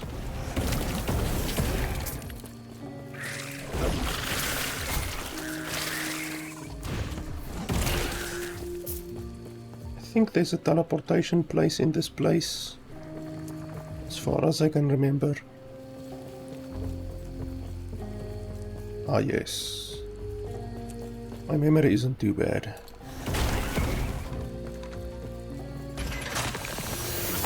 Play so bloody many games, it's not always easy to remember where all of the stuff is from the different games.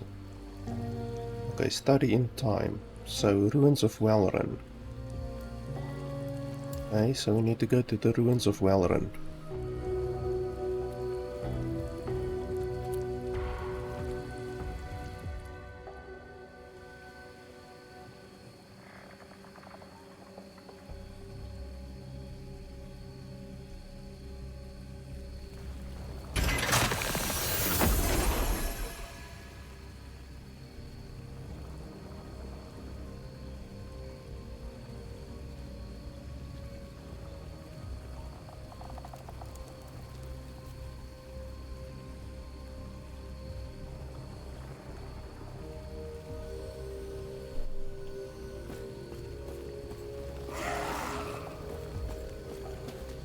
Go, Ruins of Welrun, and then we need to get the waypoint.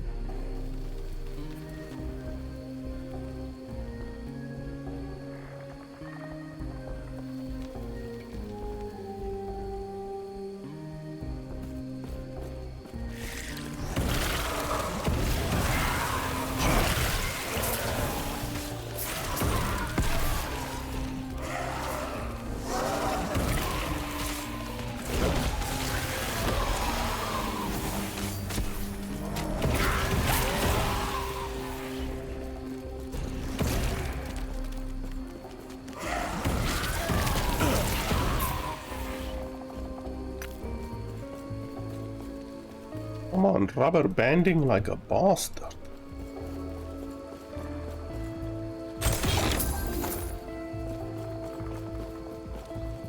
I can't teleport up there, can I? No.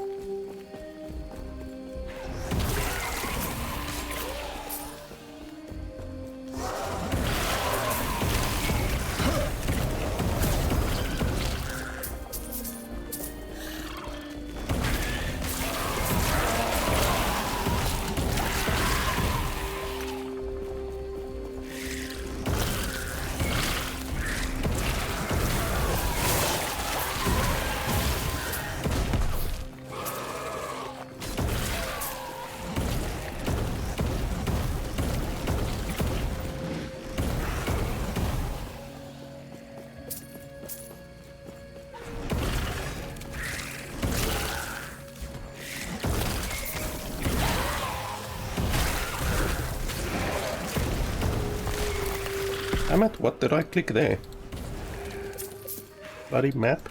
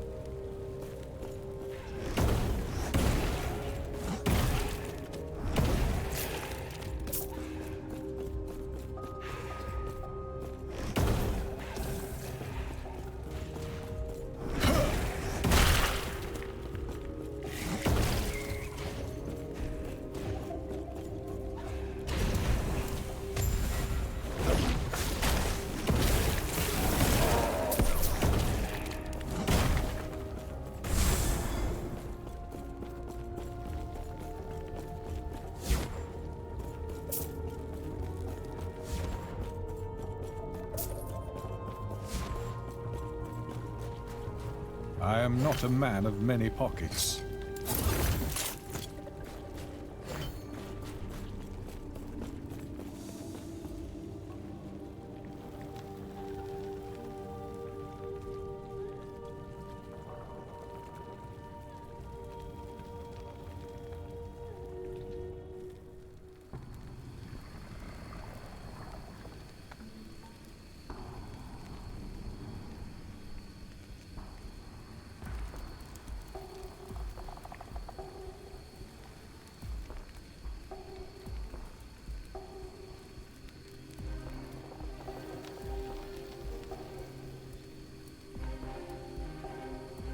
Bloody hell, this is like a 40-second load screen. Come on.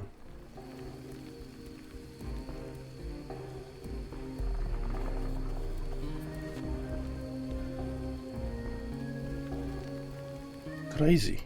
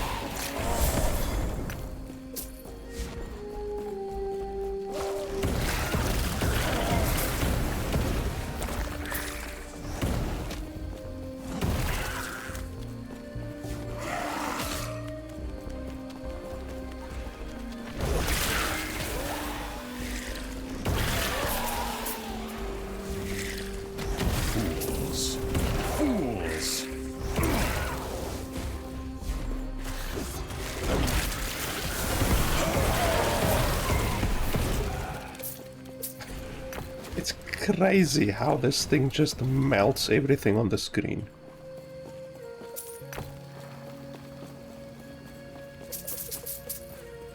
Where are we gonna go now? We need to go back to the previous era and then back to that college.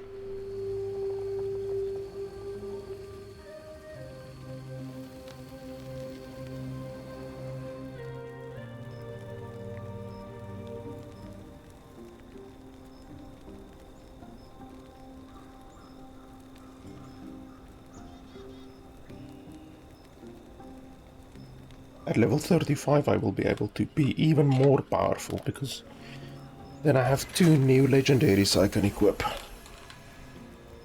If you think I'm melting shit now, then just wait until 35.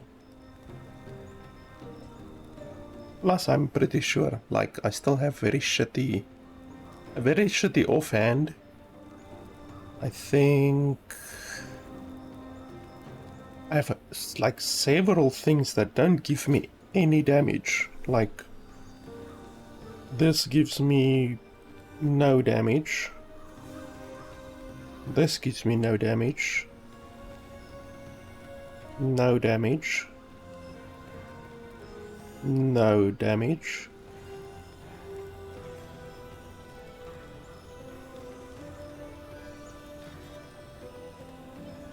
That gives me no... well, it gives me 3 spell lightning damage, which is fucking nothing. That gives me 10% damage. So for the most part, like, half of my gear doesn't even give me damage. And yet I am melting these fools. Melting their skeleton faces off.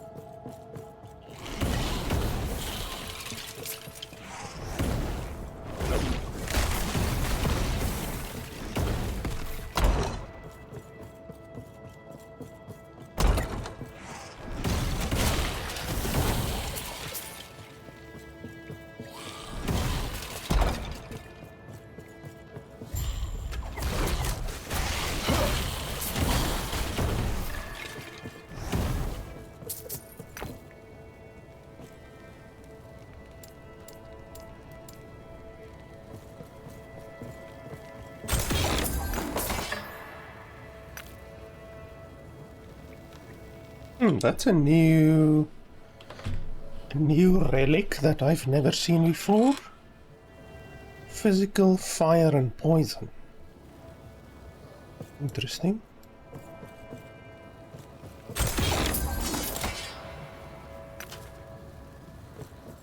Okay, we are done, and then we can go back.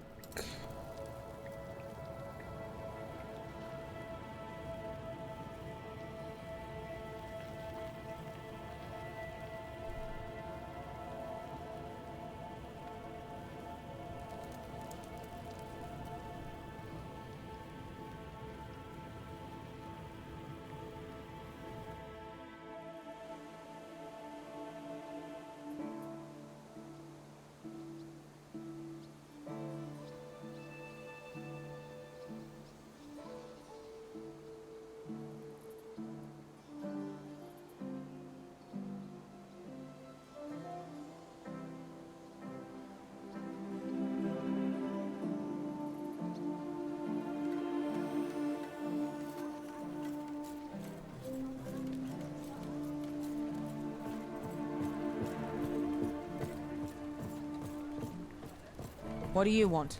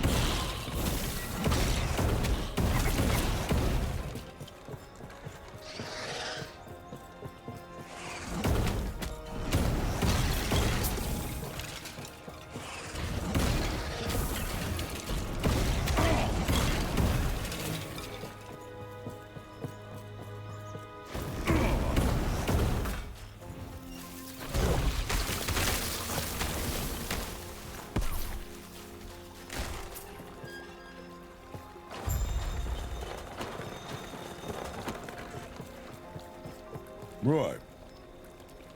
That's it.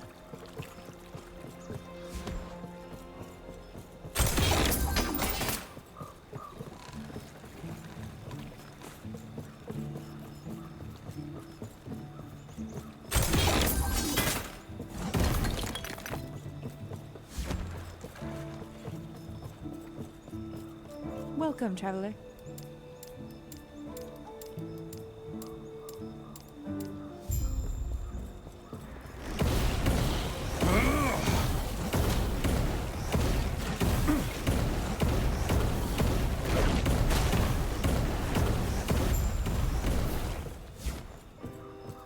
Welcome, traveler. May Itera smile upon you.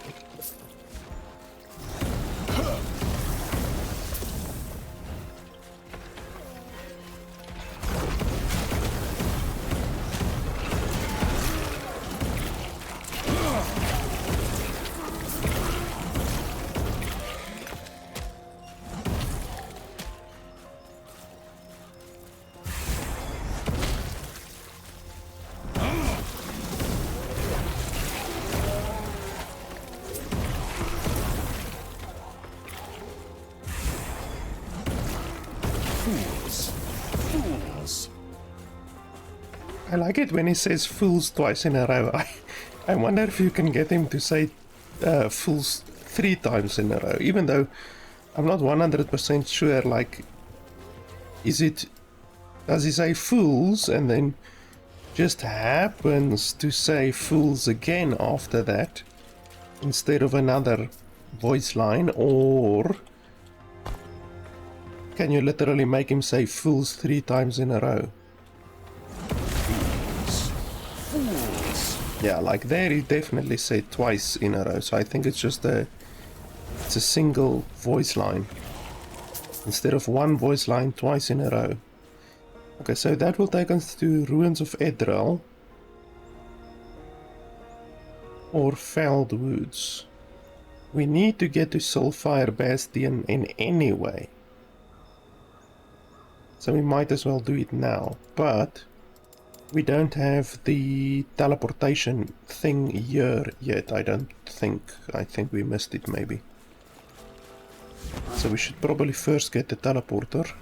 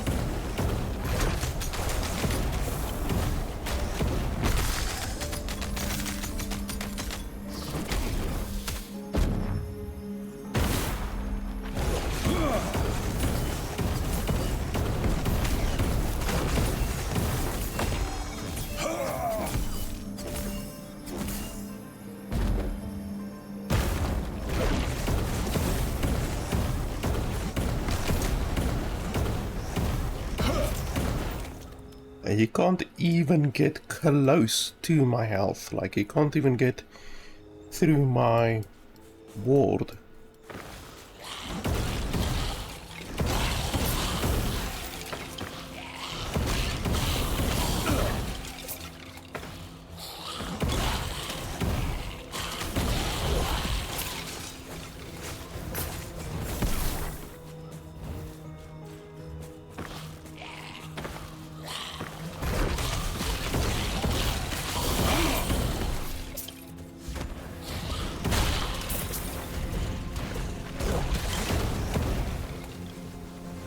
the hell? I didn't even click on the thing.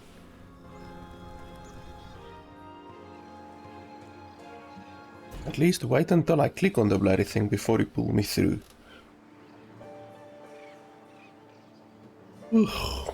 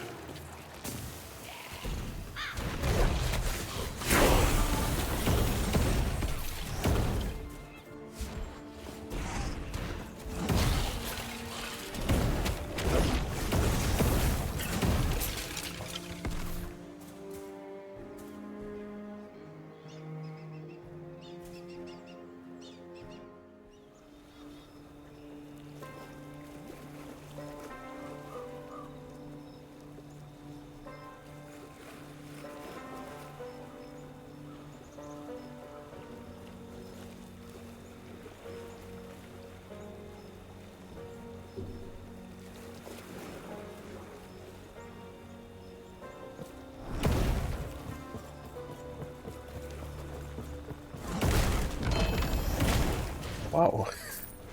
Holy crap, that's a Weaver's Will item. Wow, actually got a Weaver's Will out of a chest. One ward gained on it per 10 missing mana if your current ward is lower than your missing health. Okay, I need to wrap my head around that statement. If your current ward is lower, meaning less, than your missing health. So, if you have 0 missing health, then lower would imply that you're not going to gain any ward. Am I correct in saying that? Per 10 missing mana, if your current ward is lower than your missing health. We can try it on. I'm not too sure if I'm understanding that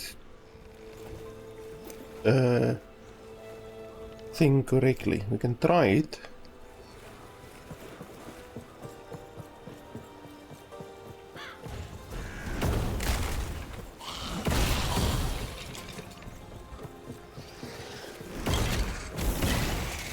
So you should gain a lot more ward when you are on lower mana with this thing. So when you are on really low mana, you should be gaining a lot of ward. Because it's one ward per 10 missing mana, and I have 190 mana, so it's 19 ward per hit, which is significant. But then you need to have more missing health than ward, if I'm reading it correctly.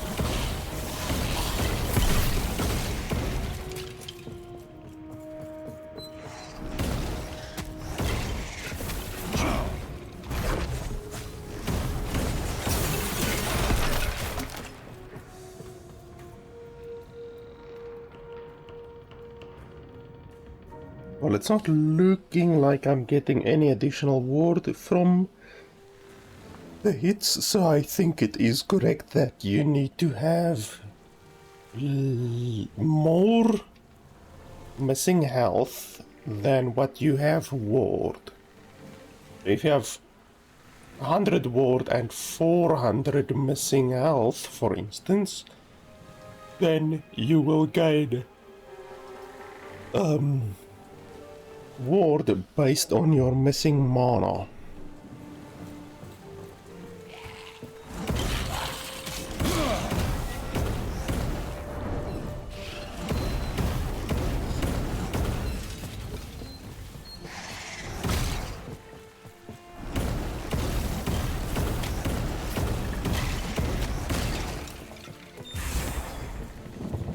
We can use this one to really tear the boss apart quickly.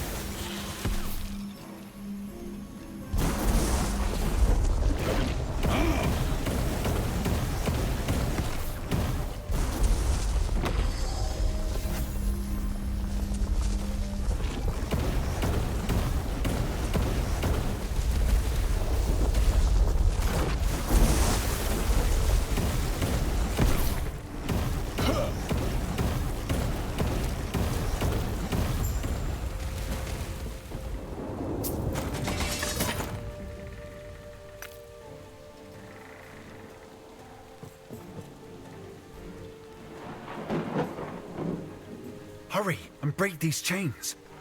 You'll have to excuse me. I'll express my gratitude after we're out of this mess. Easy. Can you swim? The best time to learn is now. Get to the railing and give a signal when you're ready.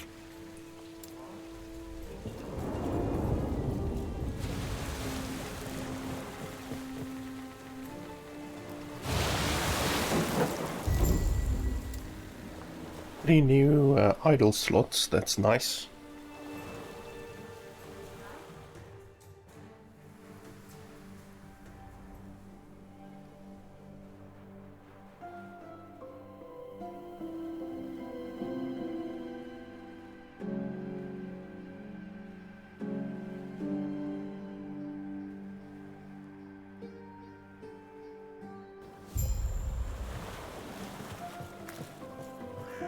You washed up safely.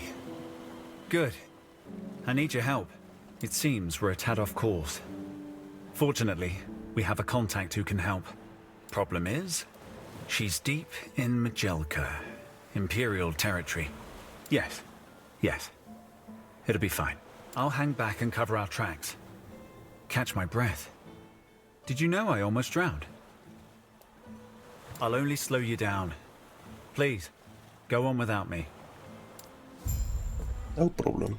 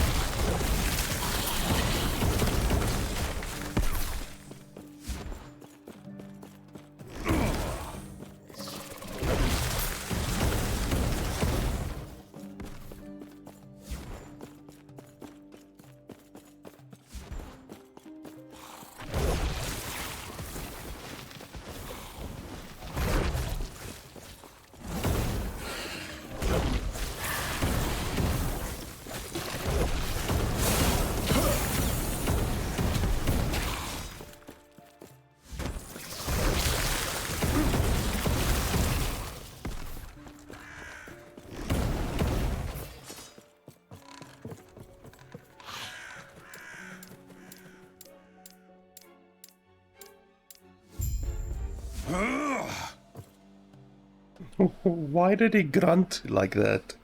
Just from teleporting. Did he step in his stone? Did he pop his toe?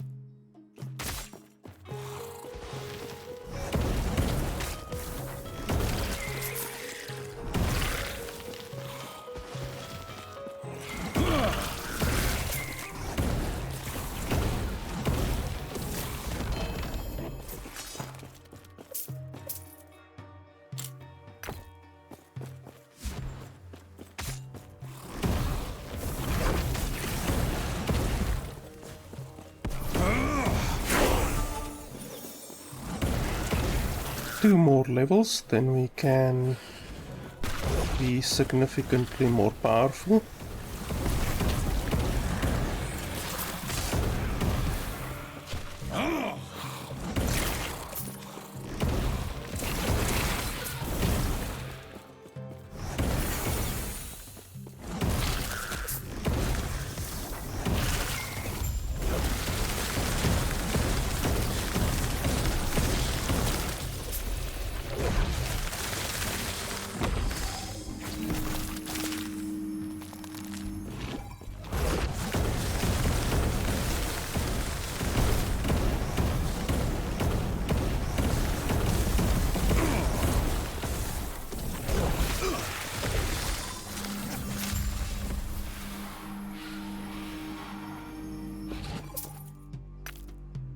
That orb does do a stupid amount of damage, I have to say.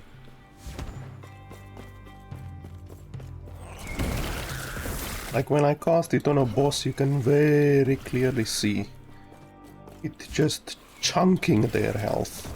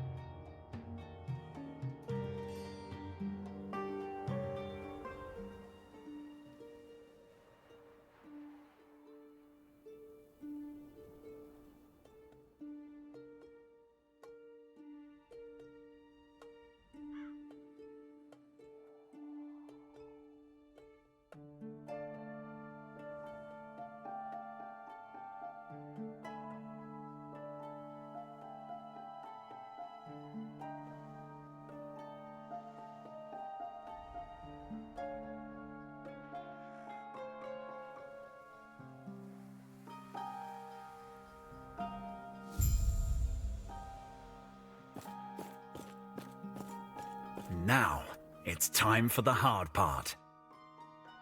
The Oracle's a guarded woman. Understandable, given how long she's lived. The way to her is sealed by 4 sigils, each one signifying one of the old Nagasa castes. Finding them would be easy, if not for Zarek and his minions. The Oracle told me where the sigils were hidden, but I hate to say it, I wouldn't stand a chance. Not with the guards. Hey now, I've seen how you handle yourself. All you need to do is clear a path. Then I can teleport in and retrieve them.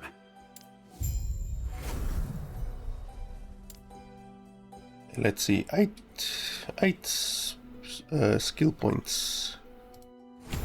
We put 2 over there, that gives us more ward per second.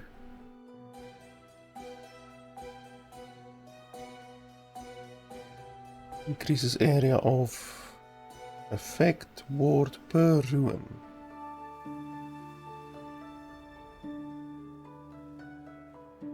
Per active ruin for ruin invocation.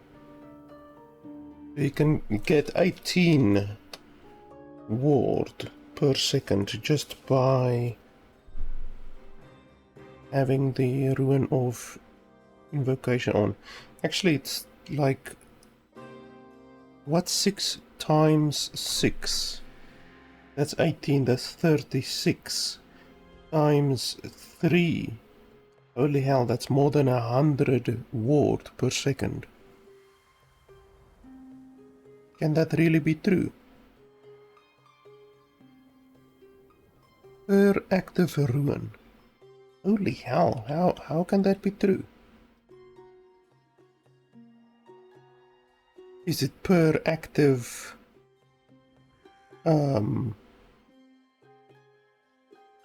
unique ruin? Meaning, if you have 3 of the same ruin, you won't get 3 times the benefit. Or what? Because it doesn't say unique. It just says per active ruin.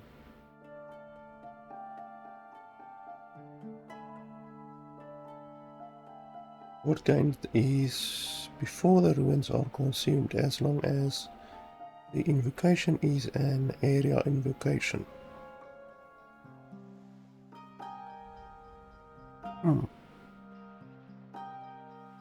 Okay, well, we can test that, but it would be really stupid if you don't gain the benefit, and if it's on unique ruins, because then at the top it should say per active unique ruin, not just per active ruin. Well, we can try it. It would be rather hilarious if you actually gain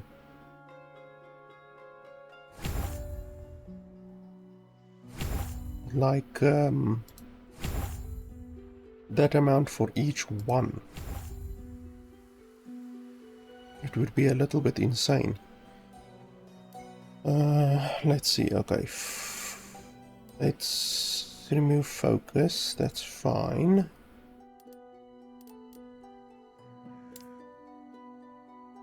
Okay, and then where do I see my ward per second?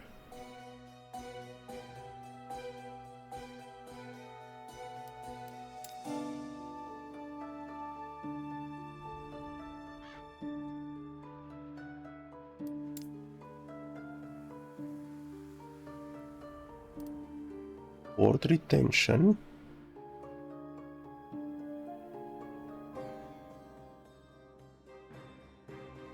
I don't see ward per second anywhere.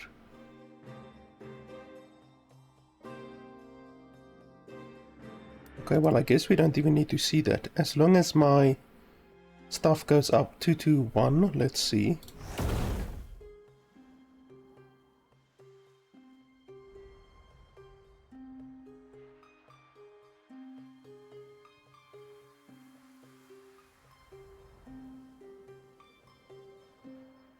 It's back to 221. Why?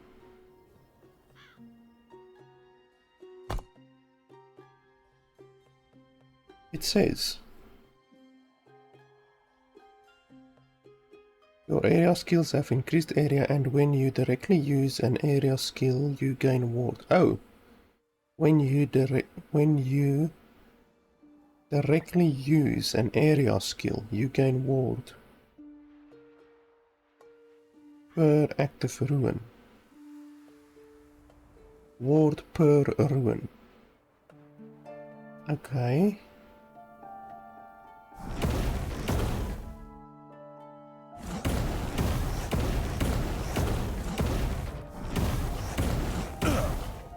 Well, that's a significant amount of ruin, to be honest. So we are gonna go down to 221. So let's see how far it jumps.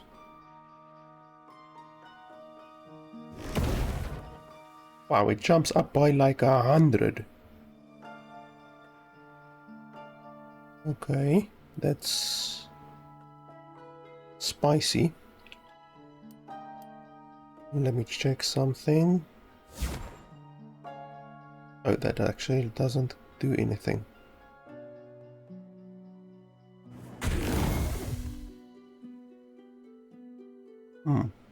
Okay, well, it seems like it actually does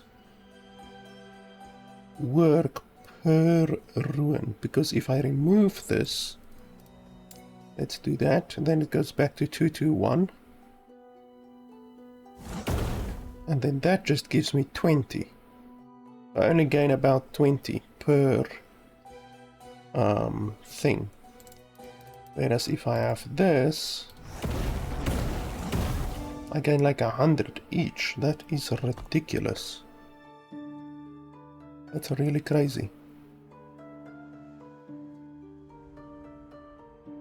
That makes a very big difference. I think I'm gonna remove teleport then, because I don't use teleport that much.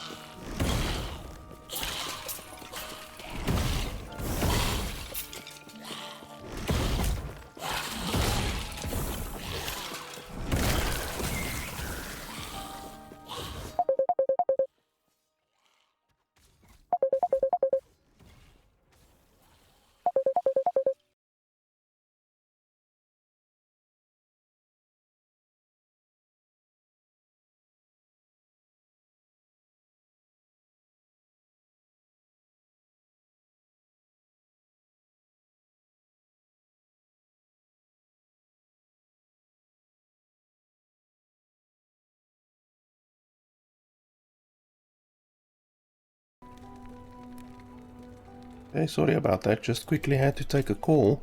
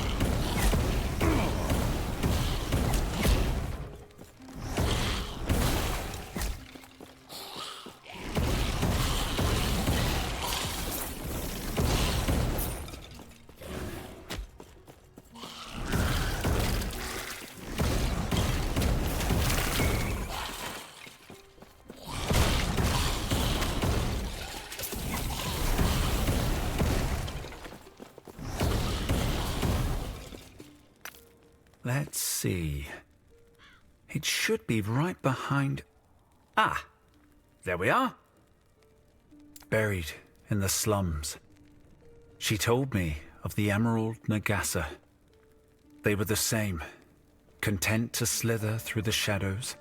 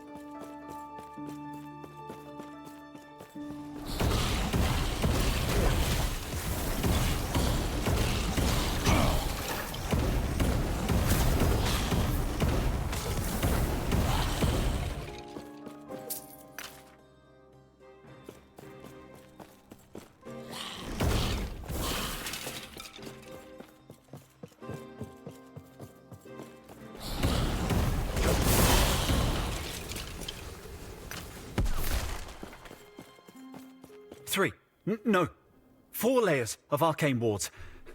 Oh, let's hope it's enough. And she told me it'd take the courage of a Ruby Nagasa. I didn't expect this. But it's one step closer to giving her a piece of my mind.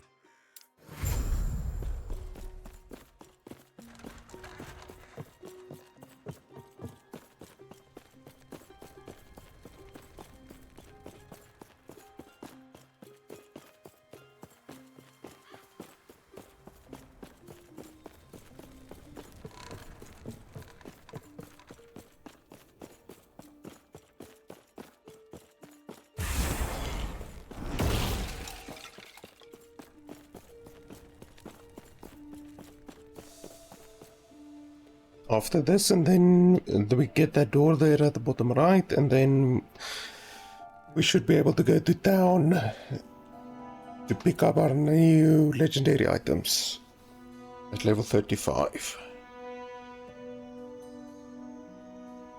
That should make us a little bit more powerful.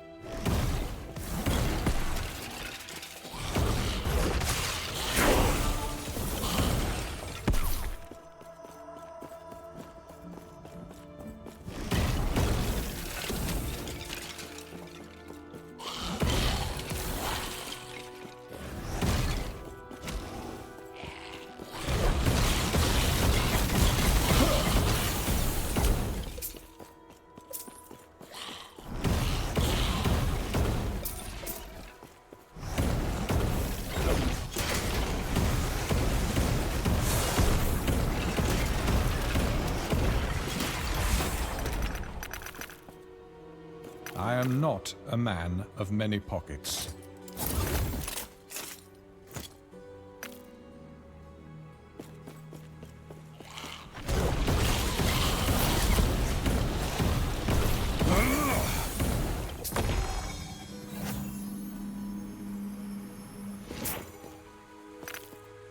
This square's a sorry sight. The Oracle used to tell me how the Sapphire Nagasa would gather around these fountains, reading the stars and comparing arcane theory. I wish I'd seen it. I can only imagine how she feels.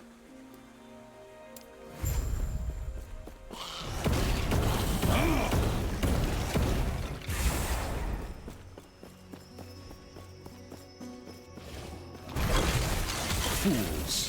Fools!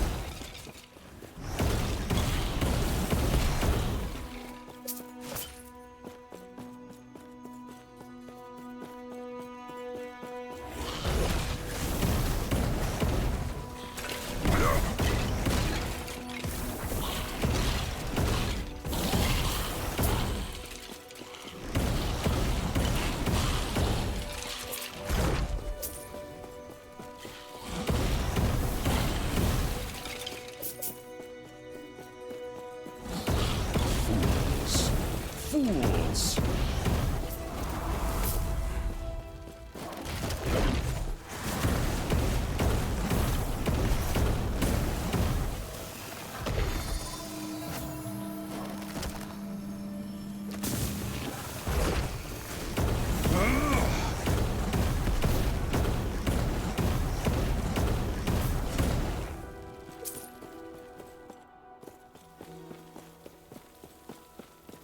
Hidden so close. The way she talked, I thought she hated the temple. A word of advice. Don't ask her about the Diamond Matrons. You'll regret it.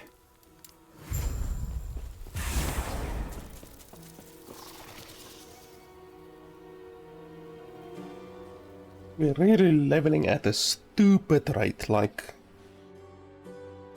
We're just flying through these levels. I mean, it's been 6 hours and I'm already level 36 almost. That's really crazy.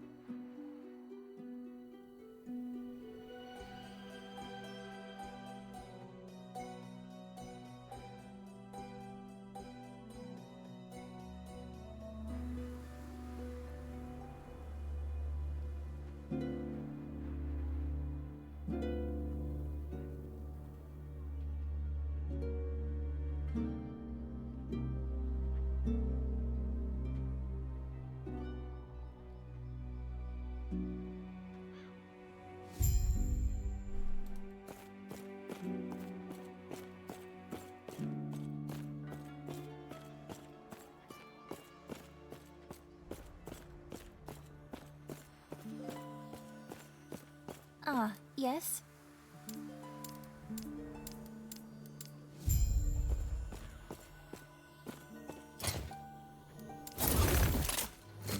Can I help you? Can I help you?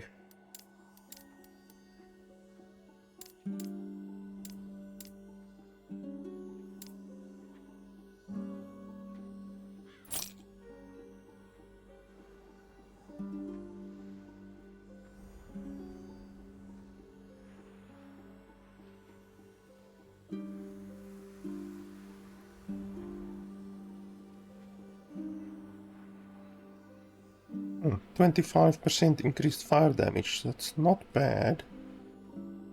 7% chance to cast fire aura.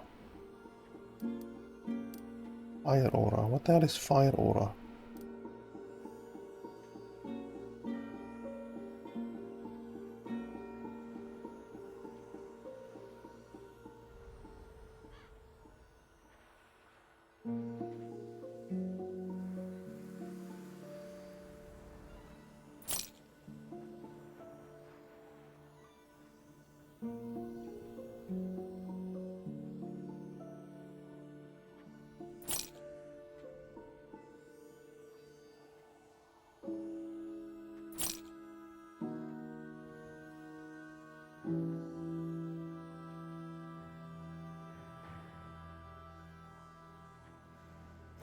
It's not bad. That gives us 15% more damage.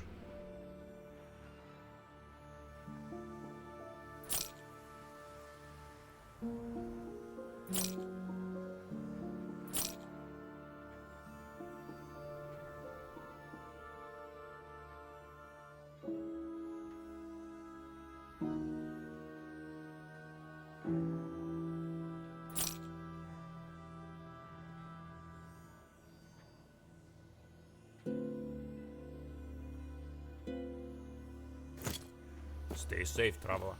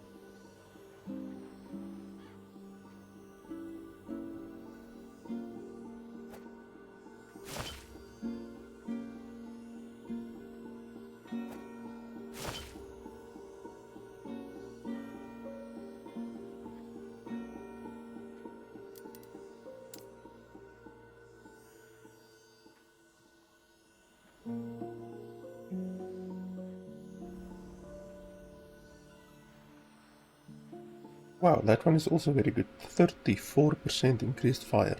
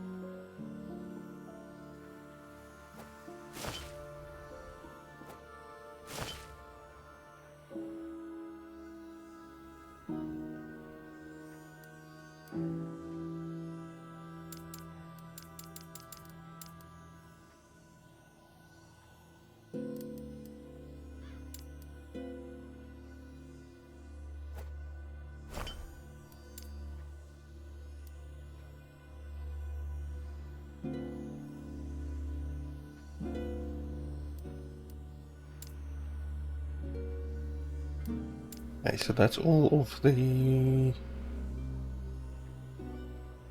idols that we're gonna use. Let's see which new items we want. That one is very good.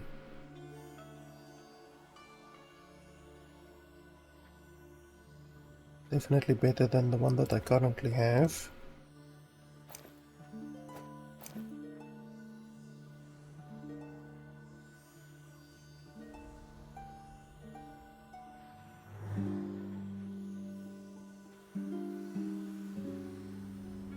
+1 to Flame Award. It's not bad. Even though this current ring...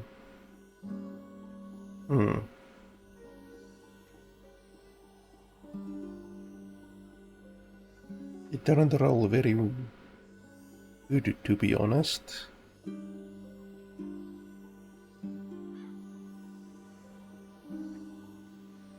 I don't think we can actually remove any of these, like even if we don't like those presets or affixes, whatever, I don't believe you can remove them. I'm pretty sure you can't remove them. It's not a terrible ring, it's just not very good. I don't gain very much. So we will just put that there. Then we can put our original ring on, unless I have one that's better. I don't think I have one that's better.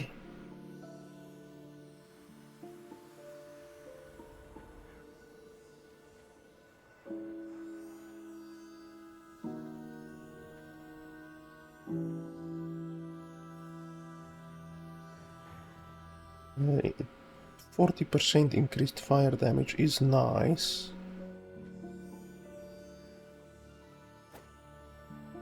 That's better than what I get from that one, I think.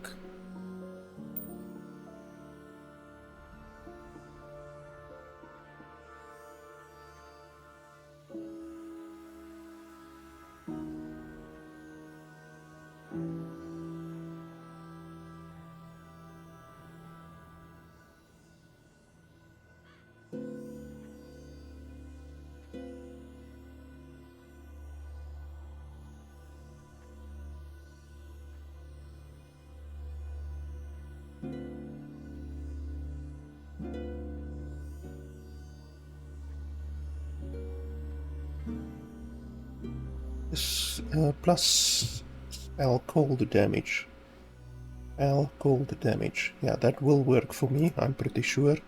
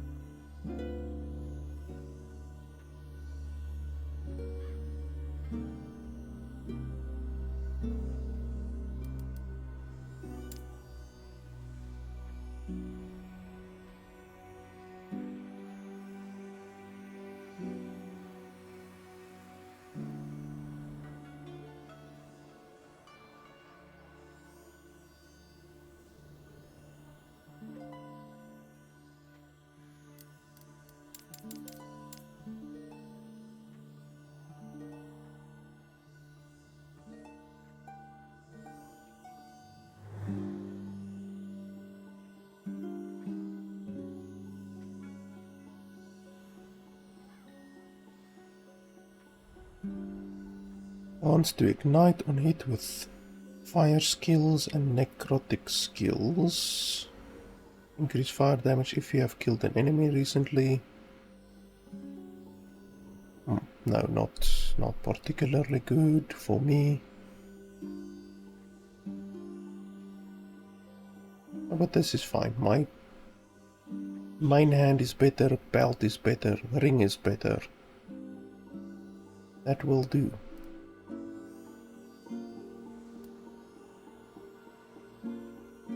This isn't fantastic, but the plus 24 spell damage is good and the 29% ward retention is good. Lightning resist is good, more intelligence is good. It's just overall much better than the previous one that I had. Even though it's not ideal, but it's definitely better than the piece of crap that I had. Yeah, not bad at all. I don't think there's any purple items or anything like that that I can equip.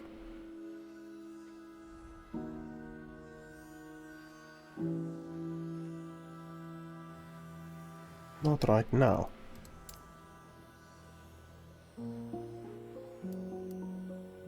Purple items start to kick in around level 40, maybe 45. I don't think there will be single one that I can equip. Oh, this one is 68% elemental damage. I can definitely use that one. But then I have less mana.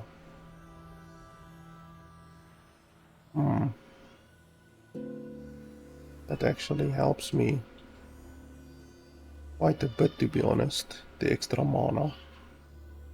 But I can put extra mana on this one. So let's put that there. Maybe I'm gonna use that. If I can put mana on it, I definitely will.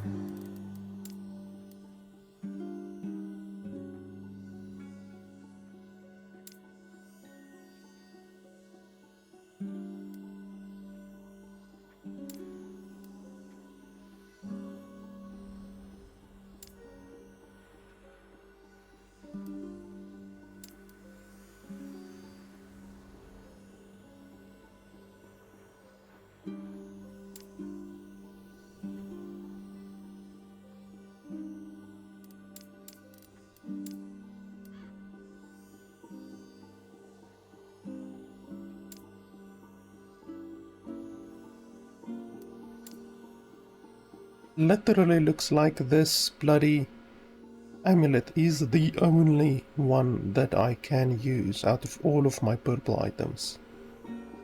And it just so happens to be pretty damn good with a 68% elemental. Just so happens to be pretty good.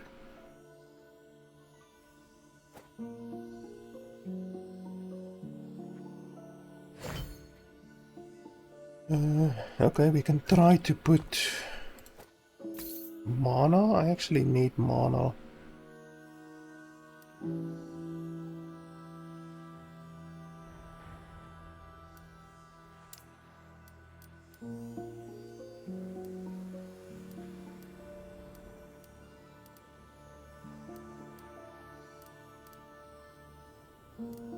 We could also put fire damage on there.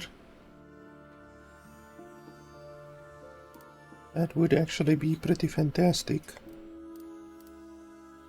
We could put spell damage on there.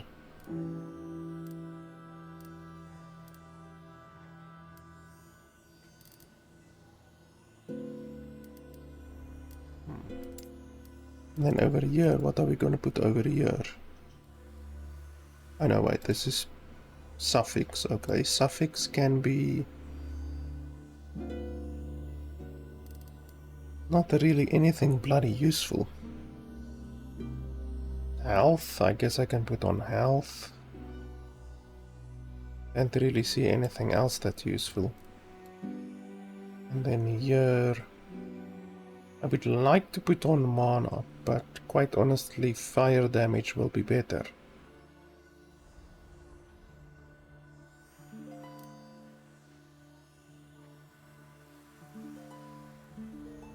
Fire damage will definitely be better.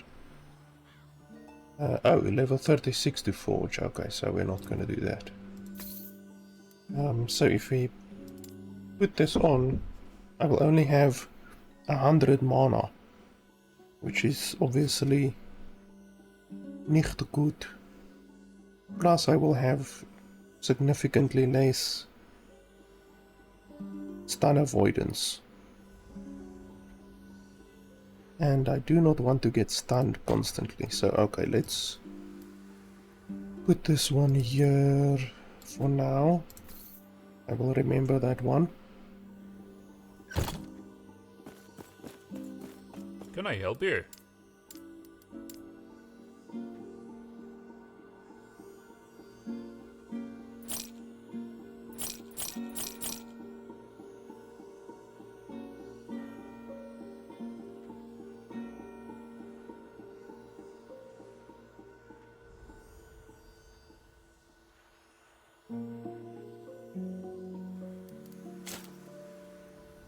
And we have more fire damage over there, more fire damage over there, a little bit more water retention. I want to replace the book, and I want to replace my offhand and even my wand. I will be able to get a much better wand if I just get a high level one. So, okay, we are actually now a little bit more powerful.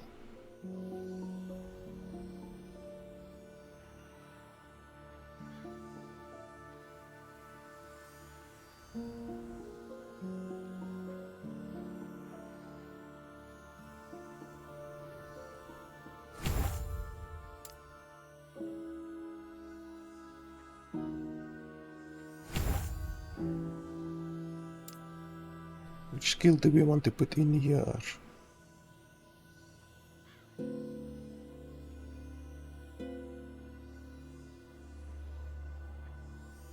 I can't get something passive from Runic Invocation, can I? Is there anything passive?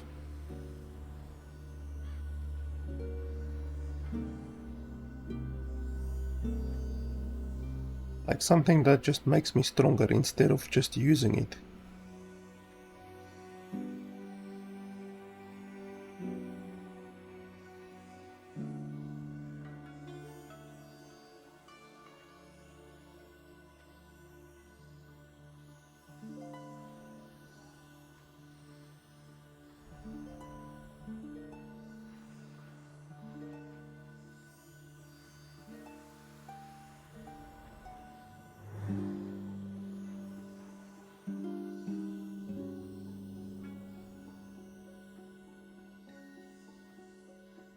Oh, there we go.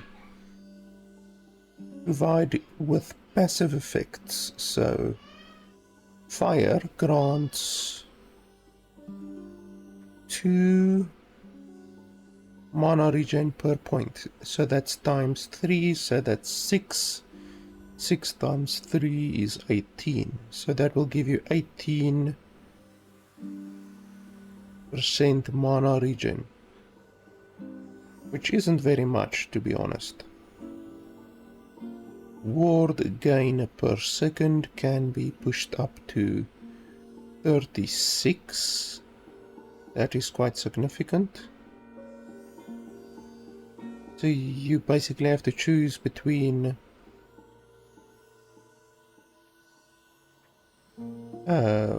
ward 36 ward per second or 18 mana regen per second. think obviously the ward is better. Ward is definitely better.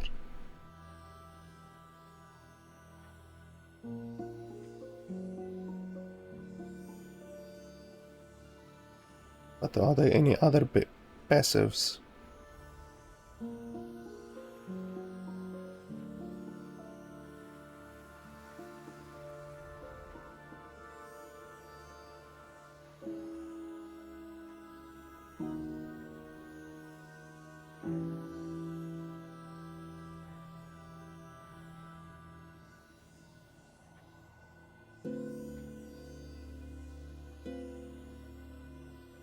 So is this a passive? You gain a stack of runic energy. Invocations consume all runic energy to deal more damage. Damage per stack of runic energy. That's times... But that can't be passive. I bet the runic energy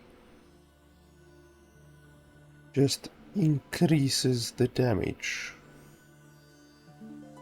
of a spell. It doesn't increase your damage, it increases the damage of a spell, because that would be really overpowered.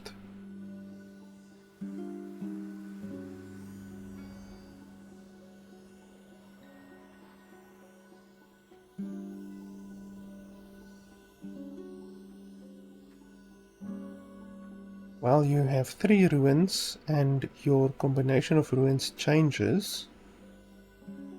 Without casting an invocation, you gain a runic energy. When you directly cast, blah blah blah. Seems this one is really the only passive that I've seen so far.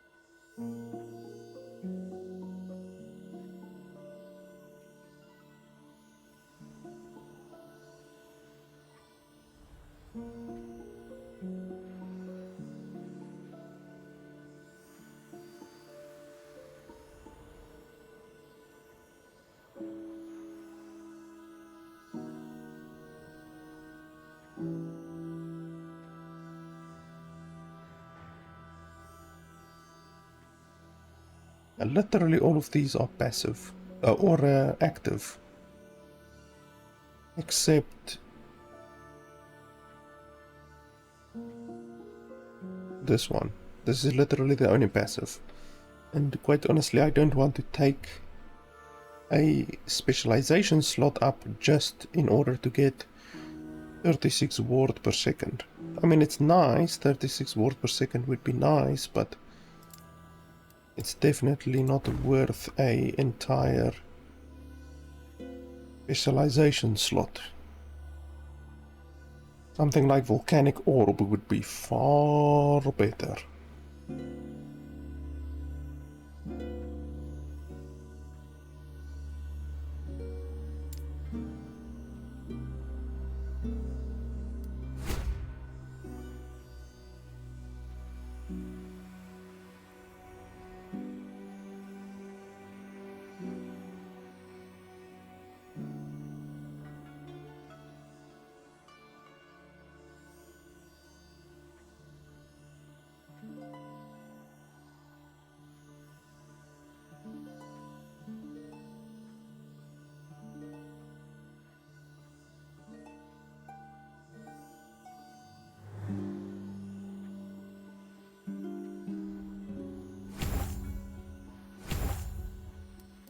So the cost right now is 67,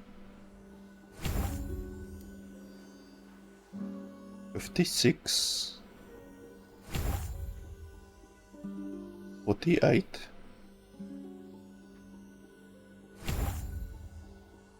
42.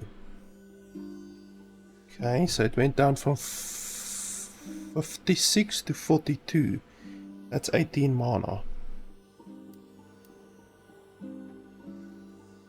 Not bad.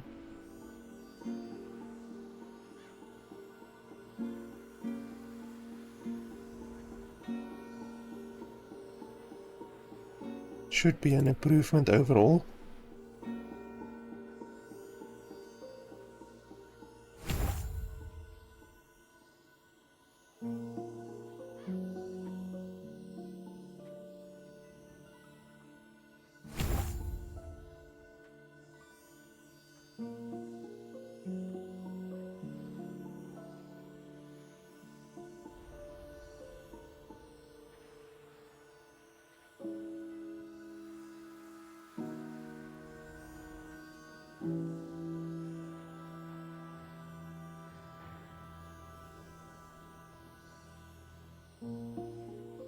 I think with this stupid amount of ward that I'm getting, I should get a little bit of ward retention.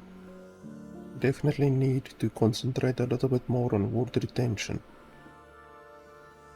So I think I'm gonna... You can ward every 2 seconds. Ward per 2 seconds. 80 ward per 2 seconds. This effect is doubled if you have an active Yo ruin or are standing in your glyph of dominion. That's not very good. It's basically 40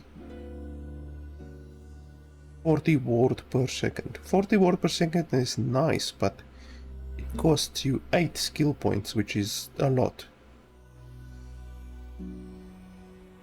Increases the mana regen effect is doubled if you have an active Gon ruin.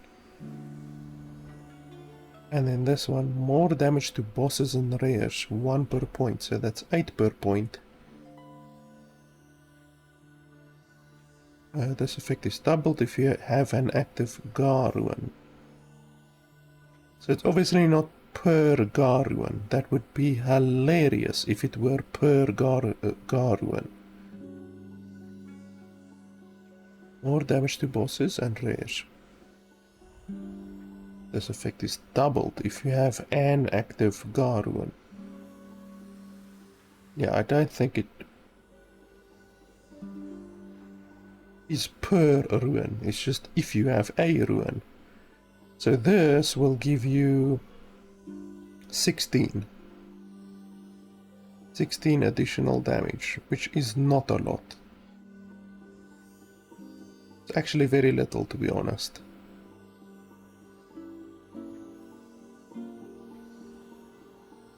I wonder if it can be per ruin.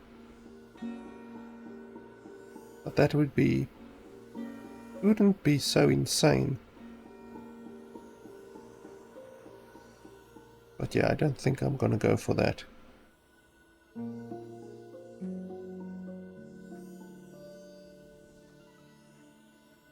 Just looking at the rest of these, if there's anything good. Additional armor while channeling, per active ruin.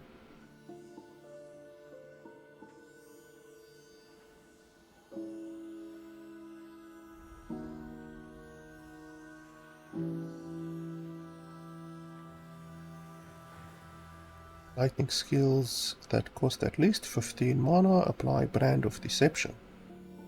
What's that? Brand of Deception is an ailment which deals 400 lightning damage over 3 seconds. Okay, not particularly good.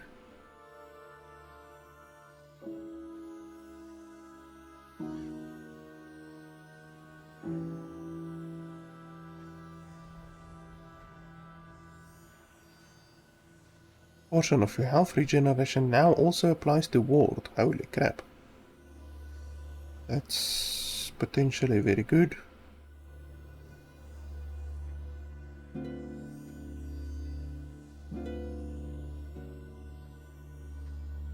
You gain ward on crit. That's 10 ward on crit. That's not Fantastic.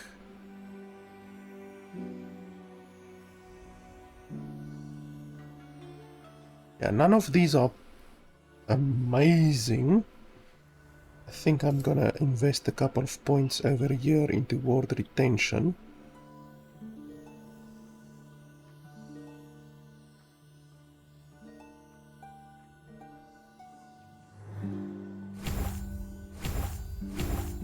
Because I will really benefit from ward retention now.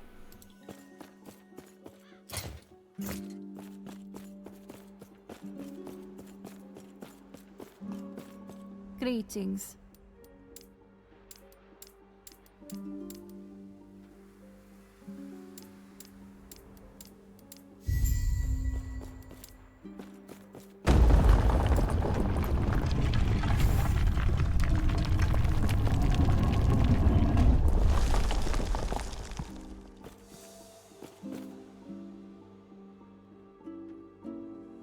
I have such a stupid amount of ward, like, I did not realize this class, well, this Runemaster specialization will be so focused on ward, like bloody every second skill mentions ward.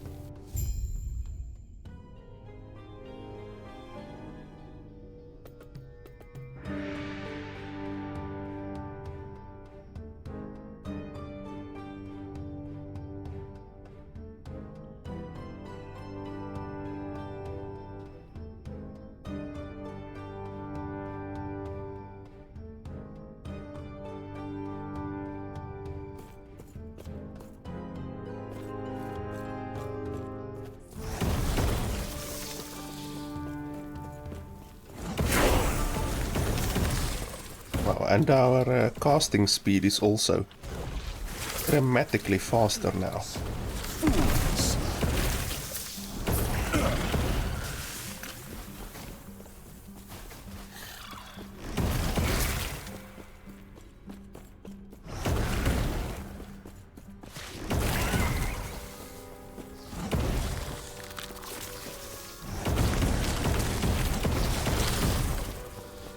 We can easily reach 1,000 ward now.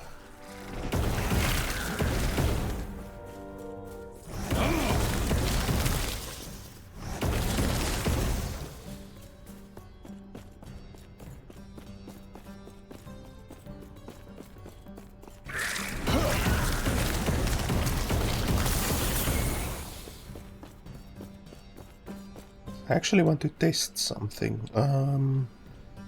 So if we do that, and then this,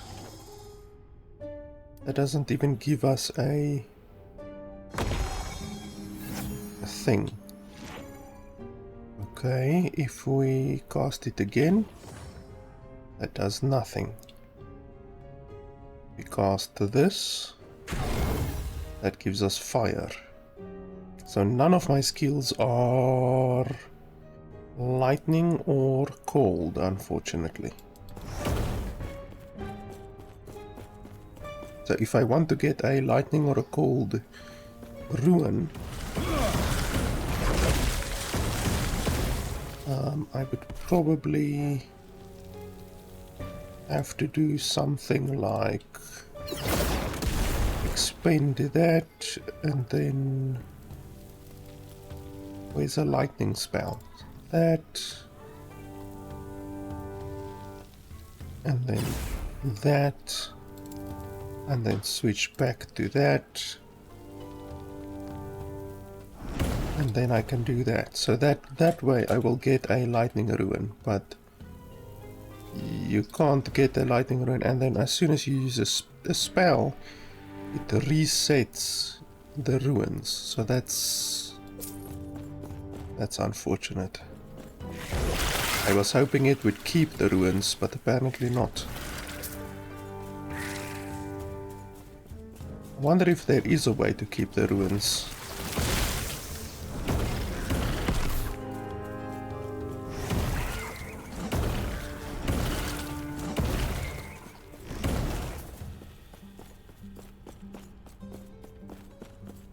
Where's the exit?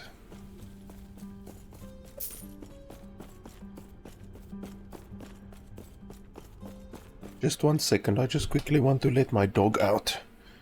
She's scratching at the door.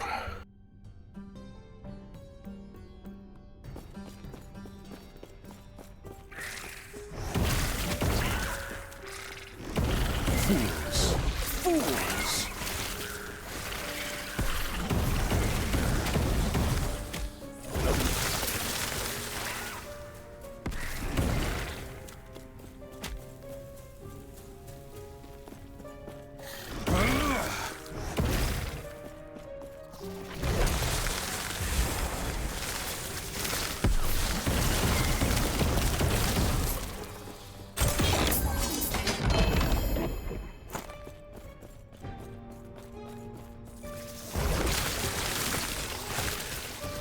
Bloody dead end. I thought the developers removed all of the dead ends.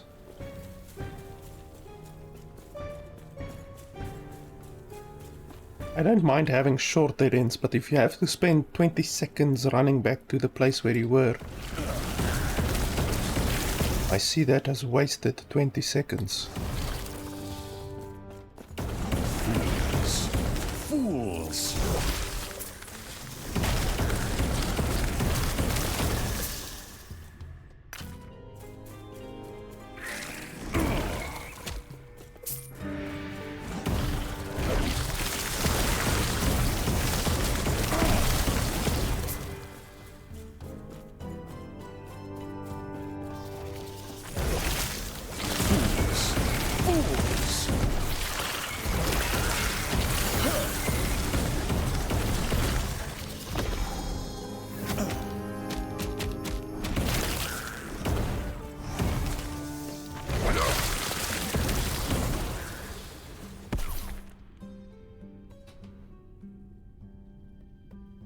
I will have to investigate if there's a way to not make your ruins disappear. Because if you can get one cold ruin, one lightning ruin and one fire ruin on your ruin bar, then that would be superior to having 3 fire ruins. But I'm not sure if there's a way to do that. Because that way you can get the benefits from all 3 elements. Like the lightning ruin gives ward regeneration, the cold ruin gives freeze rate, which I don't really need, but the lightning ruin definitely would be beneficial.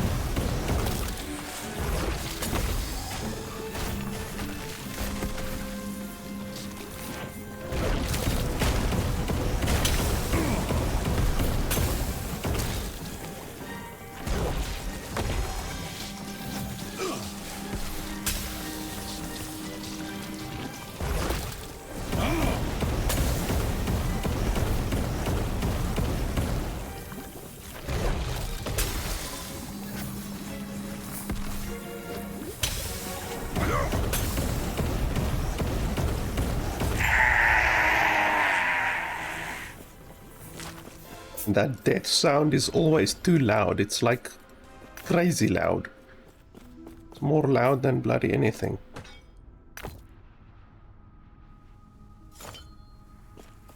But I can even stand in that boss's poison while a bunch of little bastards are attacking me and my ward doesn't even go down. Like, they can't even touch my health. That's how much ward I have.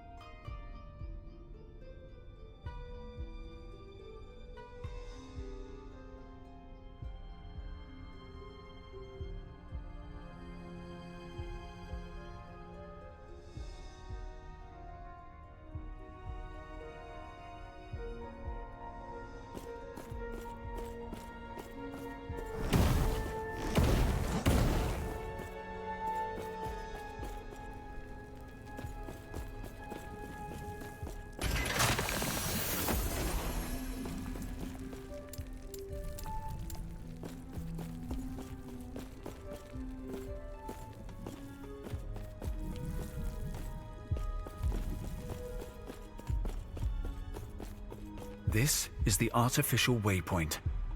Can't say I'll enjoy using it. But we can quickly. On my signal, go to the center of the device and get ready. I'll get us out of here.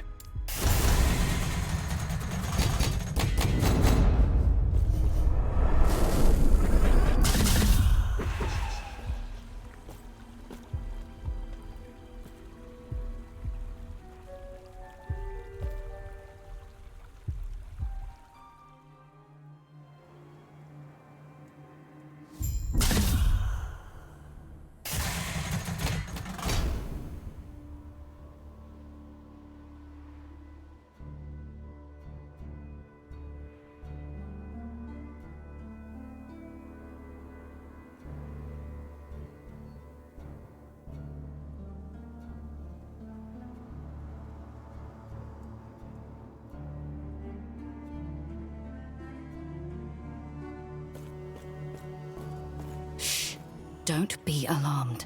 The Emperor wants you dead. That makes us friends. You're trying to reach the Citadel.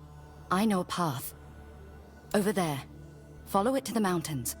The roads are dangerous, but there's just enough ground to make it through. Go. Find me in the necropolis.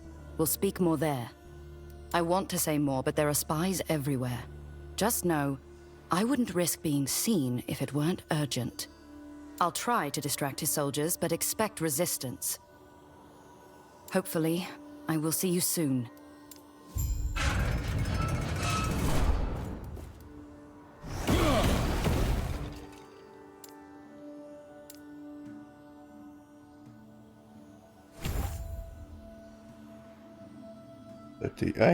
And then...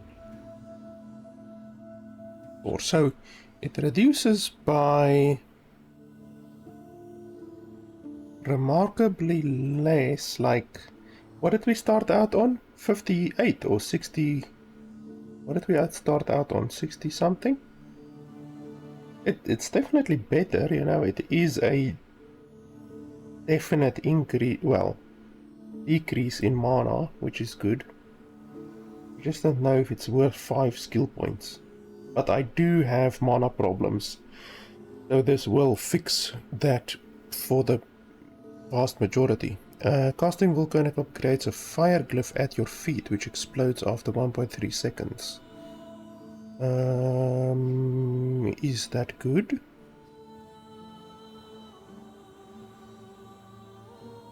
We can try that. Why not?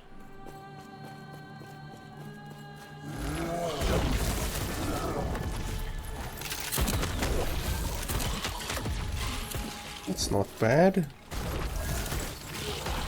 So it's like an additional AoE. Oh, that's definitely not bad. I won't say no to additional AoE.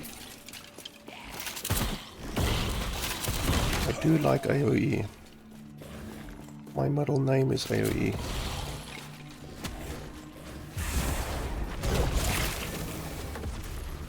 Doesn't do a lot of damage though.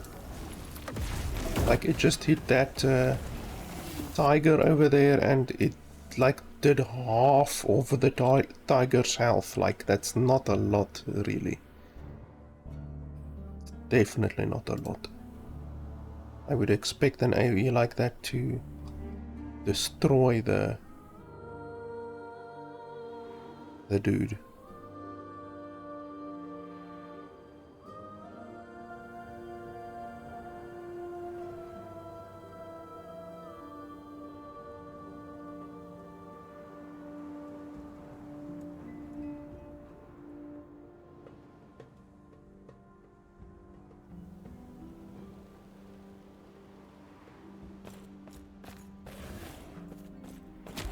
Like we can test it like that, and then look at that. It's like it did maybe 20% of that tiger's health.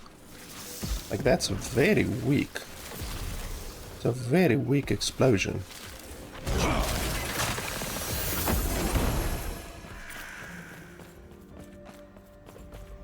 Quite honestly, not very worth it at all. Like that explosion does less than my right click does. That's pretty pathetic.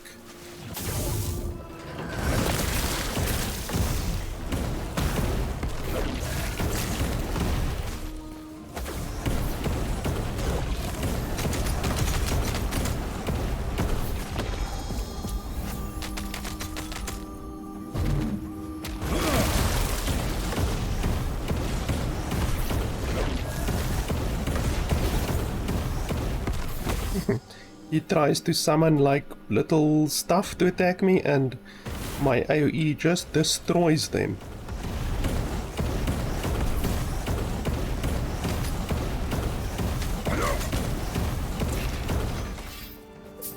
Absolutely destroyed.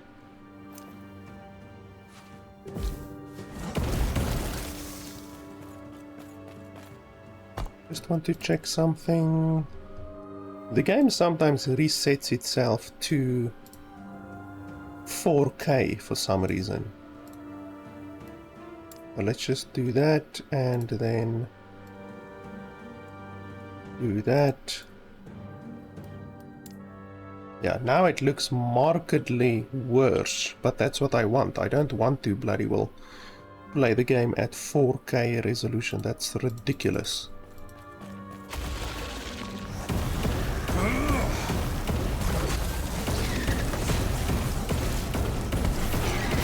Absolutely melted.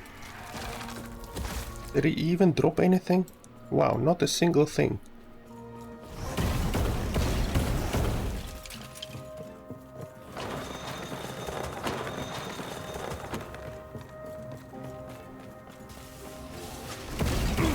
Fools! Fools!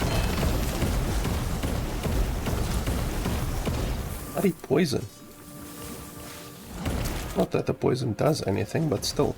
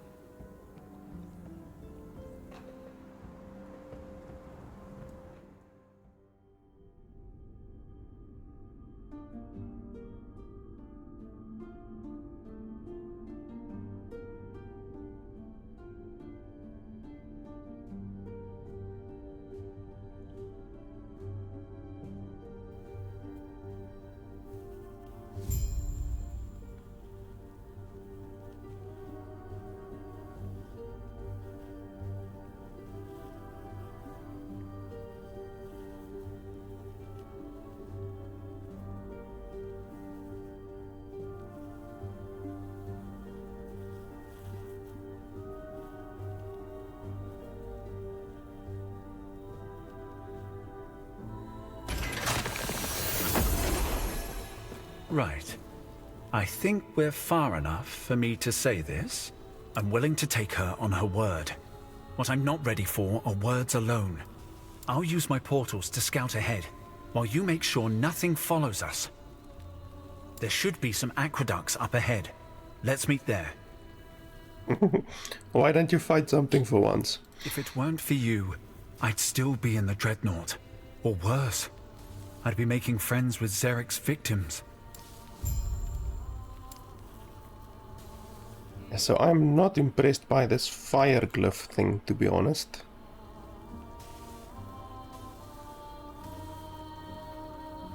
I'm really not impressed by that. I think we're gonna remove that.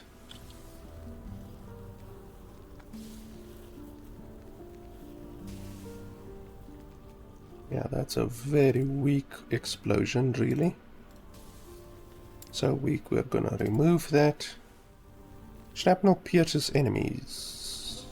That's nice. We can get that. This shrapnel does do a nice amount of damage.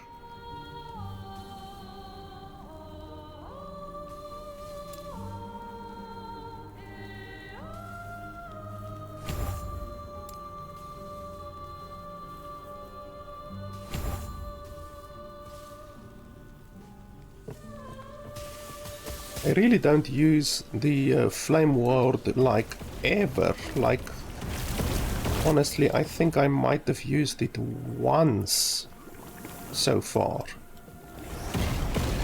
When I actually needed it. Like, my ward is just ridiculously over the top. I never need to use my flame ward.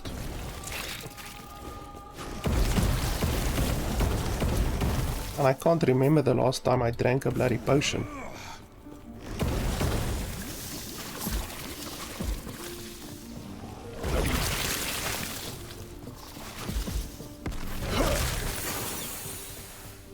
Yeah, the reduced mana cost on the fire orb now makes it so that I can literally run and cast it, and run and cast it. Like, look at that. That will make you be able to progress even faster. Like, you just run and cast it. Fire and forget, as they say.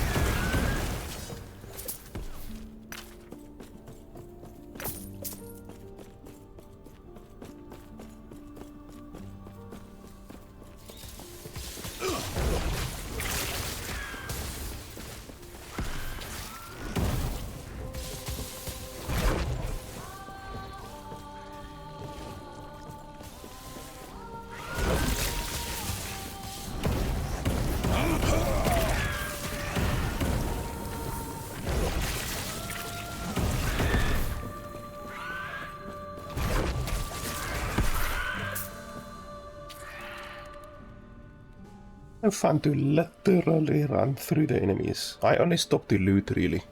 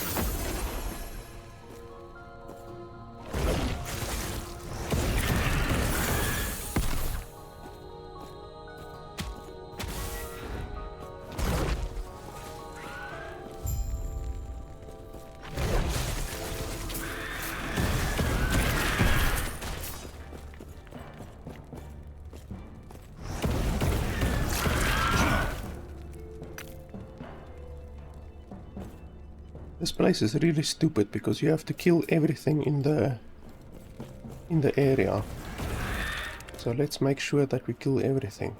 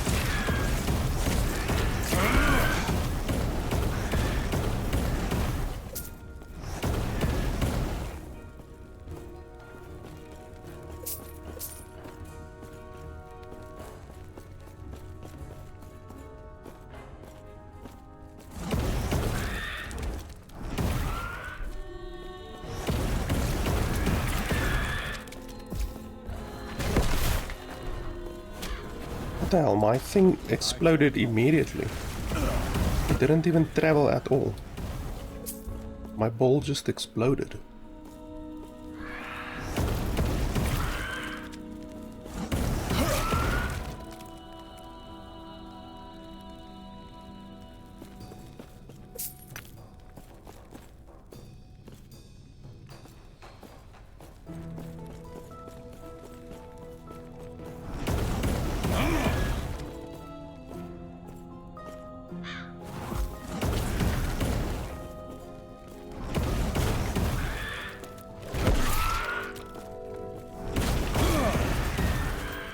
Look at that, my ball just exploded once again. Like I cast it and then it just exploded. Immediately. Why the hell? I don't want to miss stuff over there. We have to backtrack eventually, I think, but let's go forward. We have to backtrack, then we have to backtrack.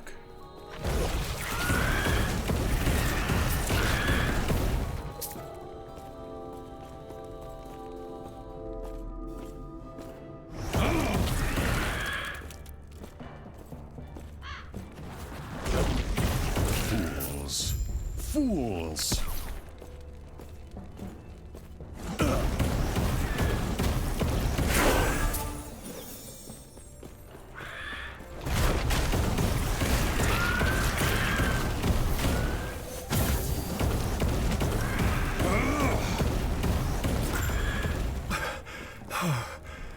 I owe you my life 10 times over by now. Think I'll take a break from scouting. Just like that.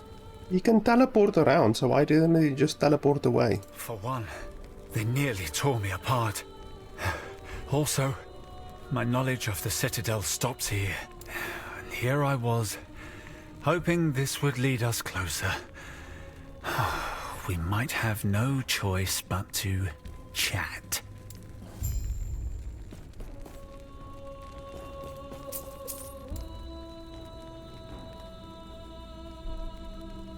What else do I want? Piercing is nice. Mana, less mana is nice. Or shrapnel and explosive deals more damage, but costs more mana and has less cast speed. Yeah, that's a little bit brutal. Creates explosive ground as it travels, which explodes after 3 seconds. Yeah, that's brutal. 50% more mana on top of 50% more mana.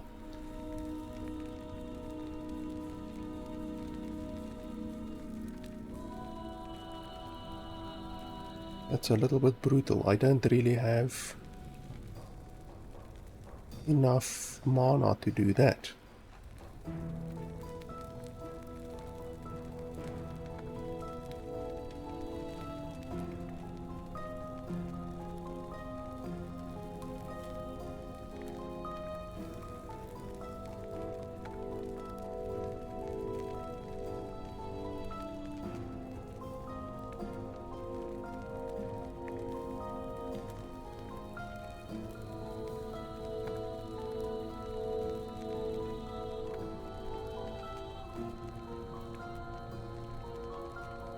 You can turn it into a frozen orb as well if you want to.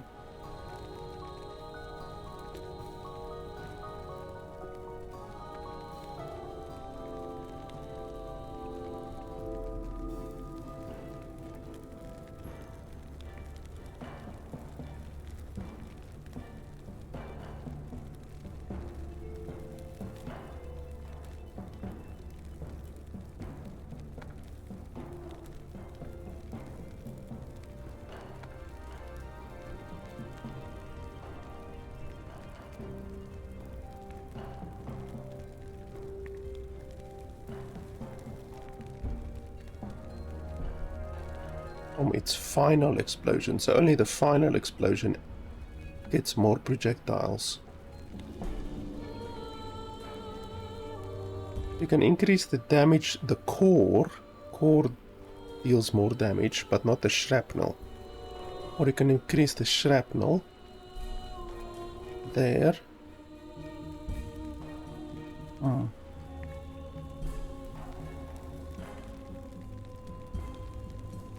I'm not sure.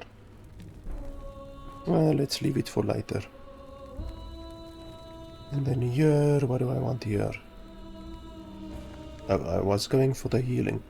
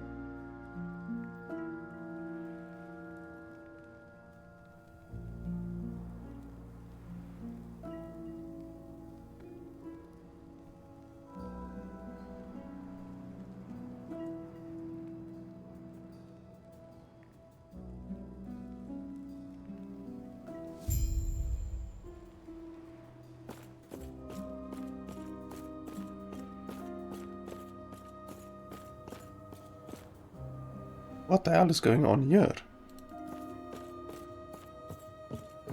This must be a new zone, because I don't remember this zone.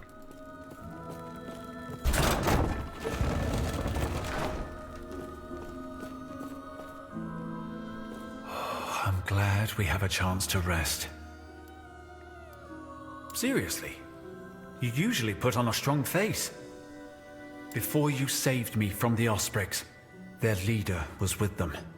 My ring, the one you brought back from the girl, he took it, melted it in front of my eyes. When he heard you coming, he fled. I'm too hurt to go after him. But how about bringing me that coward's head? When he fled, I saw him heading deeper into the mountains.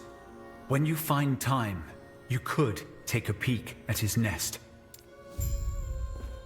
Ah, you've made it. I am Yulia. Once I was High Priestess of the Empire, but no longer.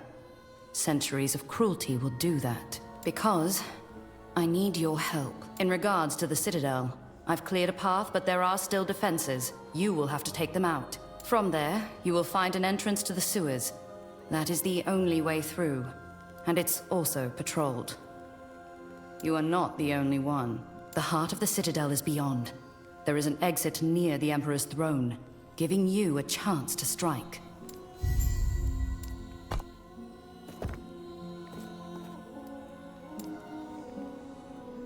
Now I have 2 points. Not really too certain what I want. I don't want to reduce the duration to 2 seconds. Don't want to do that because that means that it will shoot out less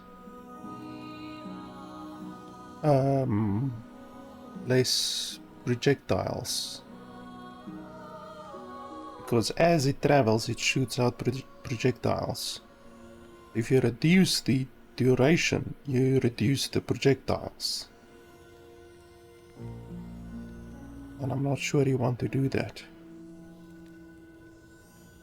Even though you could shoot out more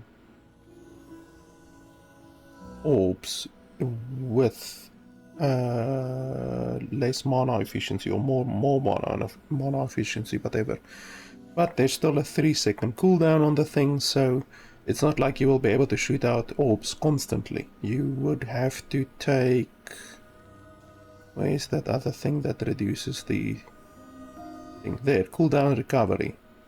So you would have to take that to reduce the 3-second cooldown to something much less. And then volcanic orbs core deals more damage, but no longer creates shrapnel. Yeah, that's bad. I would take the shorter cooldown, but not that one, not that thing. The shrapnel is really nice.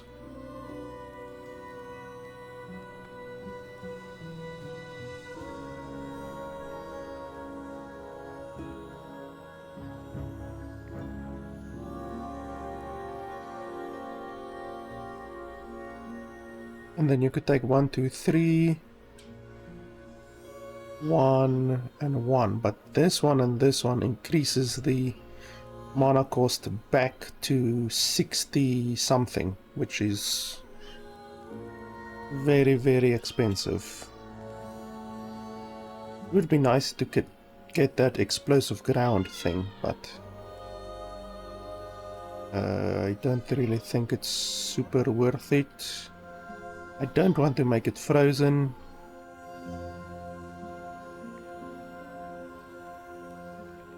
We could maybe get this.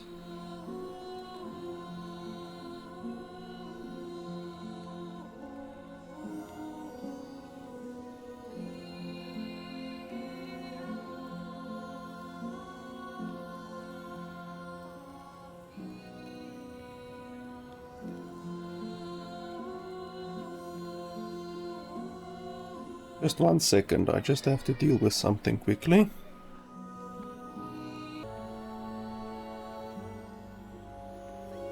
Okay, like at the beginning, this first 10 points were really easy to assign, but now with the last 10 points you don't really have a fantastic amount of stuff, to be honest. Like this, the choices are not very good.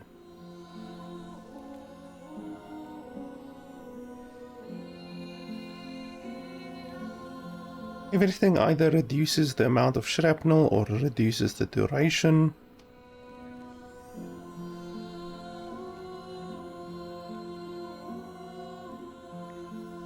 I wish you could increase the duration, but nothing allows you to increase the duration. Everything reduces it.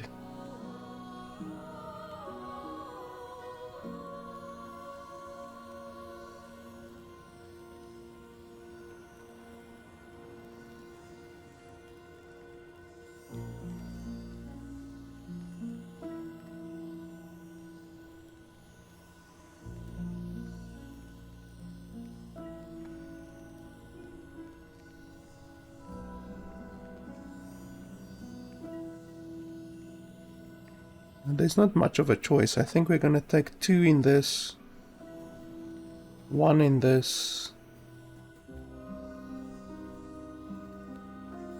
then maybe that one. I think probably adding extra projectiles will probably be the best at the end of the day. Extra projectiles do mean extra damage.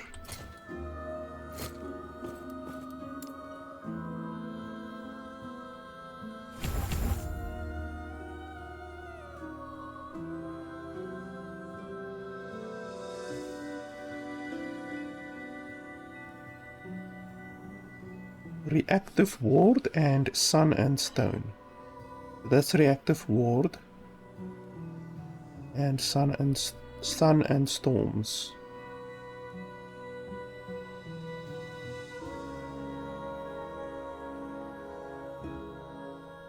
You deal increased. You gain ward when you use a lightning skill or a fire skill. This effect has a 7-second cooldown.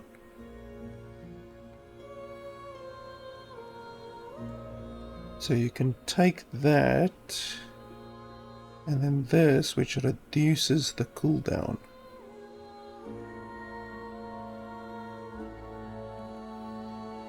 So it will reduce the cooldown to 1 second. So you will gain 35 ward every 1 second. Plus it increases lightning damage, well, fire damage.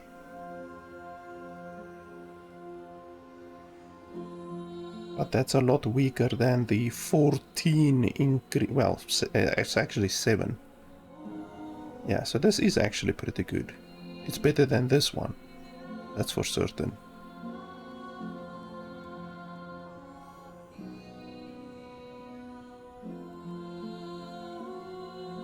And it increases the ward gained as well. So it not only increases the... Not only decreases the cooldown, but it increases the ward gained as well.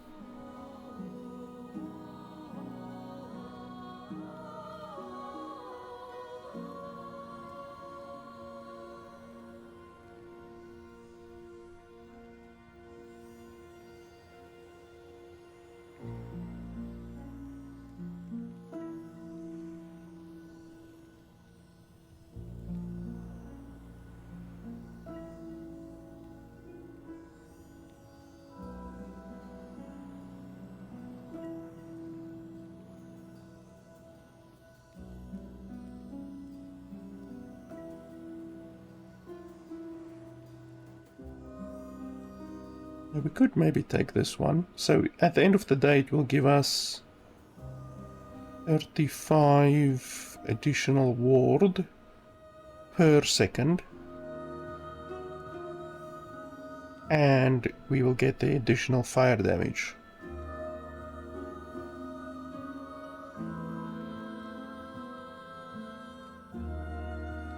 Yeah, that's not bad. It's 2 seconds. I wonder, 35 ward per second is actually not so good. It's okay, but it pales in comparison to the basically 200 ward per second that we get from simply using this skill. We literally can cast our skill twice per second, so it pales in comparison to this skill. But it does add a little bit additional damage. But I think we will take this when we don't have any better alternatives. For right now, I think we can maybe find some better alternatives without looking too hard. This isn't very good in my opinion. This isn't very good. Yeah, none of those are really good. We could also look at the Spellblade and the Sorcerer, obviously, but let's first see here if there's not anything better here.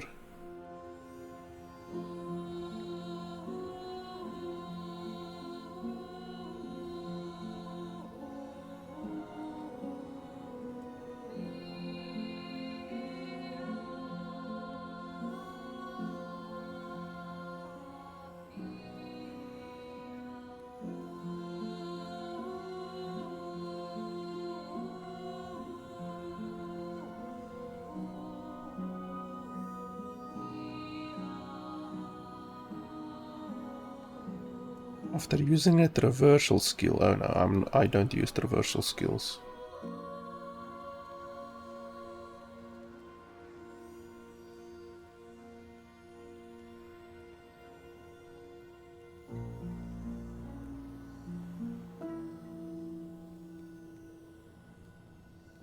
Damage bonus from crits.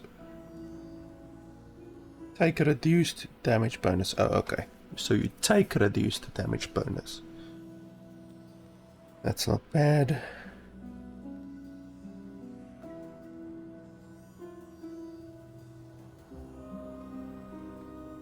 We need to get up to 60 intelligence, but we won't be able to get that until much later in the game.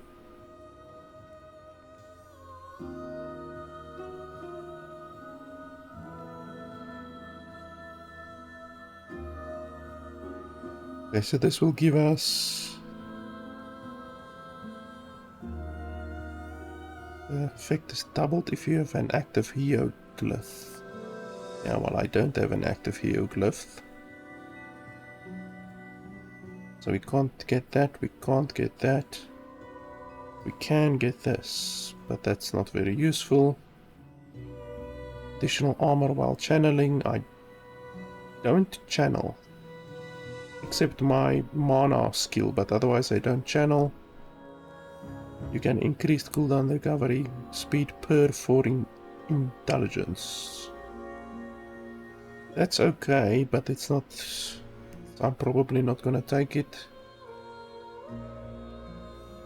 You get a percentage of your maximum mana as endurance. That's good. We can take that. Directly use a lightning skill, you have a chance to blah blah blah. Probably not gonna use that. Portion of your health regenerate. Oh, that's very good. Sanguine runestones, we definitely want that. So we're gonna take one in that and then the rest in that.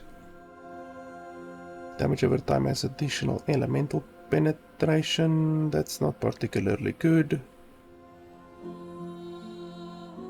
That's not good. When you use a cold skill, I don't use cold skills. When you use a fire skill, you have a chance to gain Ruin Word Inferno buff that grants additional spell fire damage and grants you more armor per stack of shock on the attacker. Why the hell shock? Inferno chance.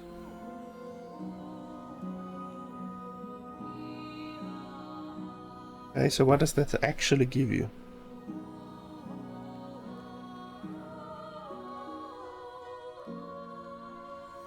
No chance on fire skill use.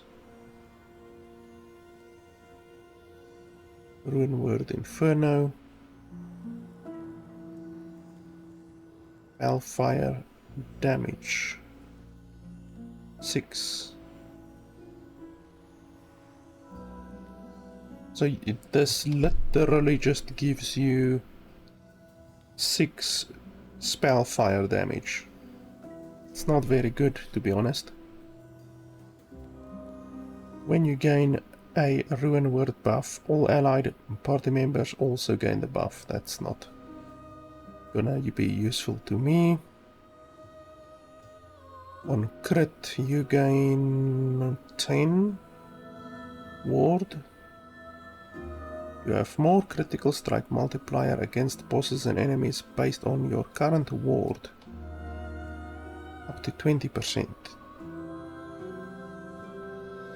So that's not very good either, because it's literally just 20% crit multi. That's very low. That's a very low amount of crit multi.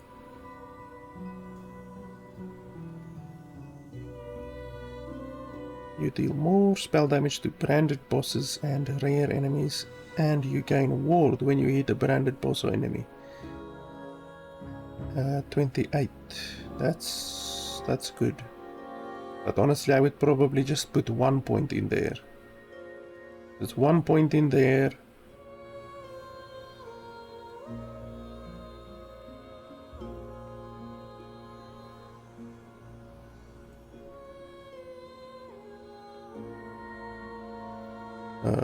Probably 5 points in there, so that's 6 in total.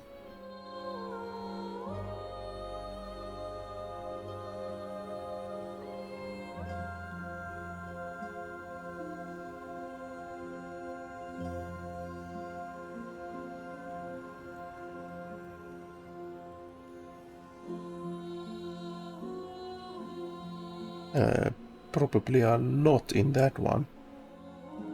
Like 5. Okay, so that one.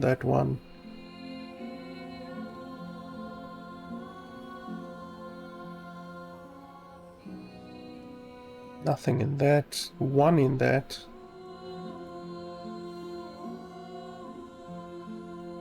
This is really weak unless it works on every ruin, but I don't think it does. So probably I'm not gonna put anything in that. That's okay. That's not good. That's not good. Not good, not good. I'm gonna have to basically spend more points in any of these skills than all of these. All of these are useless, basically, all of those.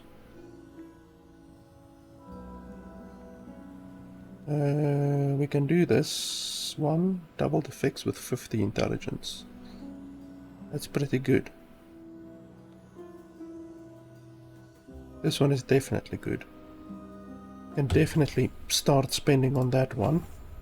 And then hopefully we can reach basically we're gonna have to reach here, because I'm gonna put 1 point in here, nothing there, nothing there, nothing there really, nothing, nothing, nothing, nothing, nothing. So basically this entire area is dead. We're gonna have to spend everything over here, which isn't impossible, it's just not very ideal. Okay, let's see. Increased lightning damage. We could maybe use that. Let's first look at my items. I already have one of these.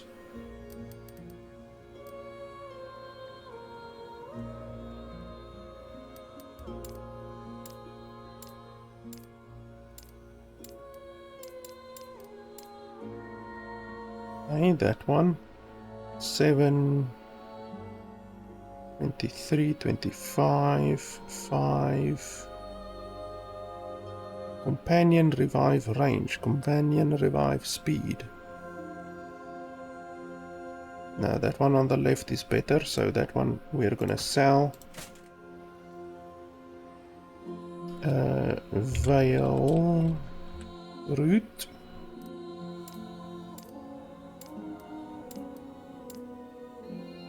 I have 2 over here. 1, 12, 19.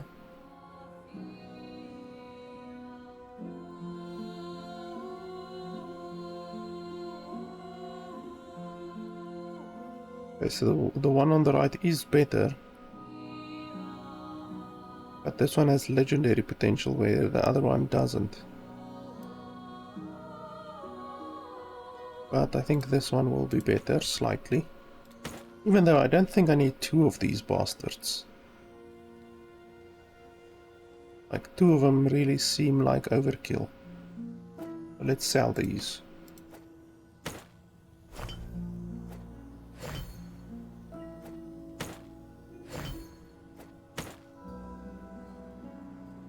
And then urine.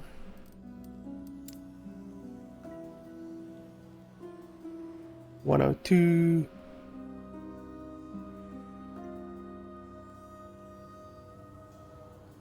Okay, so this one is weaker. Gonna sell that one.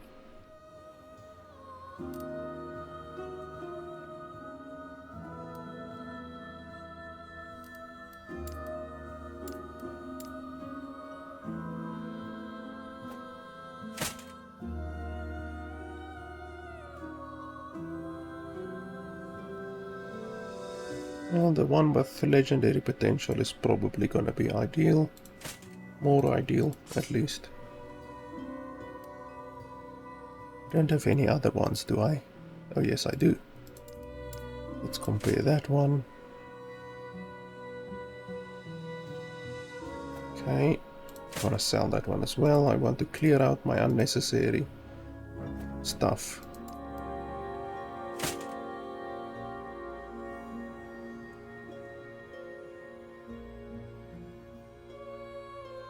Well, this one on the left is better. It doesn't have legendary potential, but then again, I'm probably not gonna infuse any of these.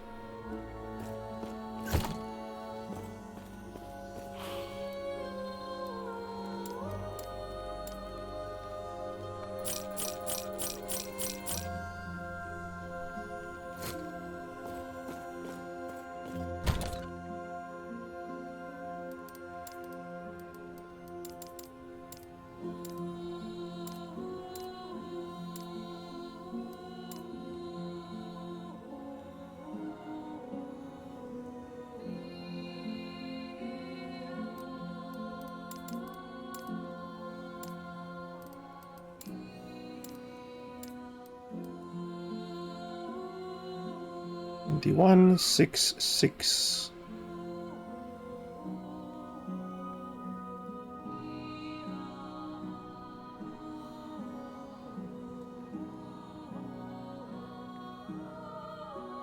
Right, so that one is not good.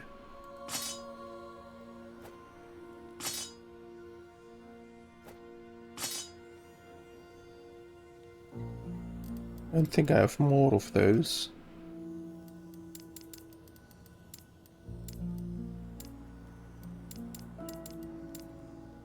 Need to make sure. Morning frost.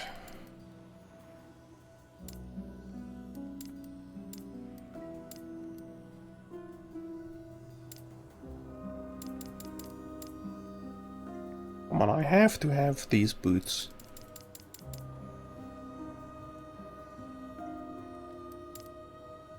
I have 1 pair, apparently. How don't I have more? I thought these boots were pretty common.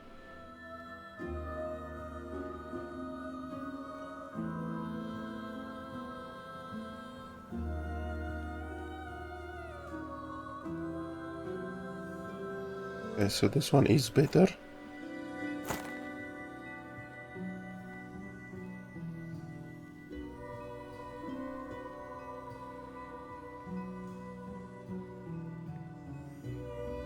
Okay, and then...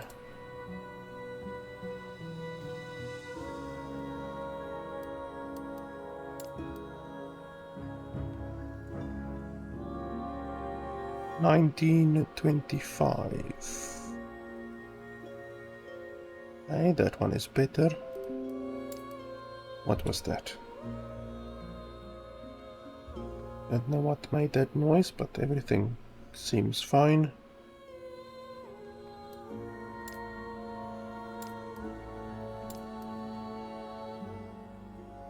Oh, that one is better.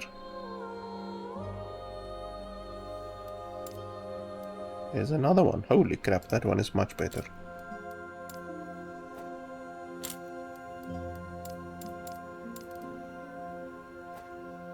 I've got a lot of these gloves. So which one is the best? 33, 31. This one has legendary potential, but I'm not gonna infuse that one, I don't think. In fact, these gloves are pretty bad. Like, I don't even think I will ever use these gloves, but anyway. You never know. Okay, and then... Reach of the Grave. 95. 107. Okay, so this one is worse. 107, 11, 10.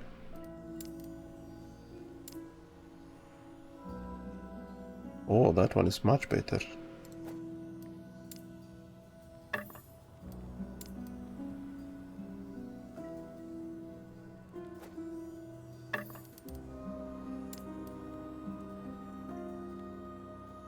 That one is terrible. That one is terrible. Holy crap, how many of these things do I have? 118, 107, 7.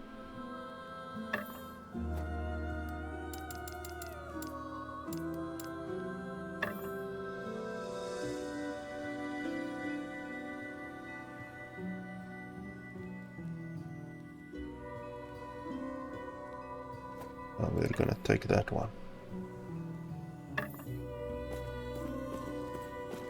Anyway, enough about me. How are you?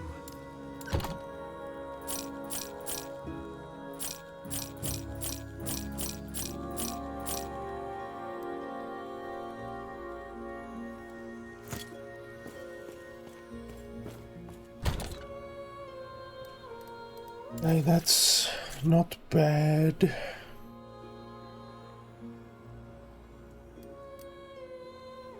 Might be able to get a few more legendaries. Anything good? Just at a quick glance, maybe.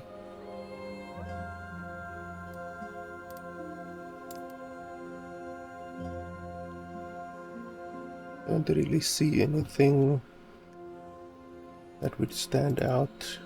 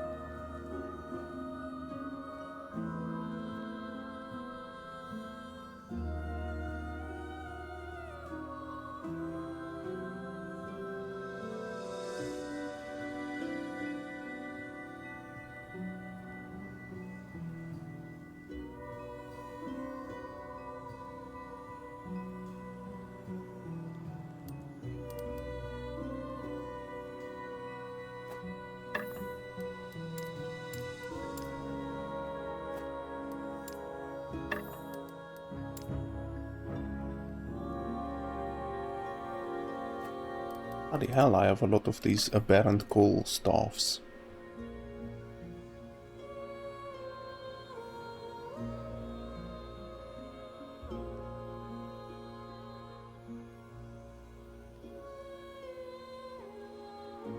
We could equip this one just to stack it up a little bit, because like maybe it will roll with some good stuff. So we can try that one. Maybe it will become a good item.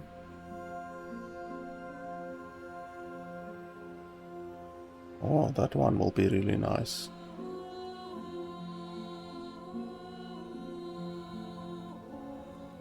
Fire starter. Let's put all of these together, because I definitely have several of them.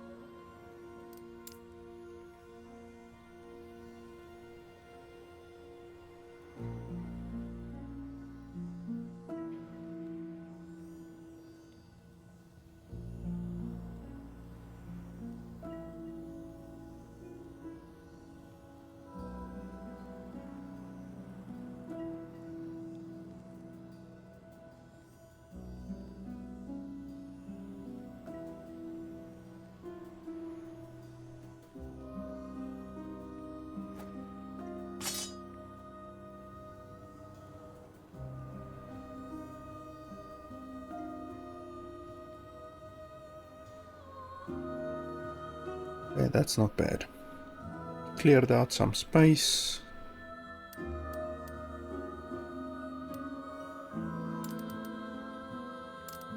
I don't want to switch to that other necklace yet. This one gives me a nice amount of stun avoidance, so I think I want to keep that for now.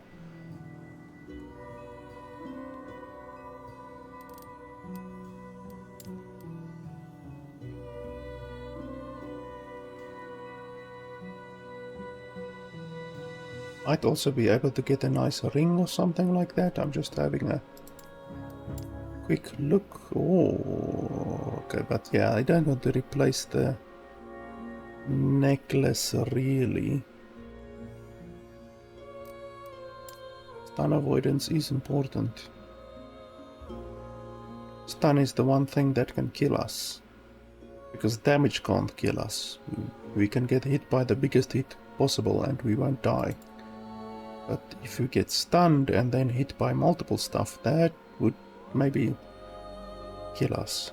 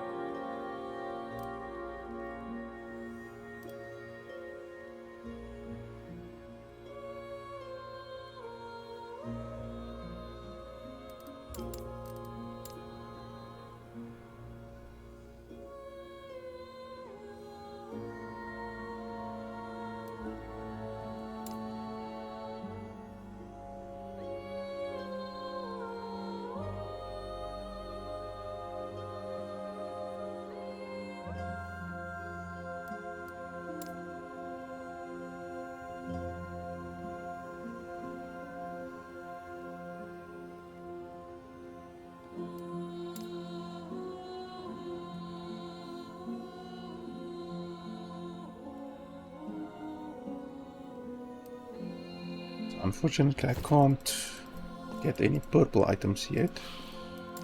Still too low.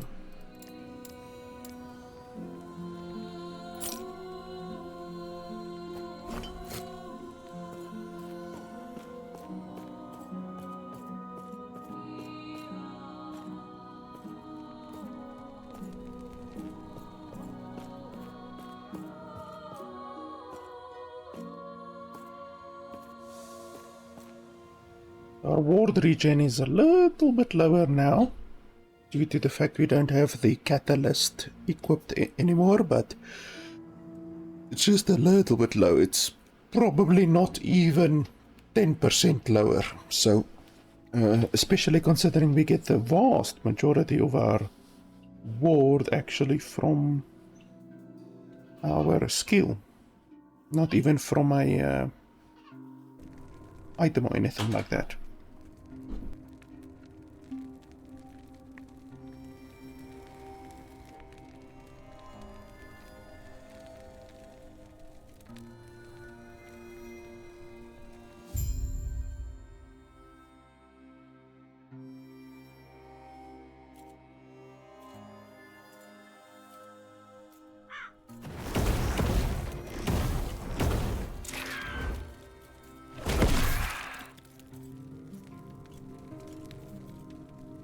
For some reason the orb just sometimes explodes, like without traveling at all.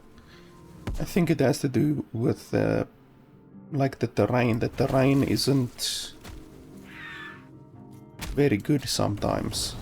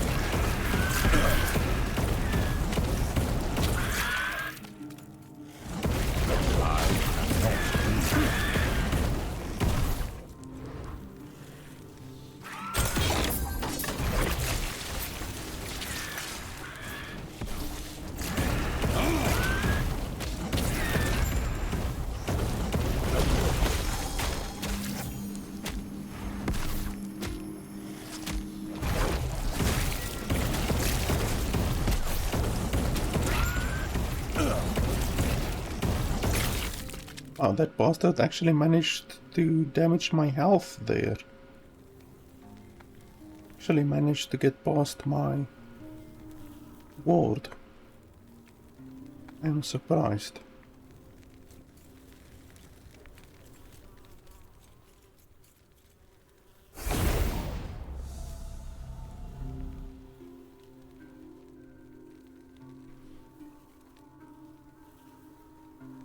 I did click on the thing, right?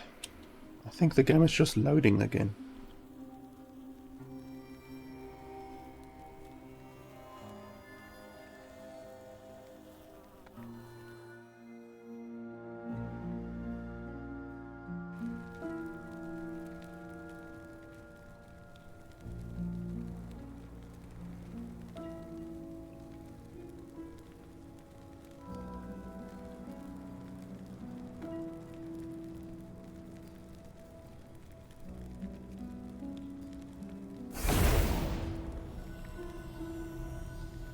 You killed him? Good. I know it's vindictive. but that ring meant a lot.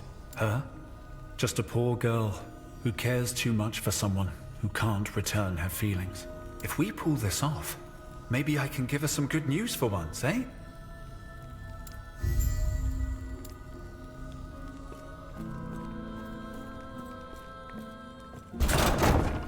Where?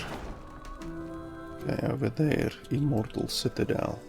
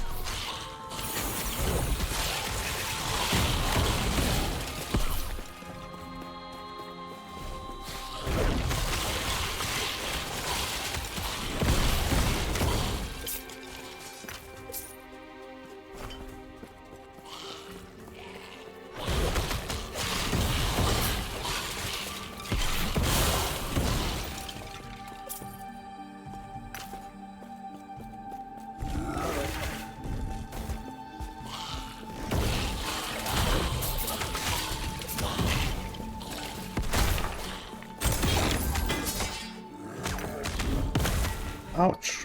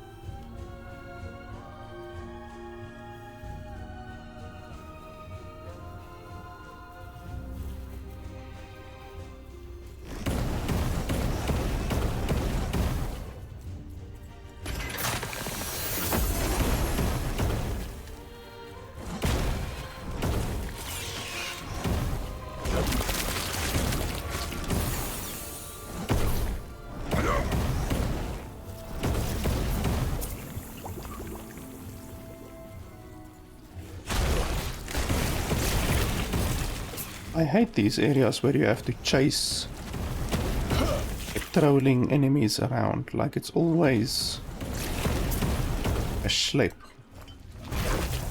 running around after them.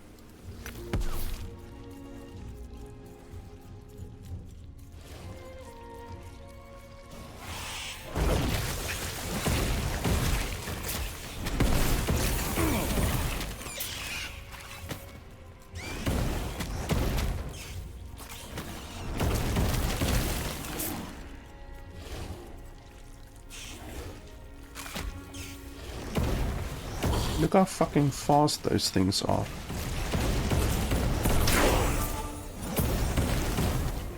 I think they all go anti-clockwise, so by running this direction instead of the other direction, you should be able to find them faster.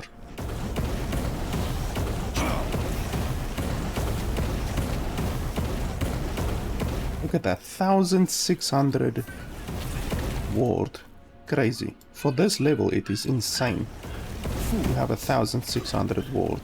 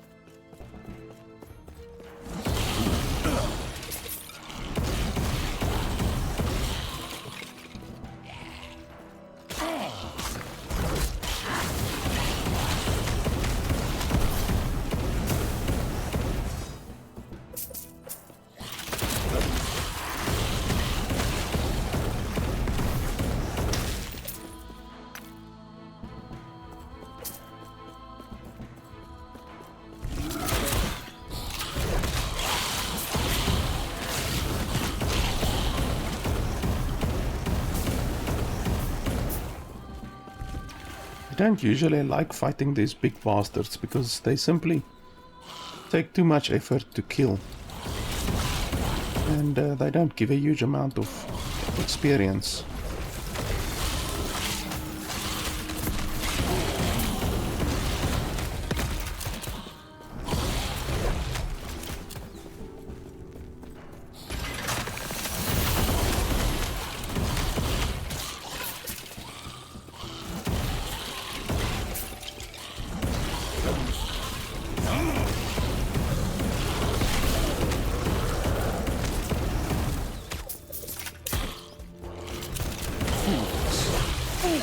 when they're standing on top of each other like that, I will definitely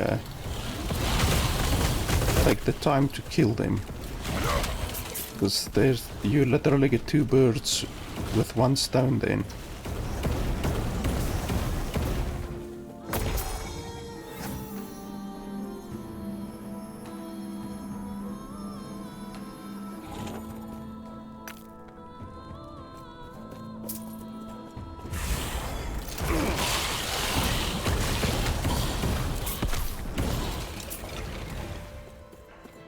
This area is new, like this entire area. I haven't seen before.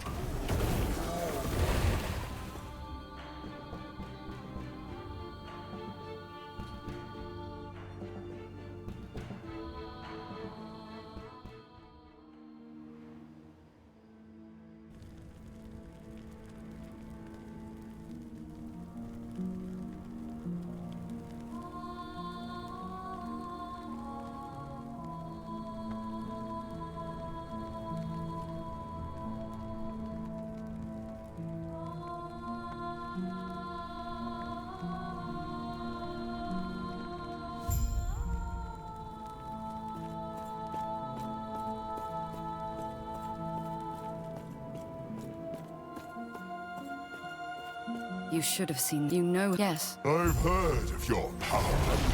Let's see how. Who are you? Come on, stand over here so I can AoE you at once. There we go. That's nice.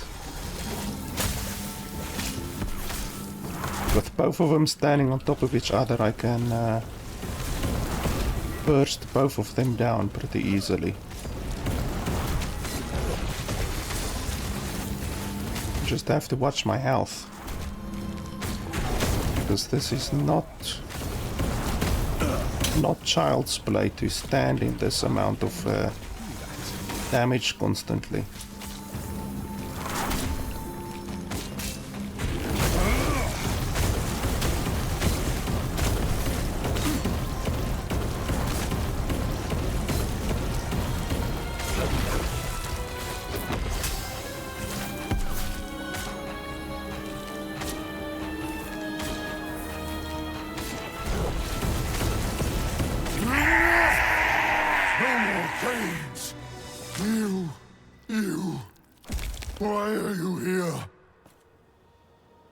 And that's definitely the fastest I've ever killed them. Now's our chance. Quick, use Herot's lance. Do you not remember? When we traveled together, centuries ago? We discussed this, and It seems I failed you both. A traveler came a lifetime ago. Told me about the Epoch, about timelines, and we made a plan. Are you not them? This is much more complicated than I thought. Then, your story does not end here. Use the Epoch to escape, and I'll hold the Emperor back. Why don't we just kill him? And please, find me in the past. Tell me what happened here, including this. Prevent this from happening. Have I not made myself clear? It's too late. Please, trust me. Ulrich, he's dead. He never learned the truth about you, did he? Which is why I kept up the act. The Epoch. We both know the costs. Julia! Oh, why don't we just kill the bastard? They also redesigned this entire area. This entire area looks different from what it did. Go! Find me! I can only hold him for so long! Let's kill the bastard. Stab him in his fucking eye.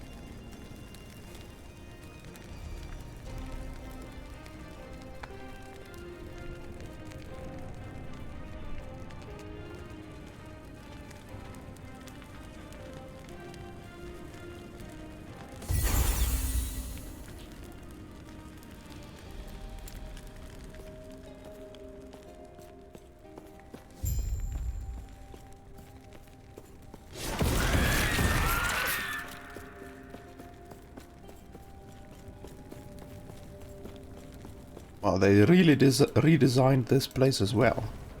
It's crazy how much they've actually changed just in the past few months. Like, I think maybe 2 or 3 months since I last played the game. And there's so many new things.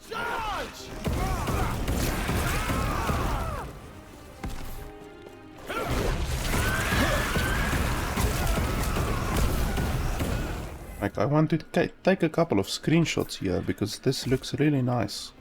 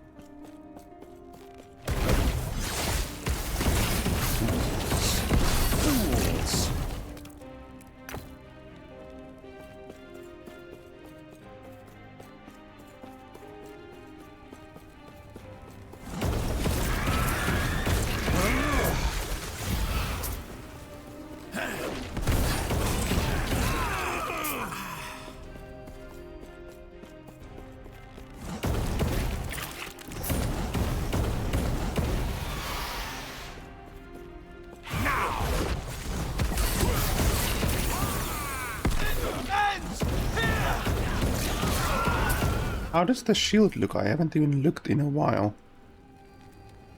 Increased physical damage, not useful. Block effectiveness, kind of useful. Chance to shock attackers. Not really useful, to be honest. Overall, it's pretty bad so far. Might be good for like a melee class or a physical class, but not my class.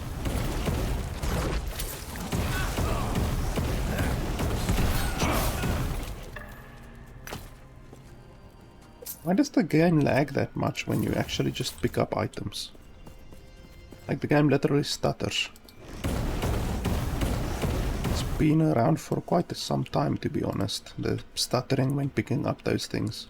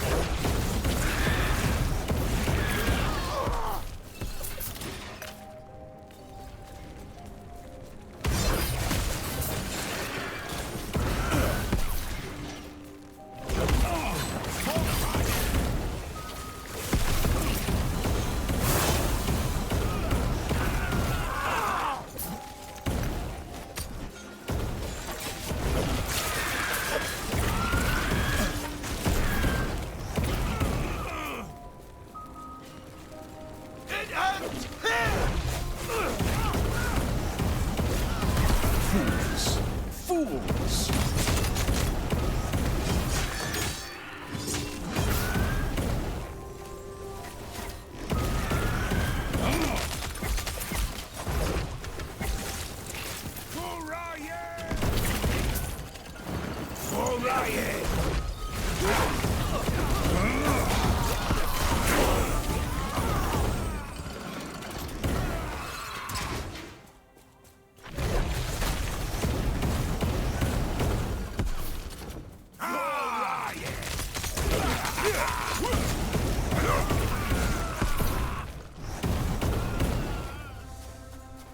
Was a quick one.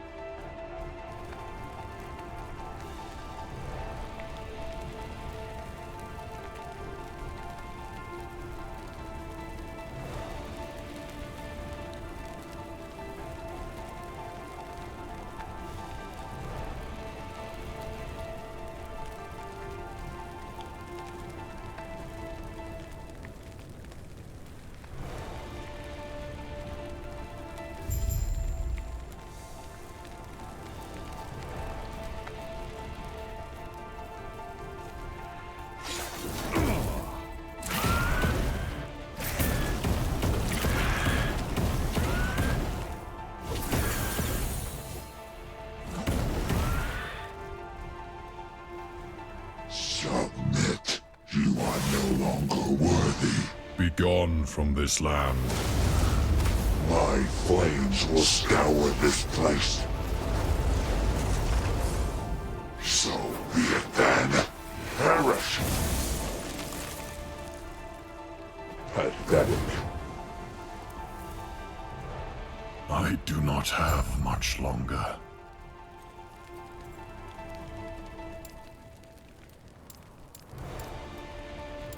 Go north. Retrieve the lance. Put your weapons down! Herot, my lord. Who is this? I can't— And who are you? Did he now? Fine. Yes, I am Yulia, chieftain of the Hyoborian tribe. One and the same. Here, come. We have much to discuss. I sensed as much when he failed to answer back. Herot will die once he lets go of this world. If he tasked you to find the lance, then it seems our situation is grave. Here, come. We have much to discuss.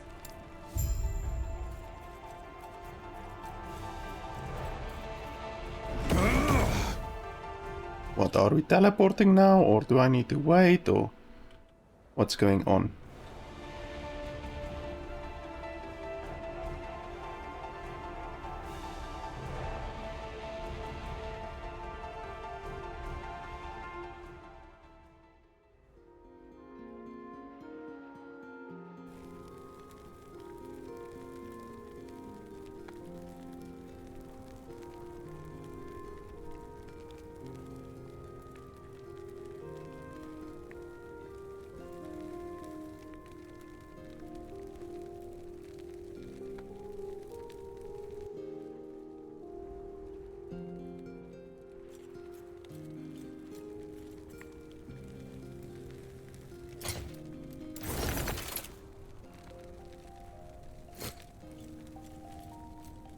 We don't have much time.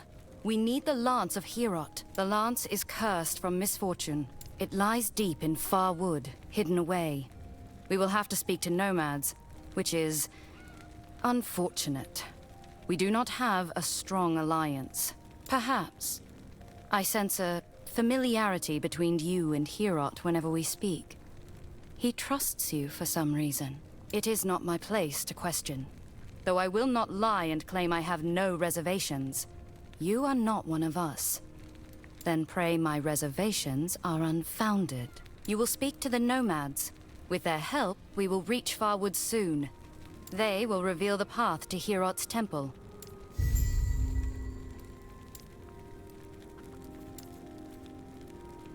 Okay, 6 points. Another one there.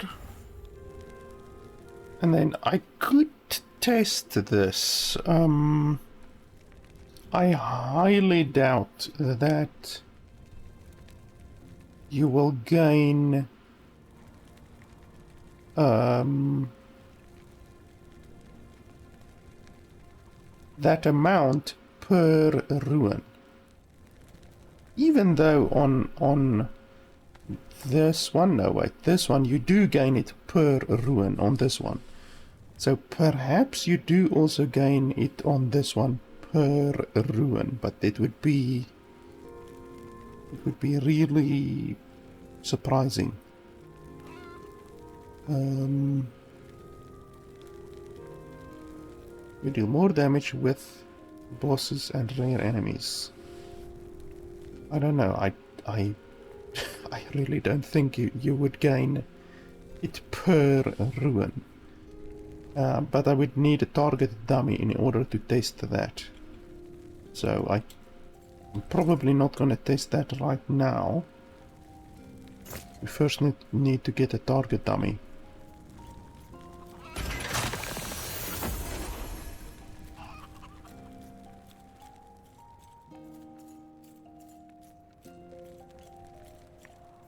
Yes? Farewell. The guy's name is literally Medicine Man.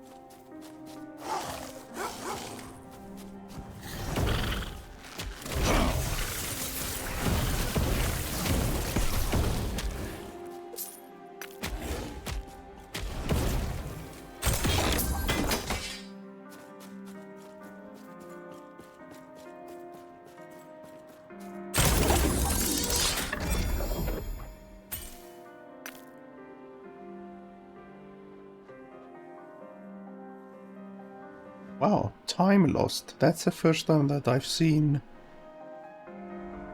something that has a yellow indicator on it, like that one.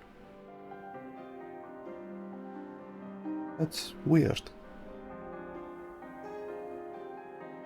Like, you would swear I haven't played the game in years. Meanwhile, I literally haven't played the game in like 3 months or something, and there's so many new things.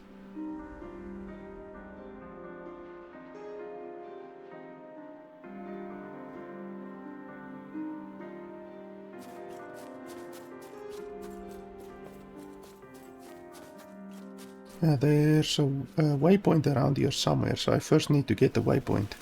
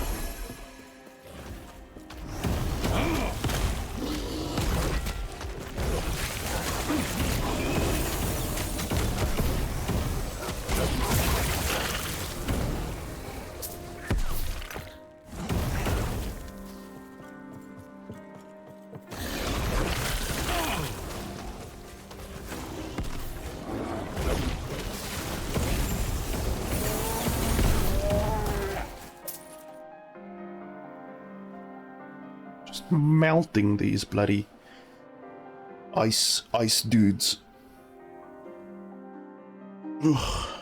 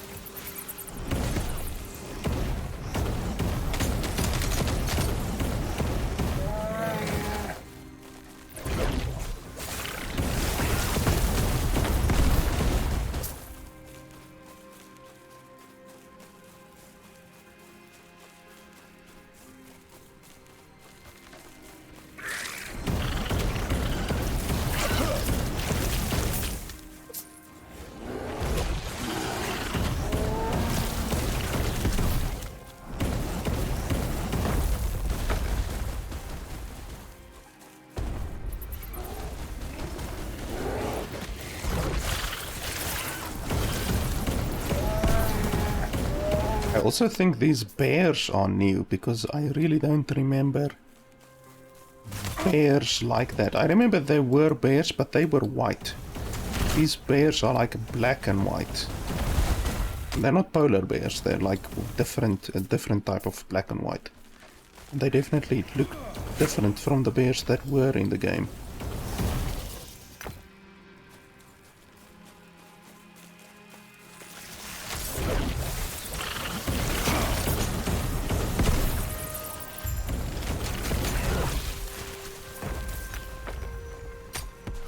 Holy crap, the game lags when you loot those things.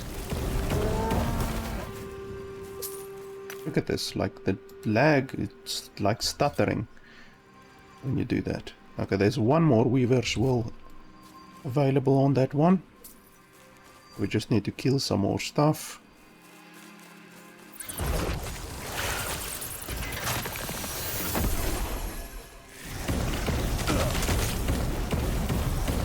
Fools! Fools!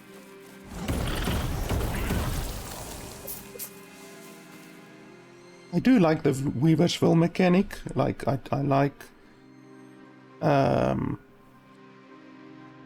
the fact that you don't have to do anything. You don't have to spend any resources to improve the item. Nothing like that. So I like that.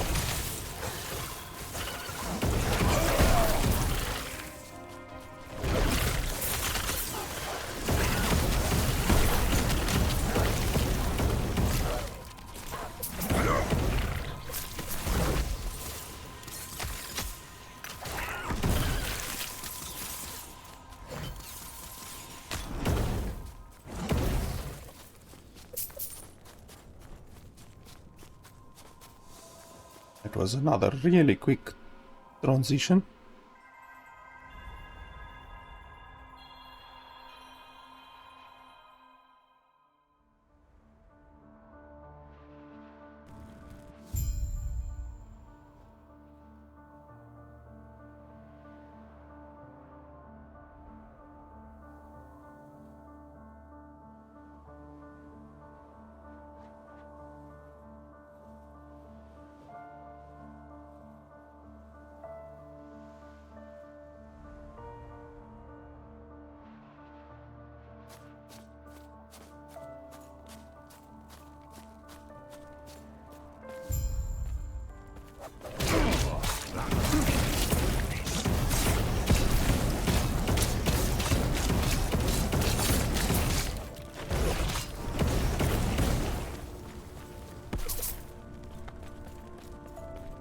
Gods. The hunt.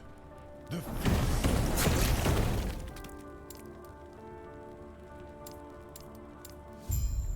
Terra watch over you. Can't even hardly see that bloody guy on the ground there. The hunt.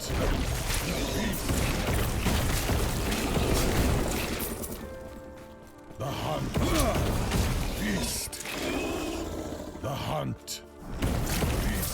Holy shit, if I had $1,000 for every time they say a hunt, a feast.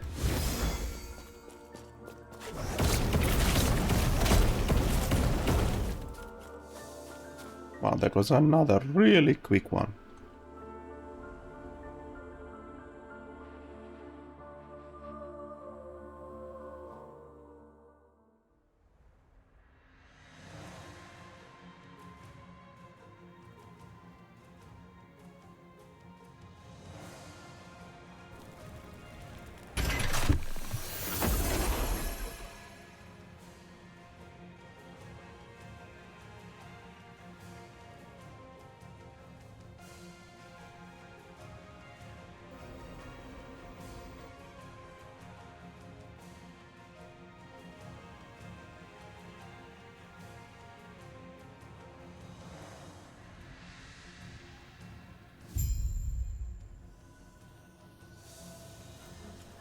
Huh?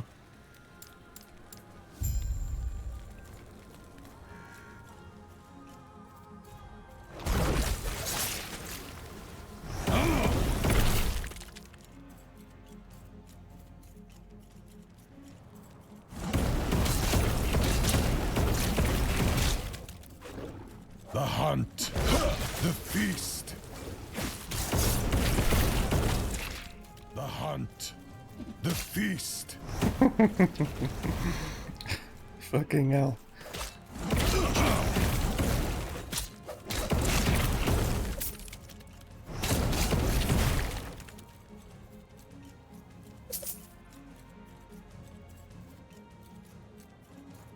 Die, human.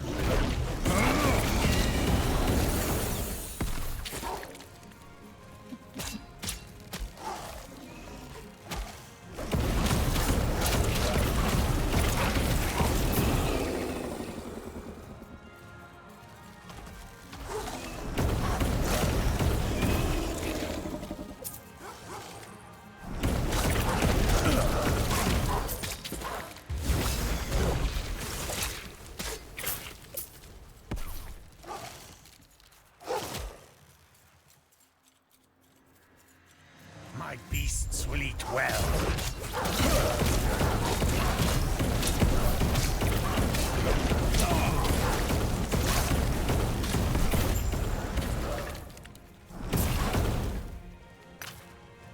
gods.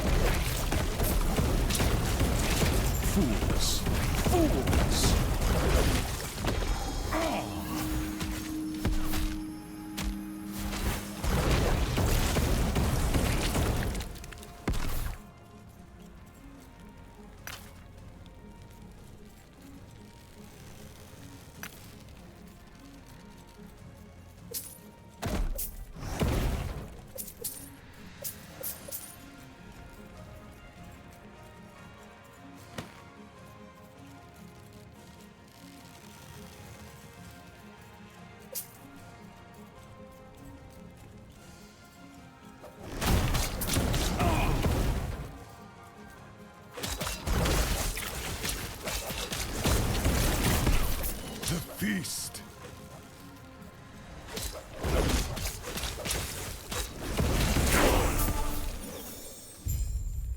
Die, human. You.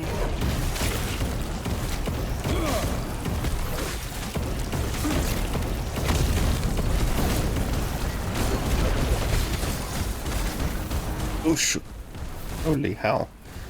And I remember that thing really hurts. That bloody thing, like the meteors, those things. But I was getting arrogant there. I should have just moved.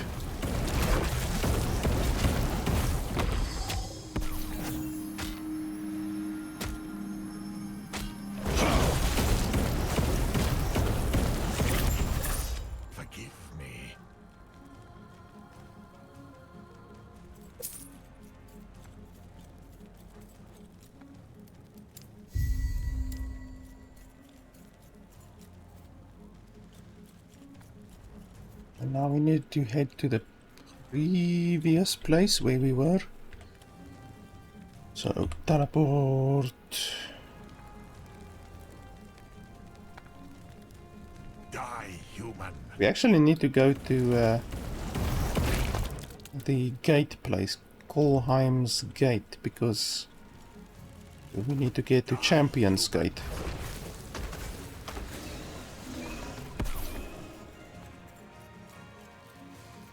Pretty important to get there because that's where you get the training dummies and the arena. I think it's over here to the left. Die, human.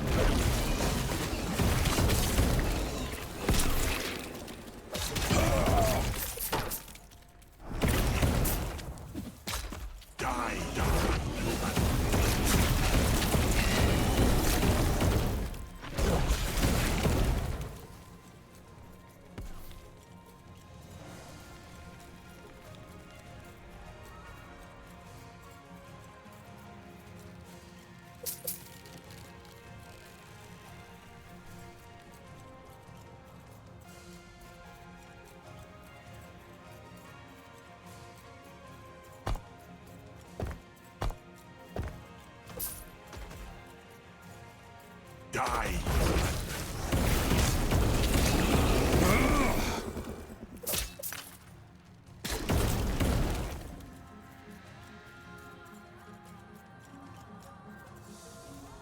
There we go.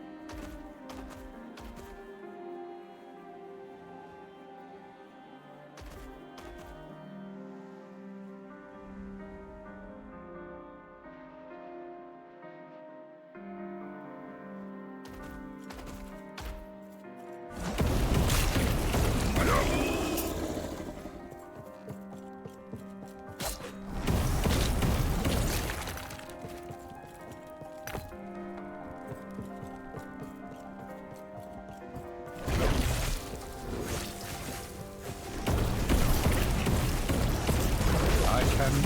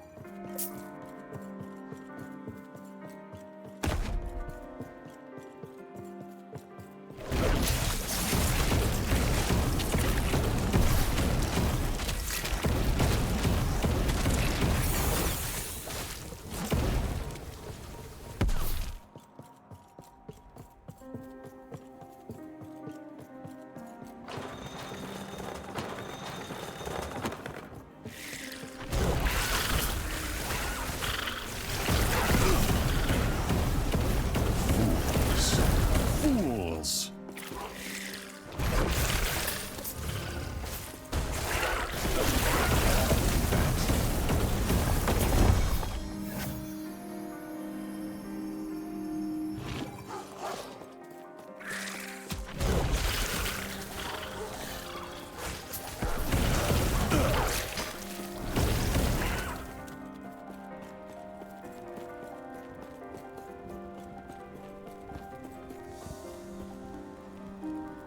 We can actually test the one skill here to see if it actually does increase your damage per ruin or if it's just an overall 8% increase. Because if it does increase it per ruin, then it would be pretty damn good actually.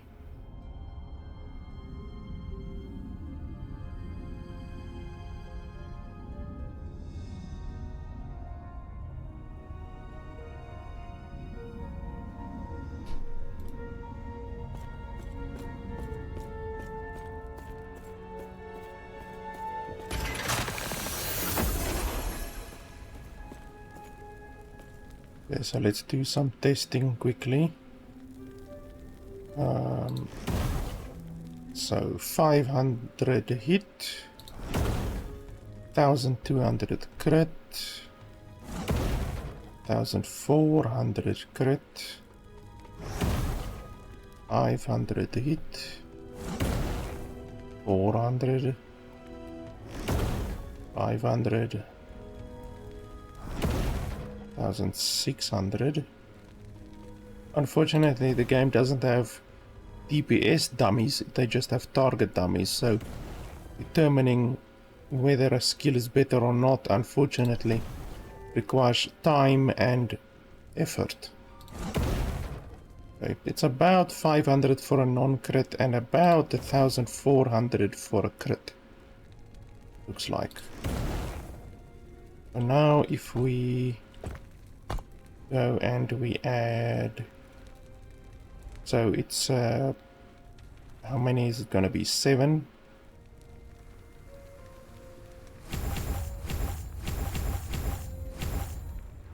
Okay, so 7. So each point should then statistically add, if it's doubled, 14. So that's 14, 14, 14.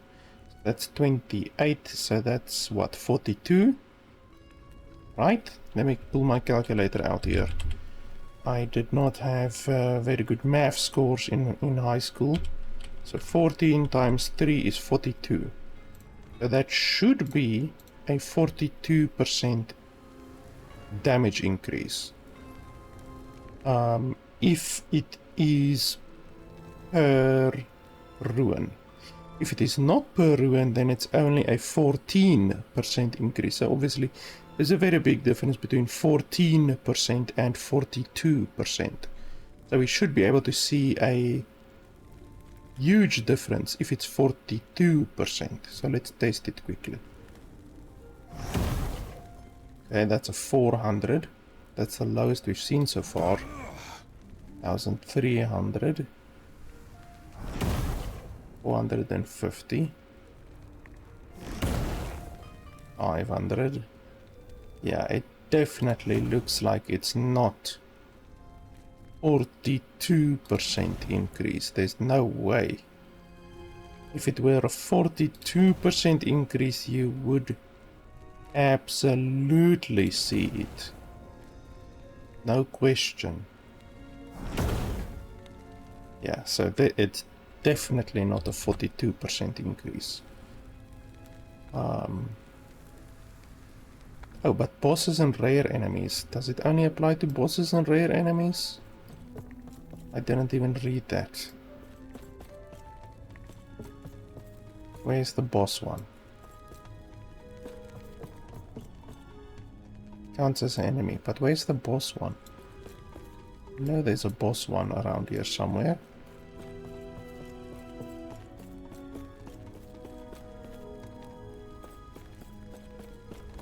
Or do all of them count as bosses? I remember some of them count as bosses, some of them don't count as bosses, as far as I can remember.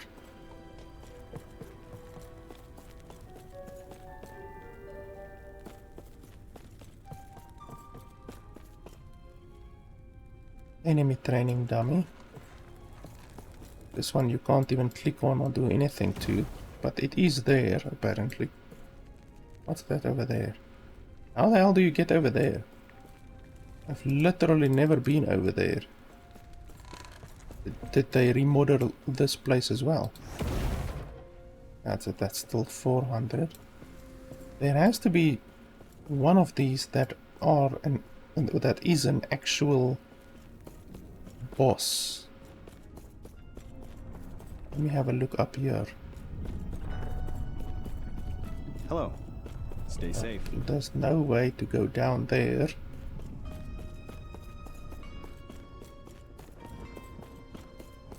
And I'm pretty sure it's not down here. I didn't even want to click on that, for fuck's sake. Now we have to go through another double loading screen. But the fact that it says only elites or bosses, that makes it a little bit more difficult to determine if it actually is working or not. In fact, like, that makes it really difficult. We'd have to kill a boss and then kill the same boss, maybe. Unless you literally look during combat how much damage you're doing, but that's difficult. It's much easier to just kill a boss and then get a rough estimation of how long it took to kill the boss. Obviously, if you kill a boss and then on the next fight you have 42% damage increase against the boss, that is going to like almost cut the time in half that you need to kill the boss. So it's going to be very noticeable if you have a 42% increase in damage, but not so noticeable if you have a 14% increase. So where's the bloody that training dummy over there? You have to be able to get over there somehow.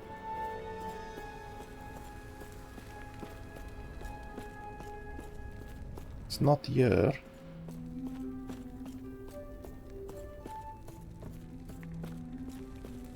Look at that, you can literally target that one over there. How the balls do you get over there?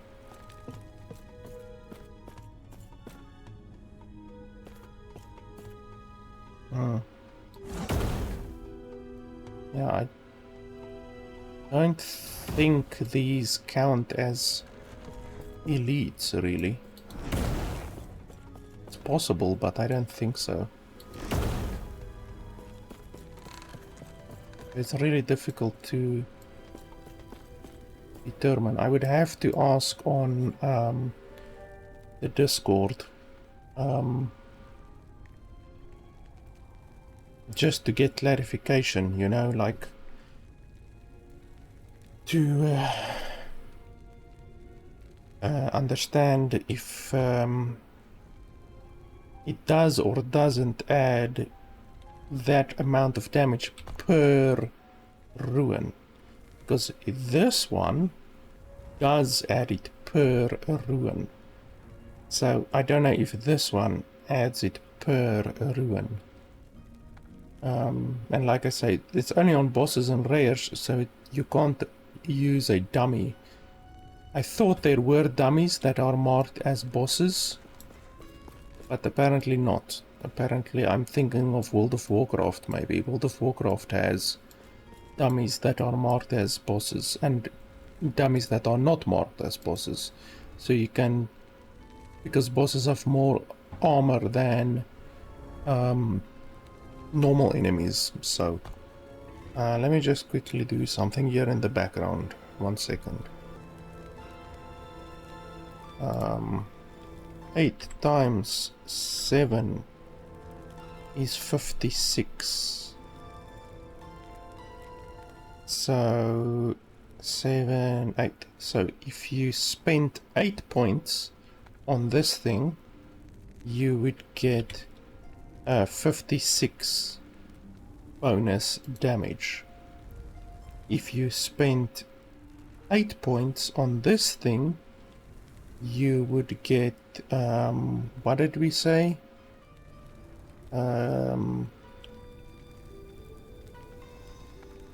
What was it? 8 times 3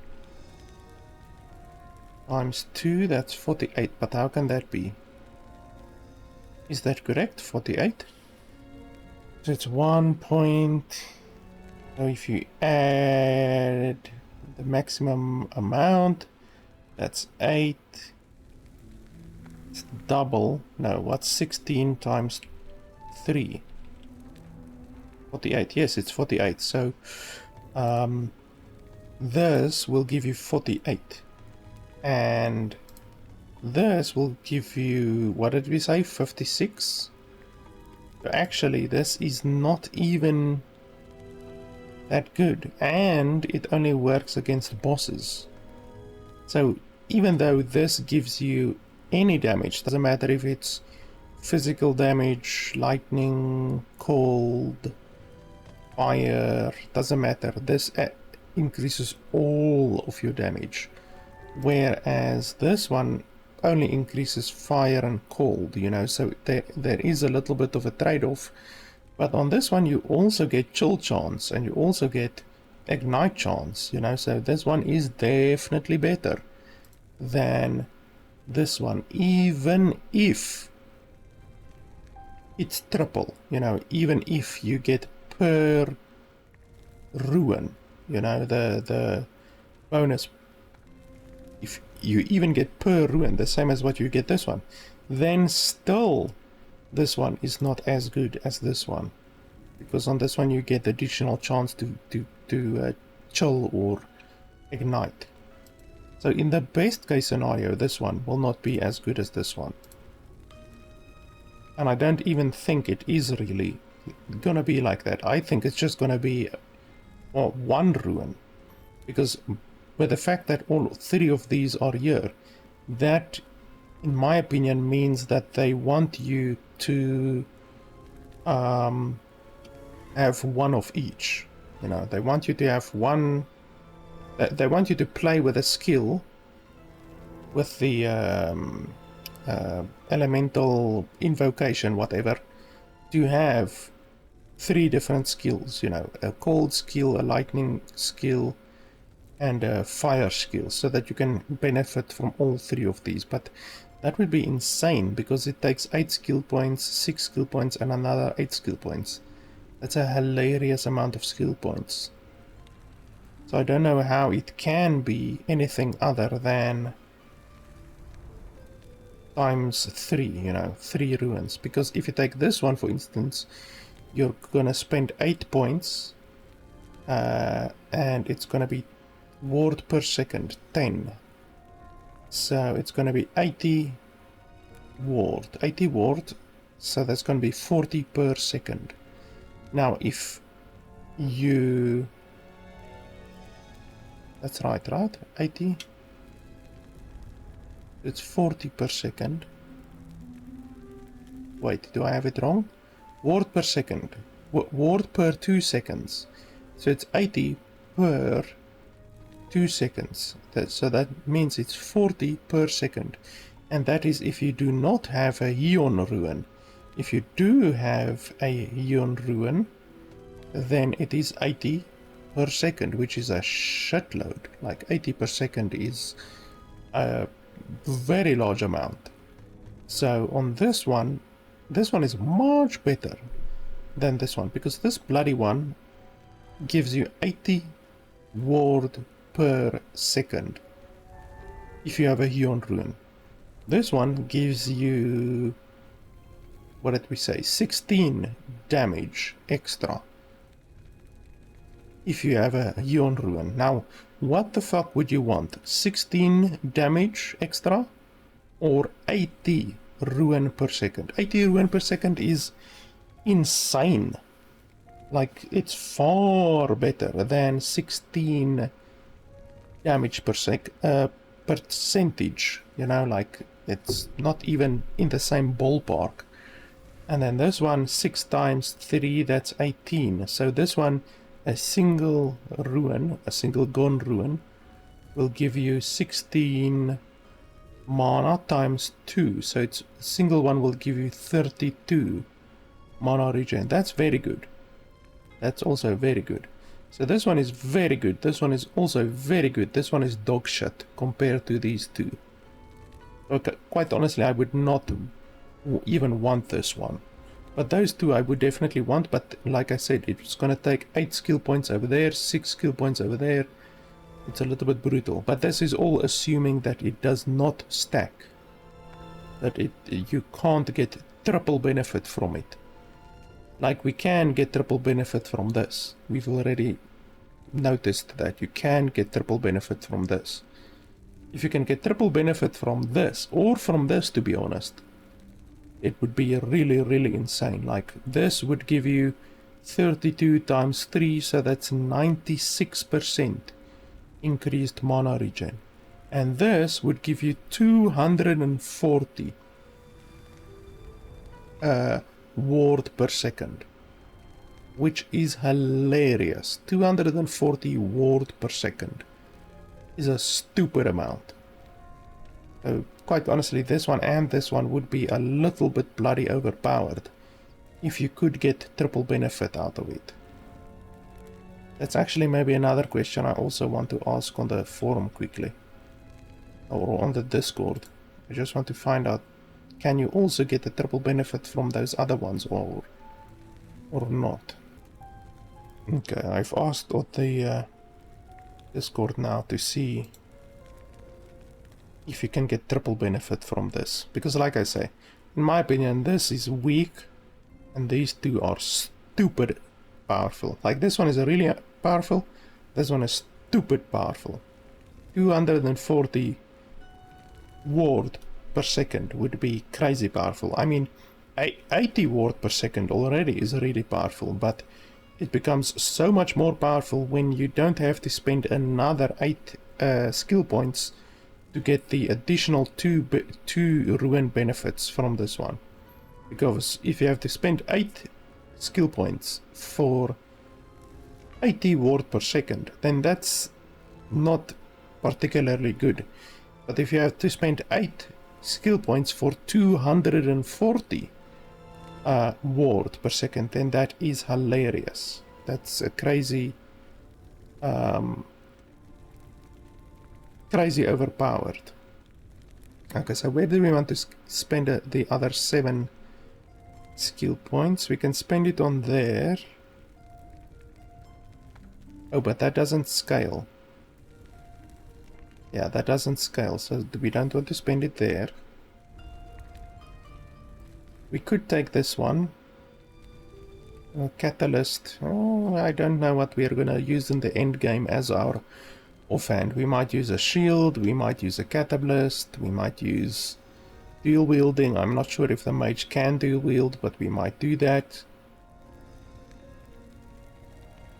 So what else? We need to get over there. We need to spend 5 more. No? How much more skills do we need to spend? While channeling... No, we're not gonna take that one.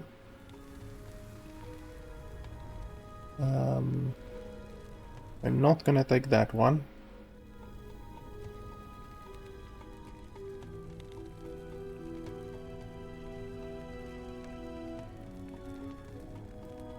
We're gonna put one in...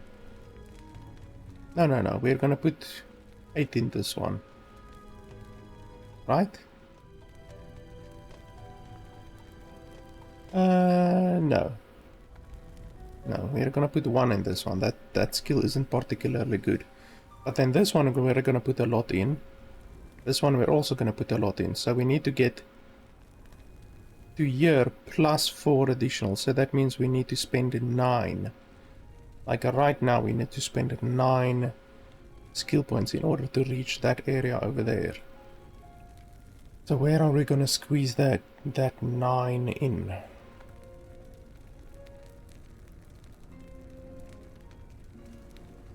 This is pretty good.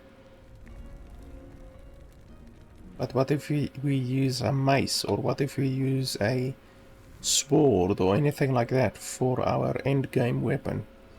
Then we're not gonna get any benefit from that. This will be good. I guess we can take this.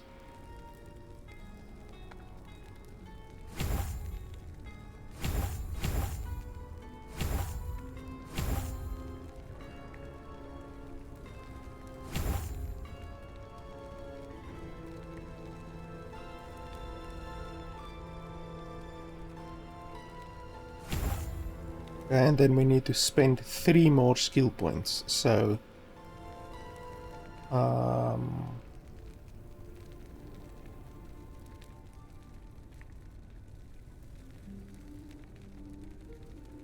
that's not particularly good. Not terrible, but it's not particularly good.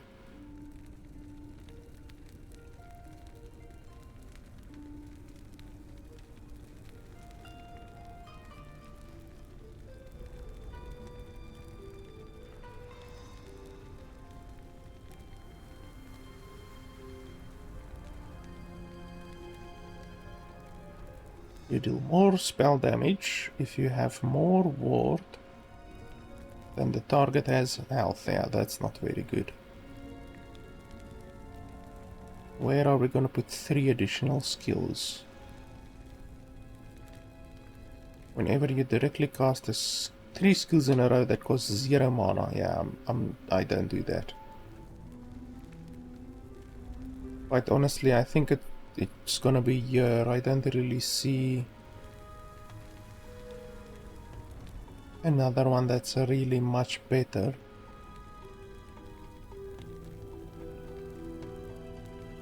I mean, this one is not very good. It's rather poor, to be honest. This one might be better. Simply for the 7% spell damage. It's essentially 7% increased damage.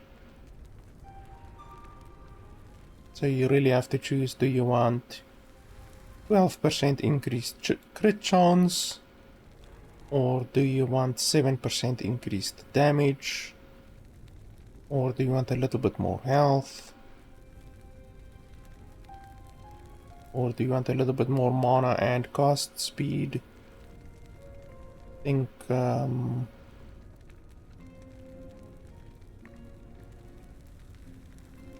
more spell damage might be the best option.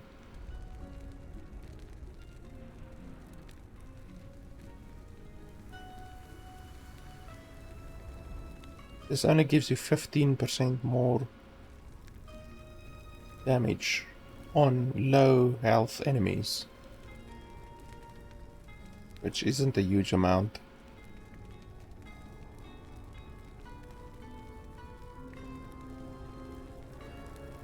Yeah, I think this one might be the best. I might even go as far as to take the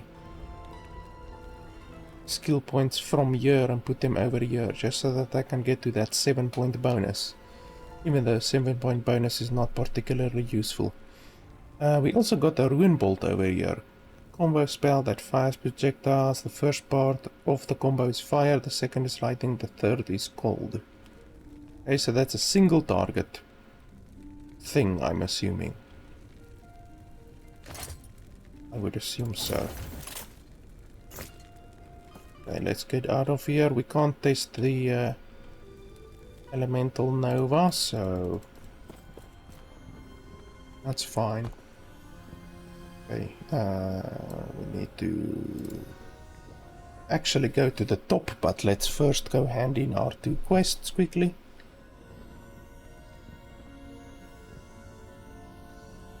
The game also reset to 4K resolution, unfortunately, so we just have to quickly change that back to 2K.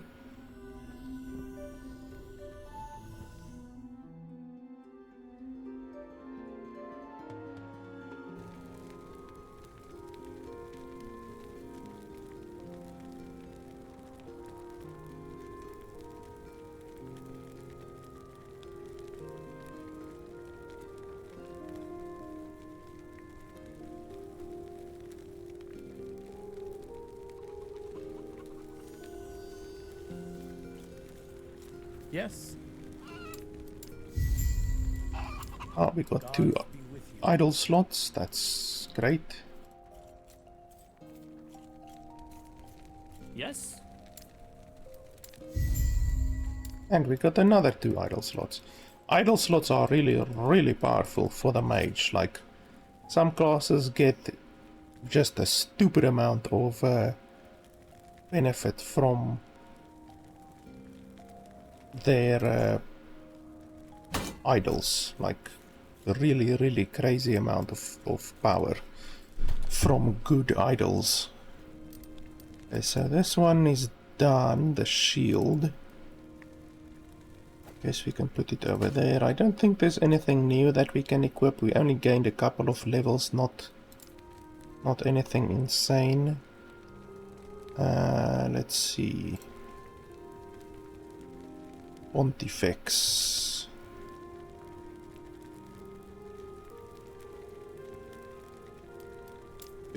Pontifex. There we go. Just want to compare these 2.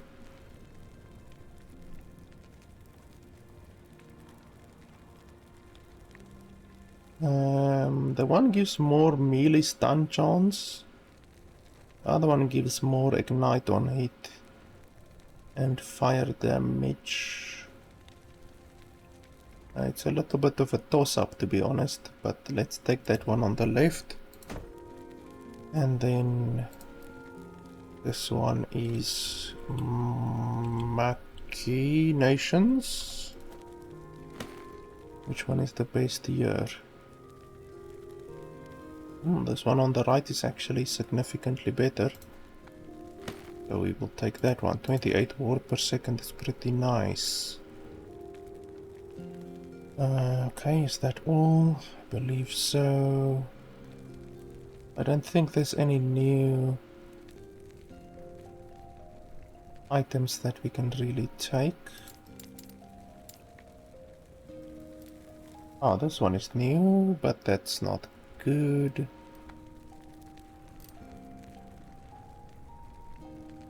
There might be some new purple items that we can take, but there's none of these.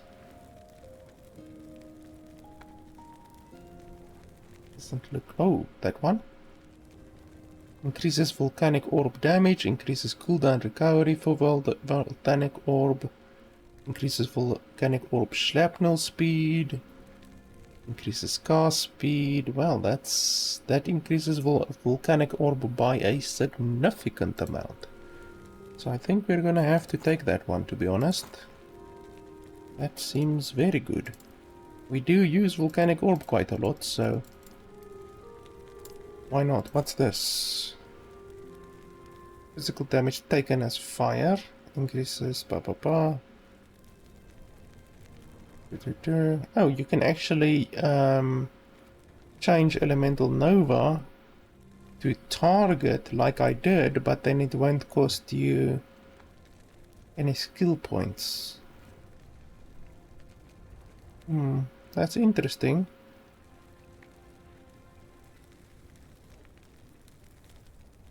That's definitely interesting, but I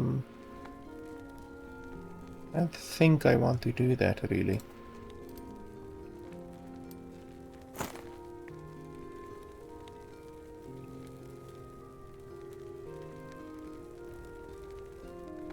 No, I don't think so.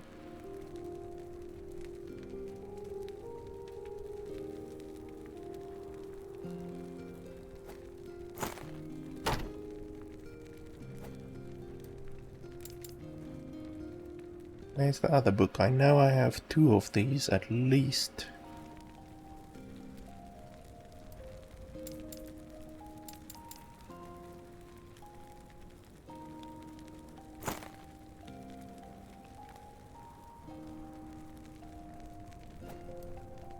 Where's the other one?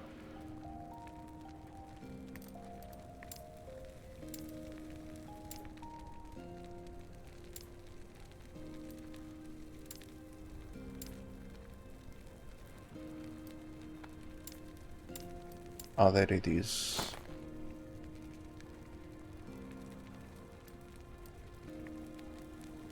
And I just want to double check that there's nothing else we can take.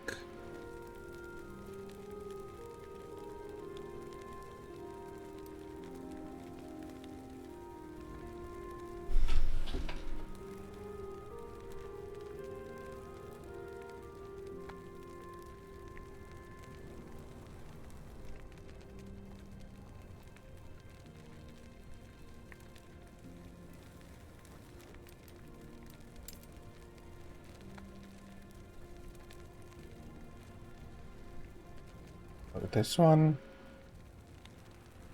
didn't we check? Did we check it against that one? Right? I think so. Anything else? Oh, I have another one of these bastards.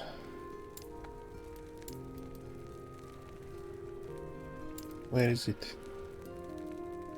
Oh, there is another one. Holy hell. How many of these things do I have?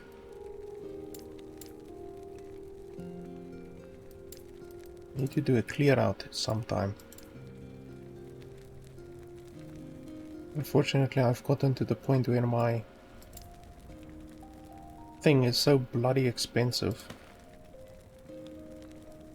Okay. 69, 26. And that one at the top is better.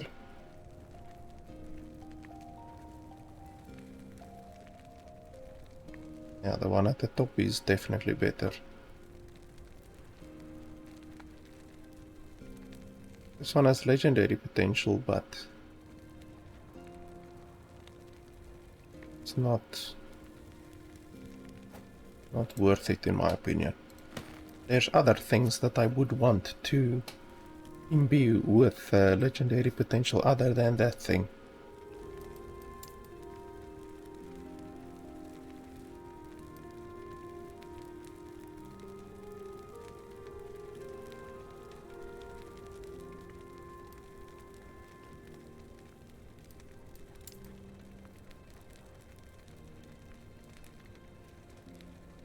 Here's the other one.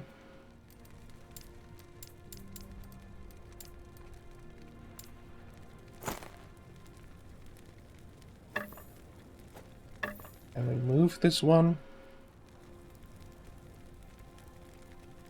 Let's move that one.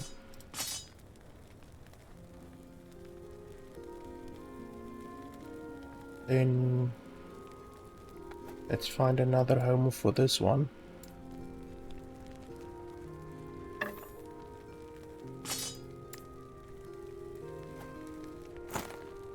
Okay, so which one is the best here? 127.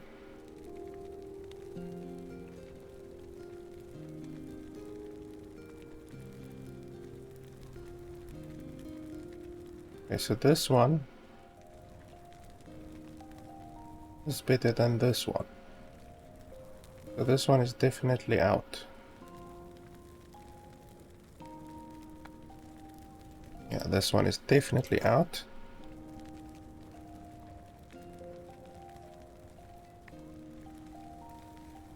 And then this one is better than this one.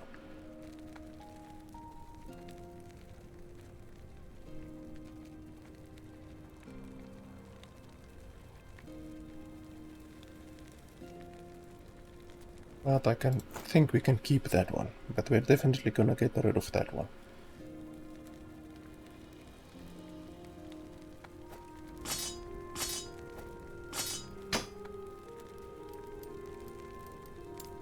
Let's just check the rings and that kind of stuff again.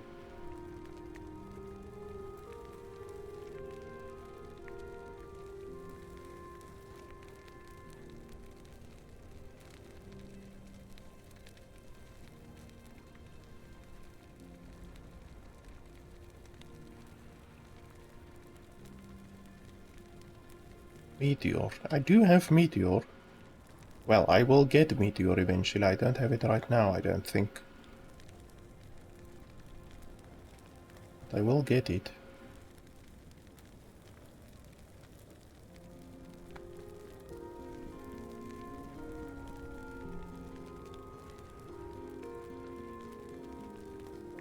Increased spell damage. Bloody 66%.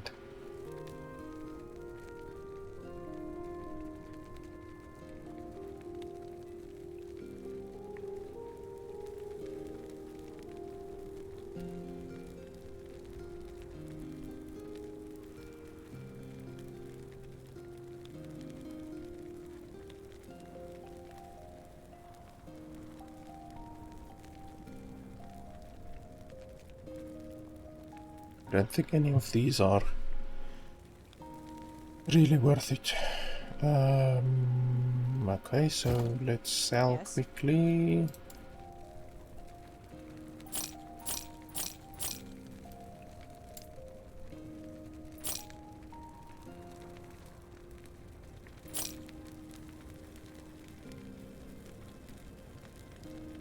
Are any of these useless?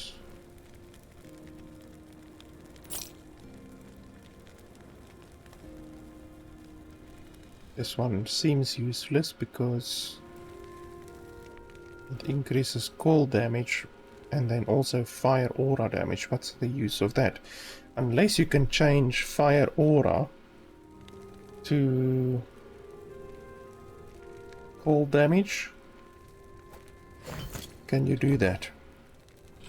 Where's fire aura? Fire aura, fire aura.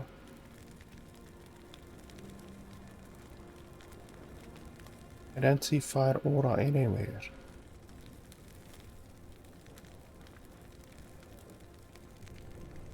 Yeah, so you can't, almost certainly can't change it. Yes.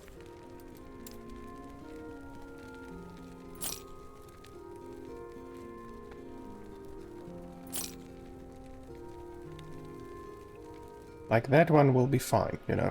Chance to cast fire aura and that increases your fire damage. You can definitely work with that one.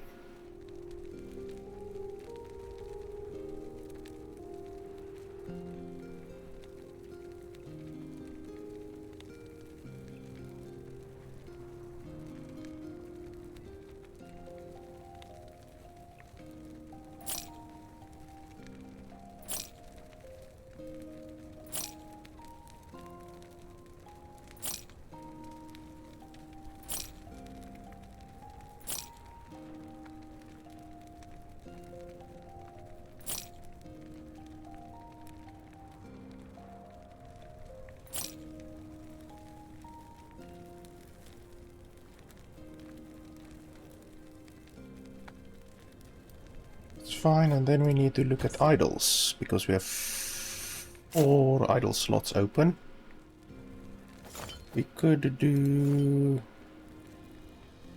No, we can't put a big one in there. We can put a bigger mage one in here now. Mage. Can definitely do that.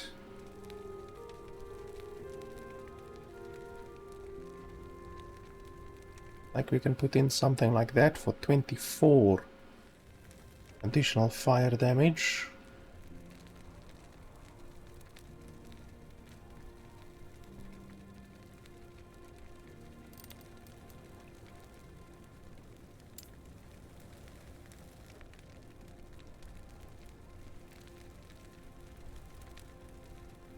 Something like that. Melee elemental damage. We don't do melee.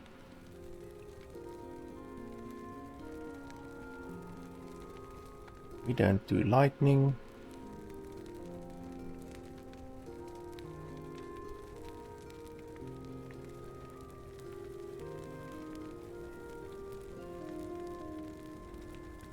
That one is pretty weak. We're gonna sell that one.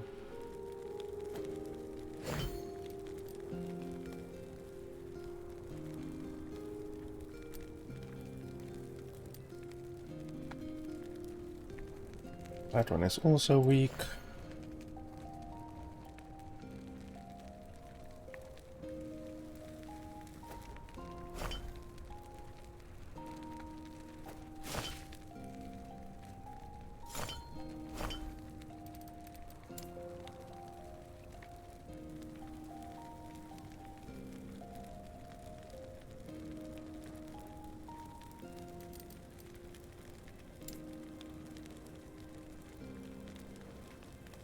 One is weak.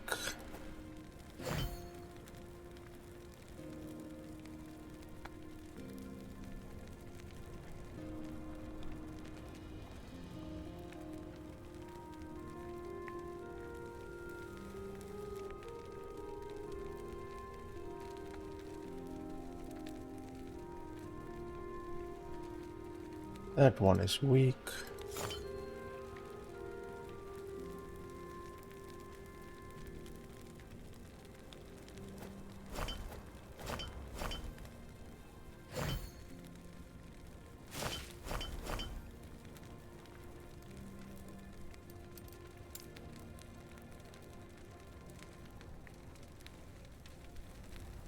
That one seems weak.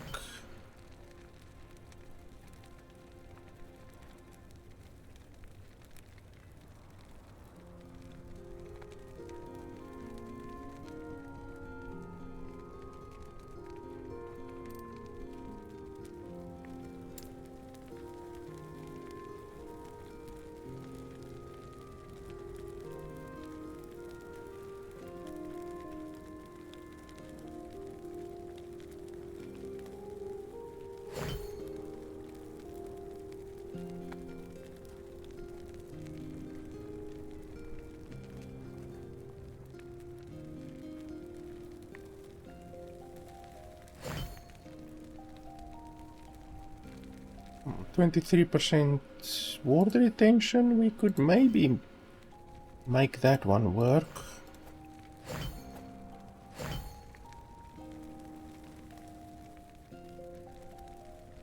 %23 water retention is nice.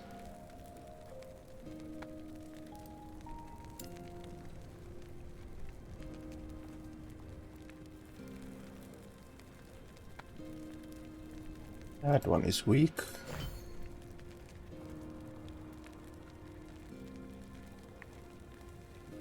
That one is weak. That one is weak. There's a lot of weak mage ones now.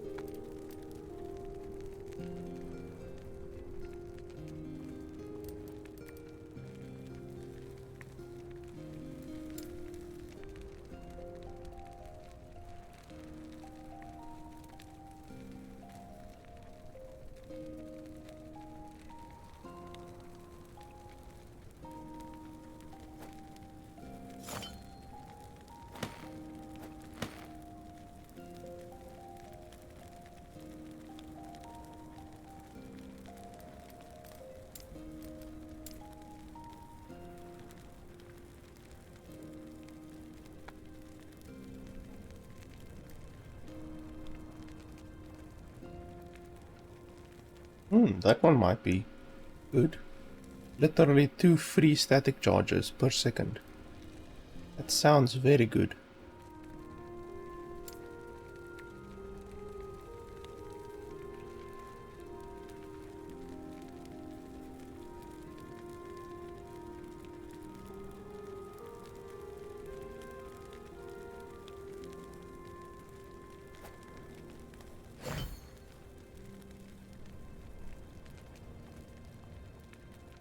Holy shit, 5 static charges per second.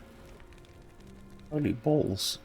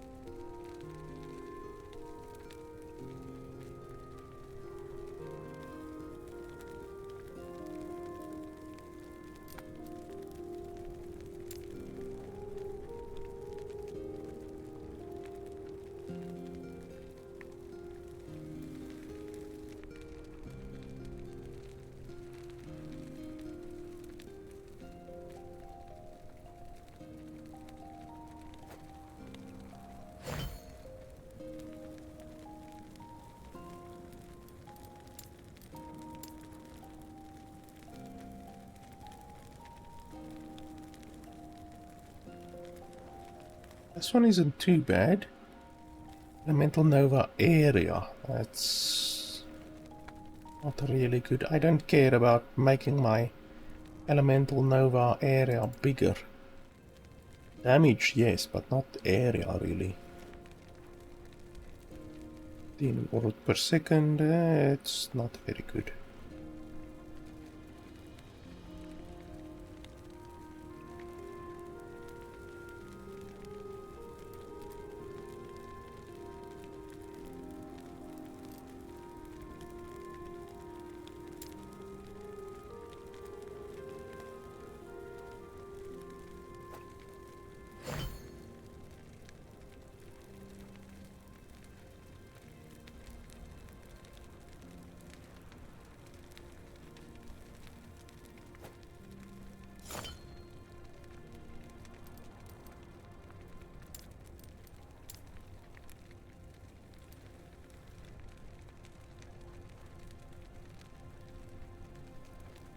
I'm really disappointed at my Mage idols. I was really thinking that there would be some that are much better.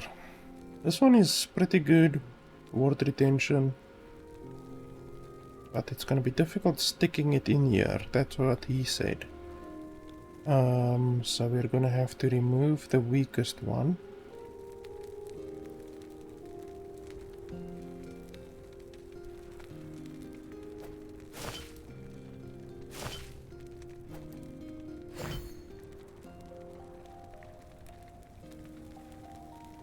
Yeah, that's fine. Then we're gonna sell all of these useless bastards.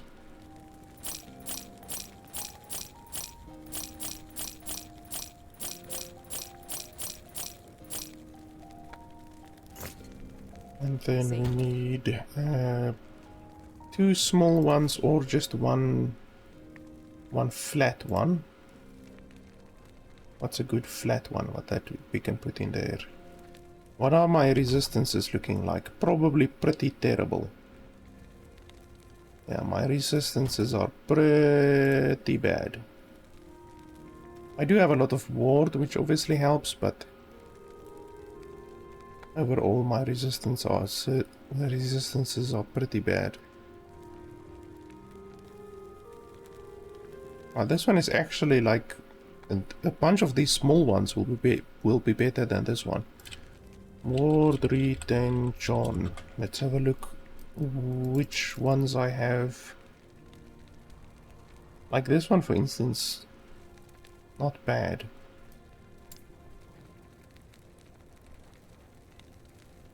Like this one. A bunch of those will be better than this one.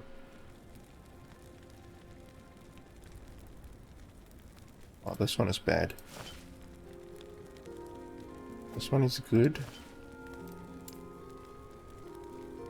This one is pretty good.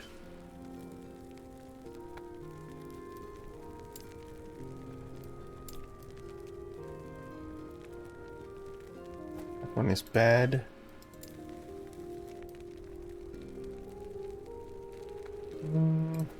Yeah, that's okay. Bad.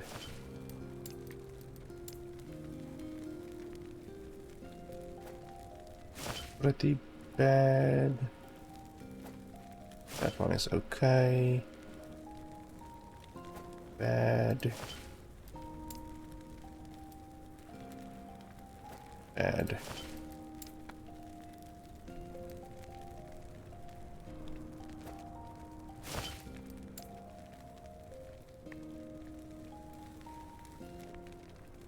Not too terrible.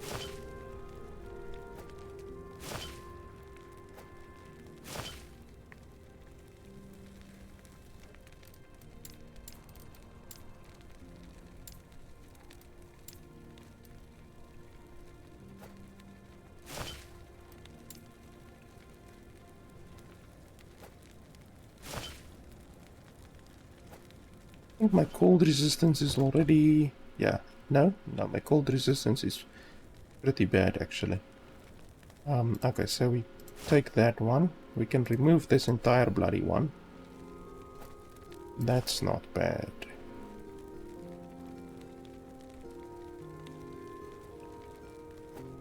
That one is pretty good.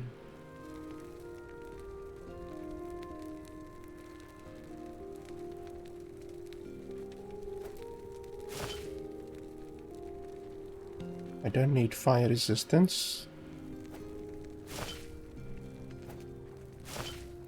Yeah, those are better than this one.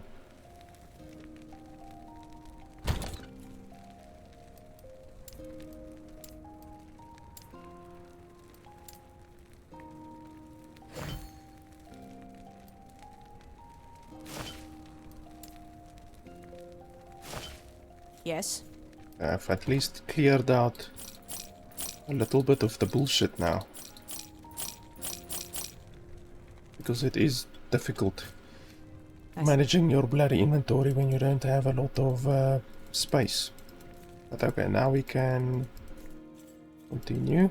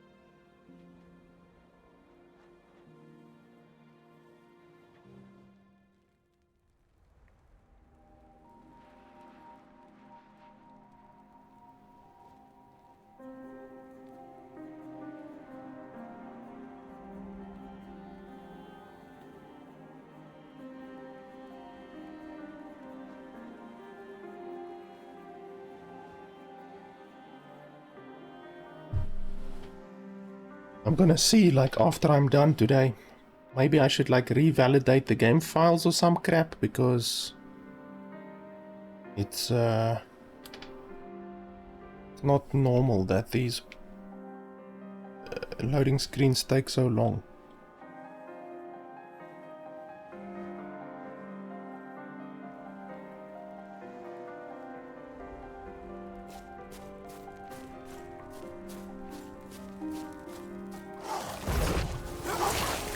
So my orb now does quite a bit more damage.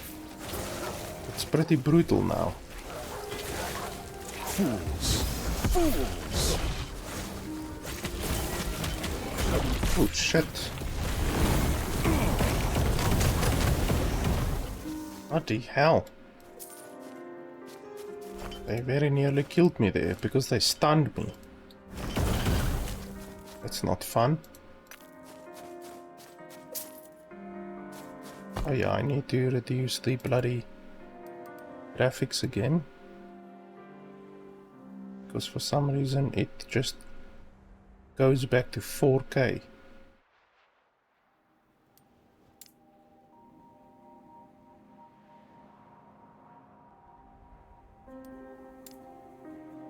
There we go.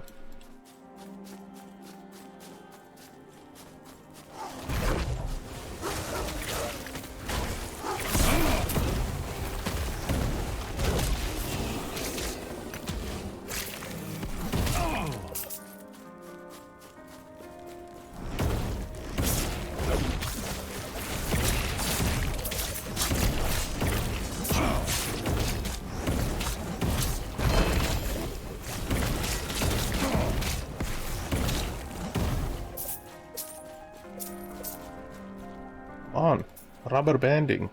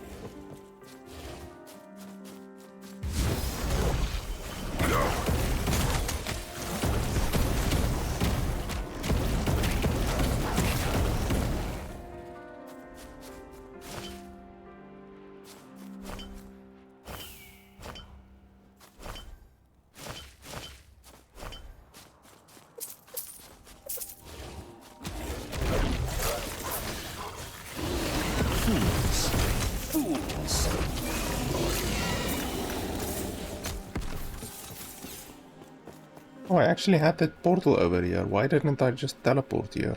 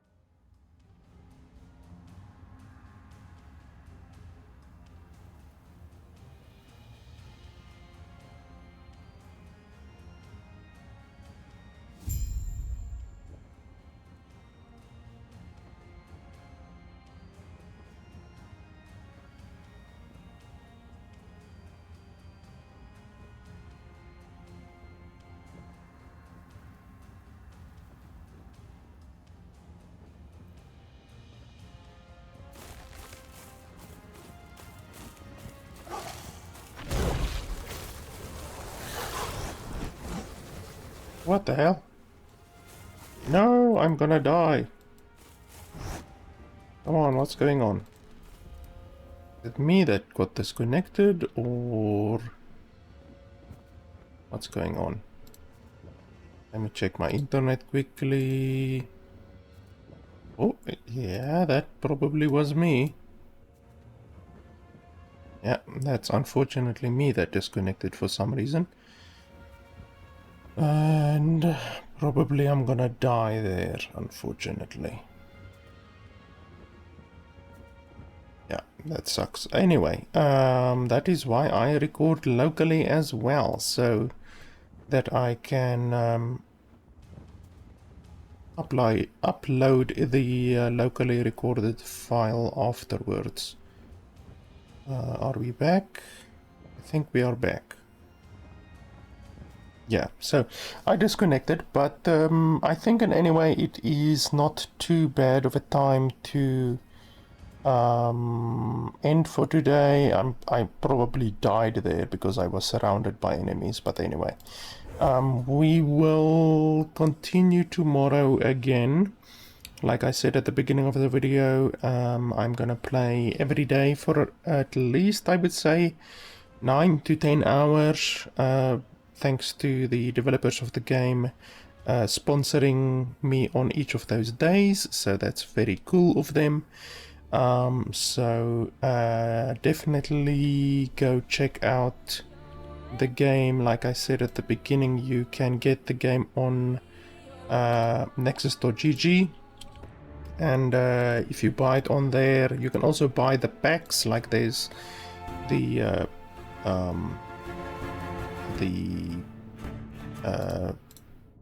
cosmetic packs that you can buy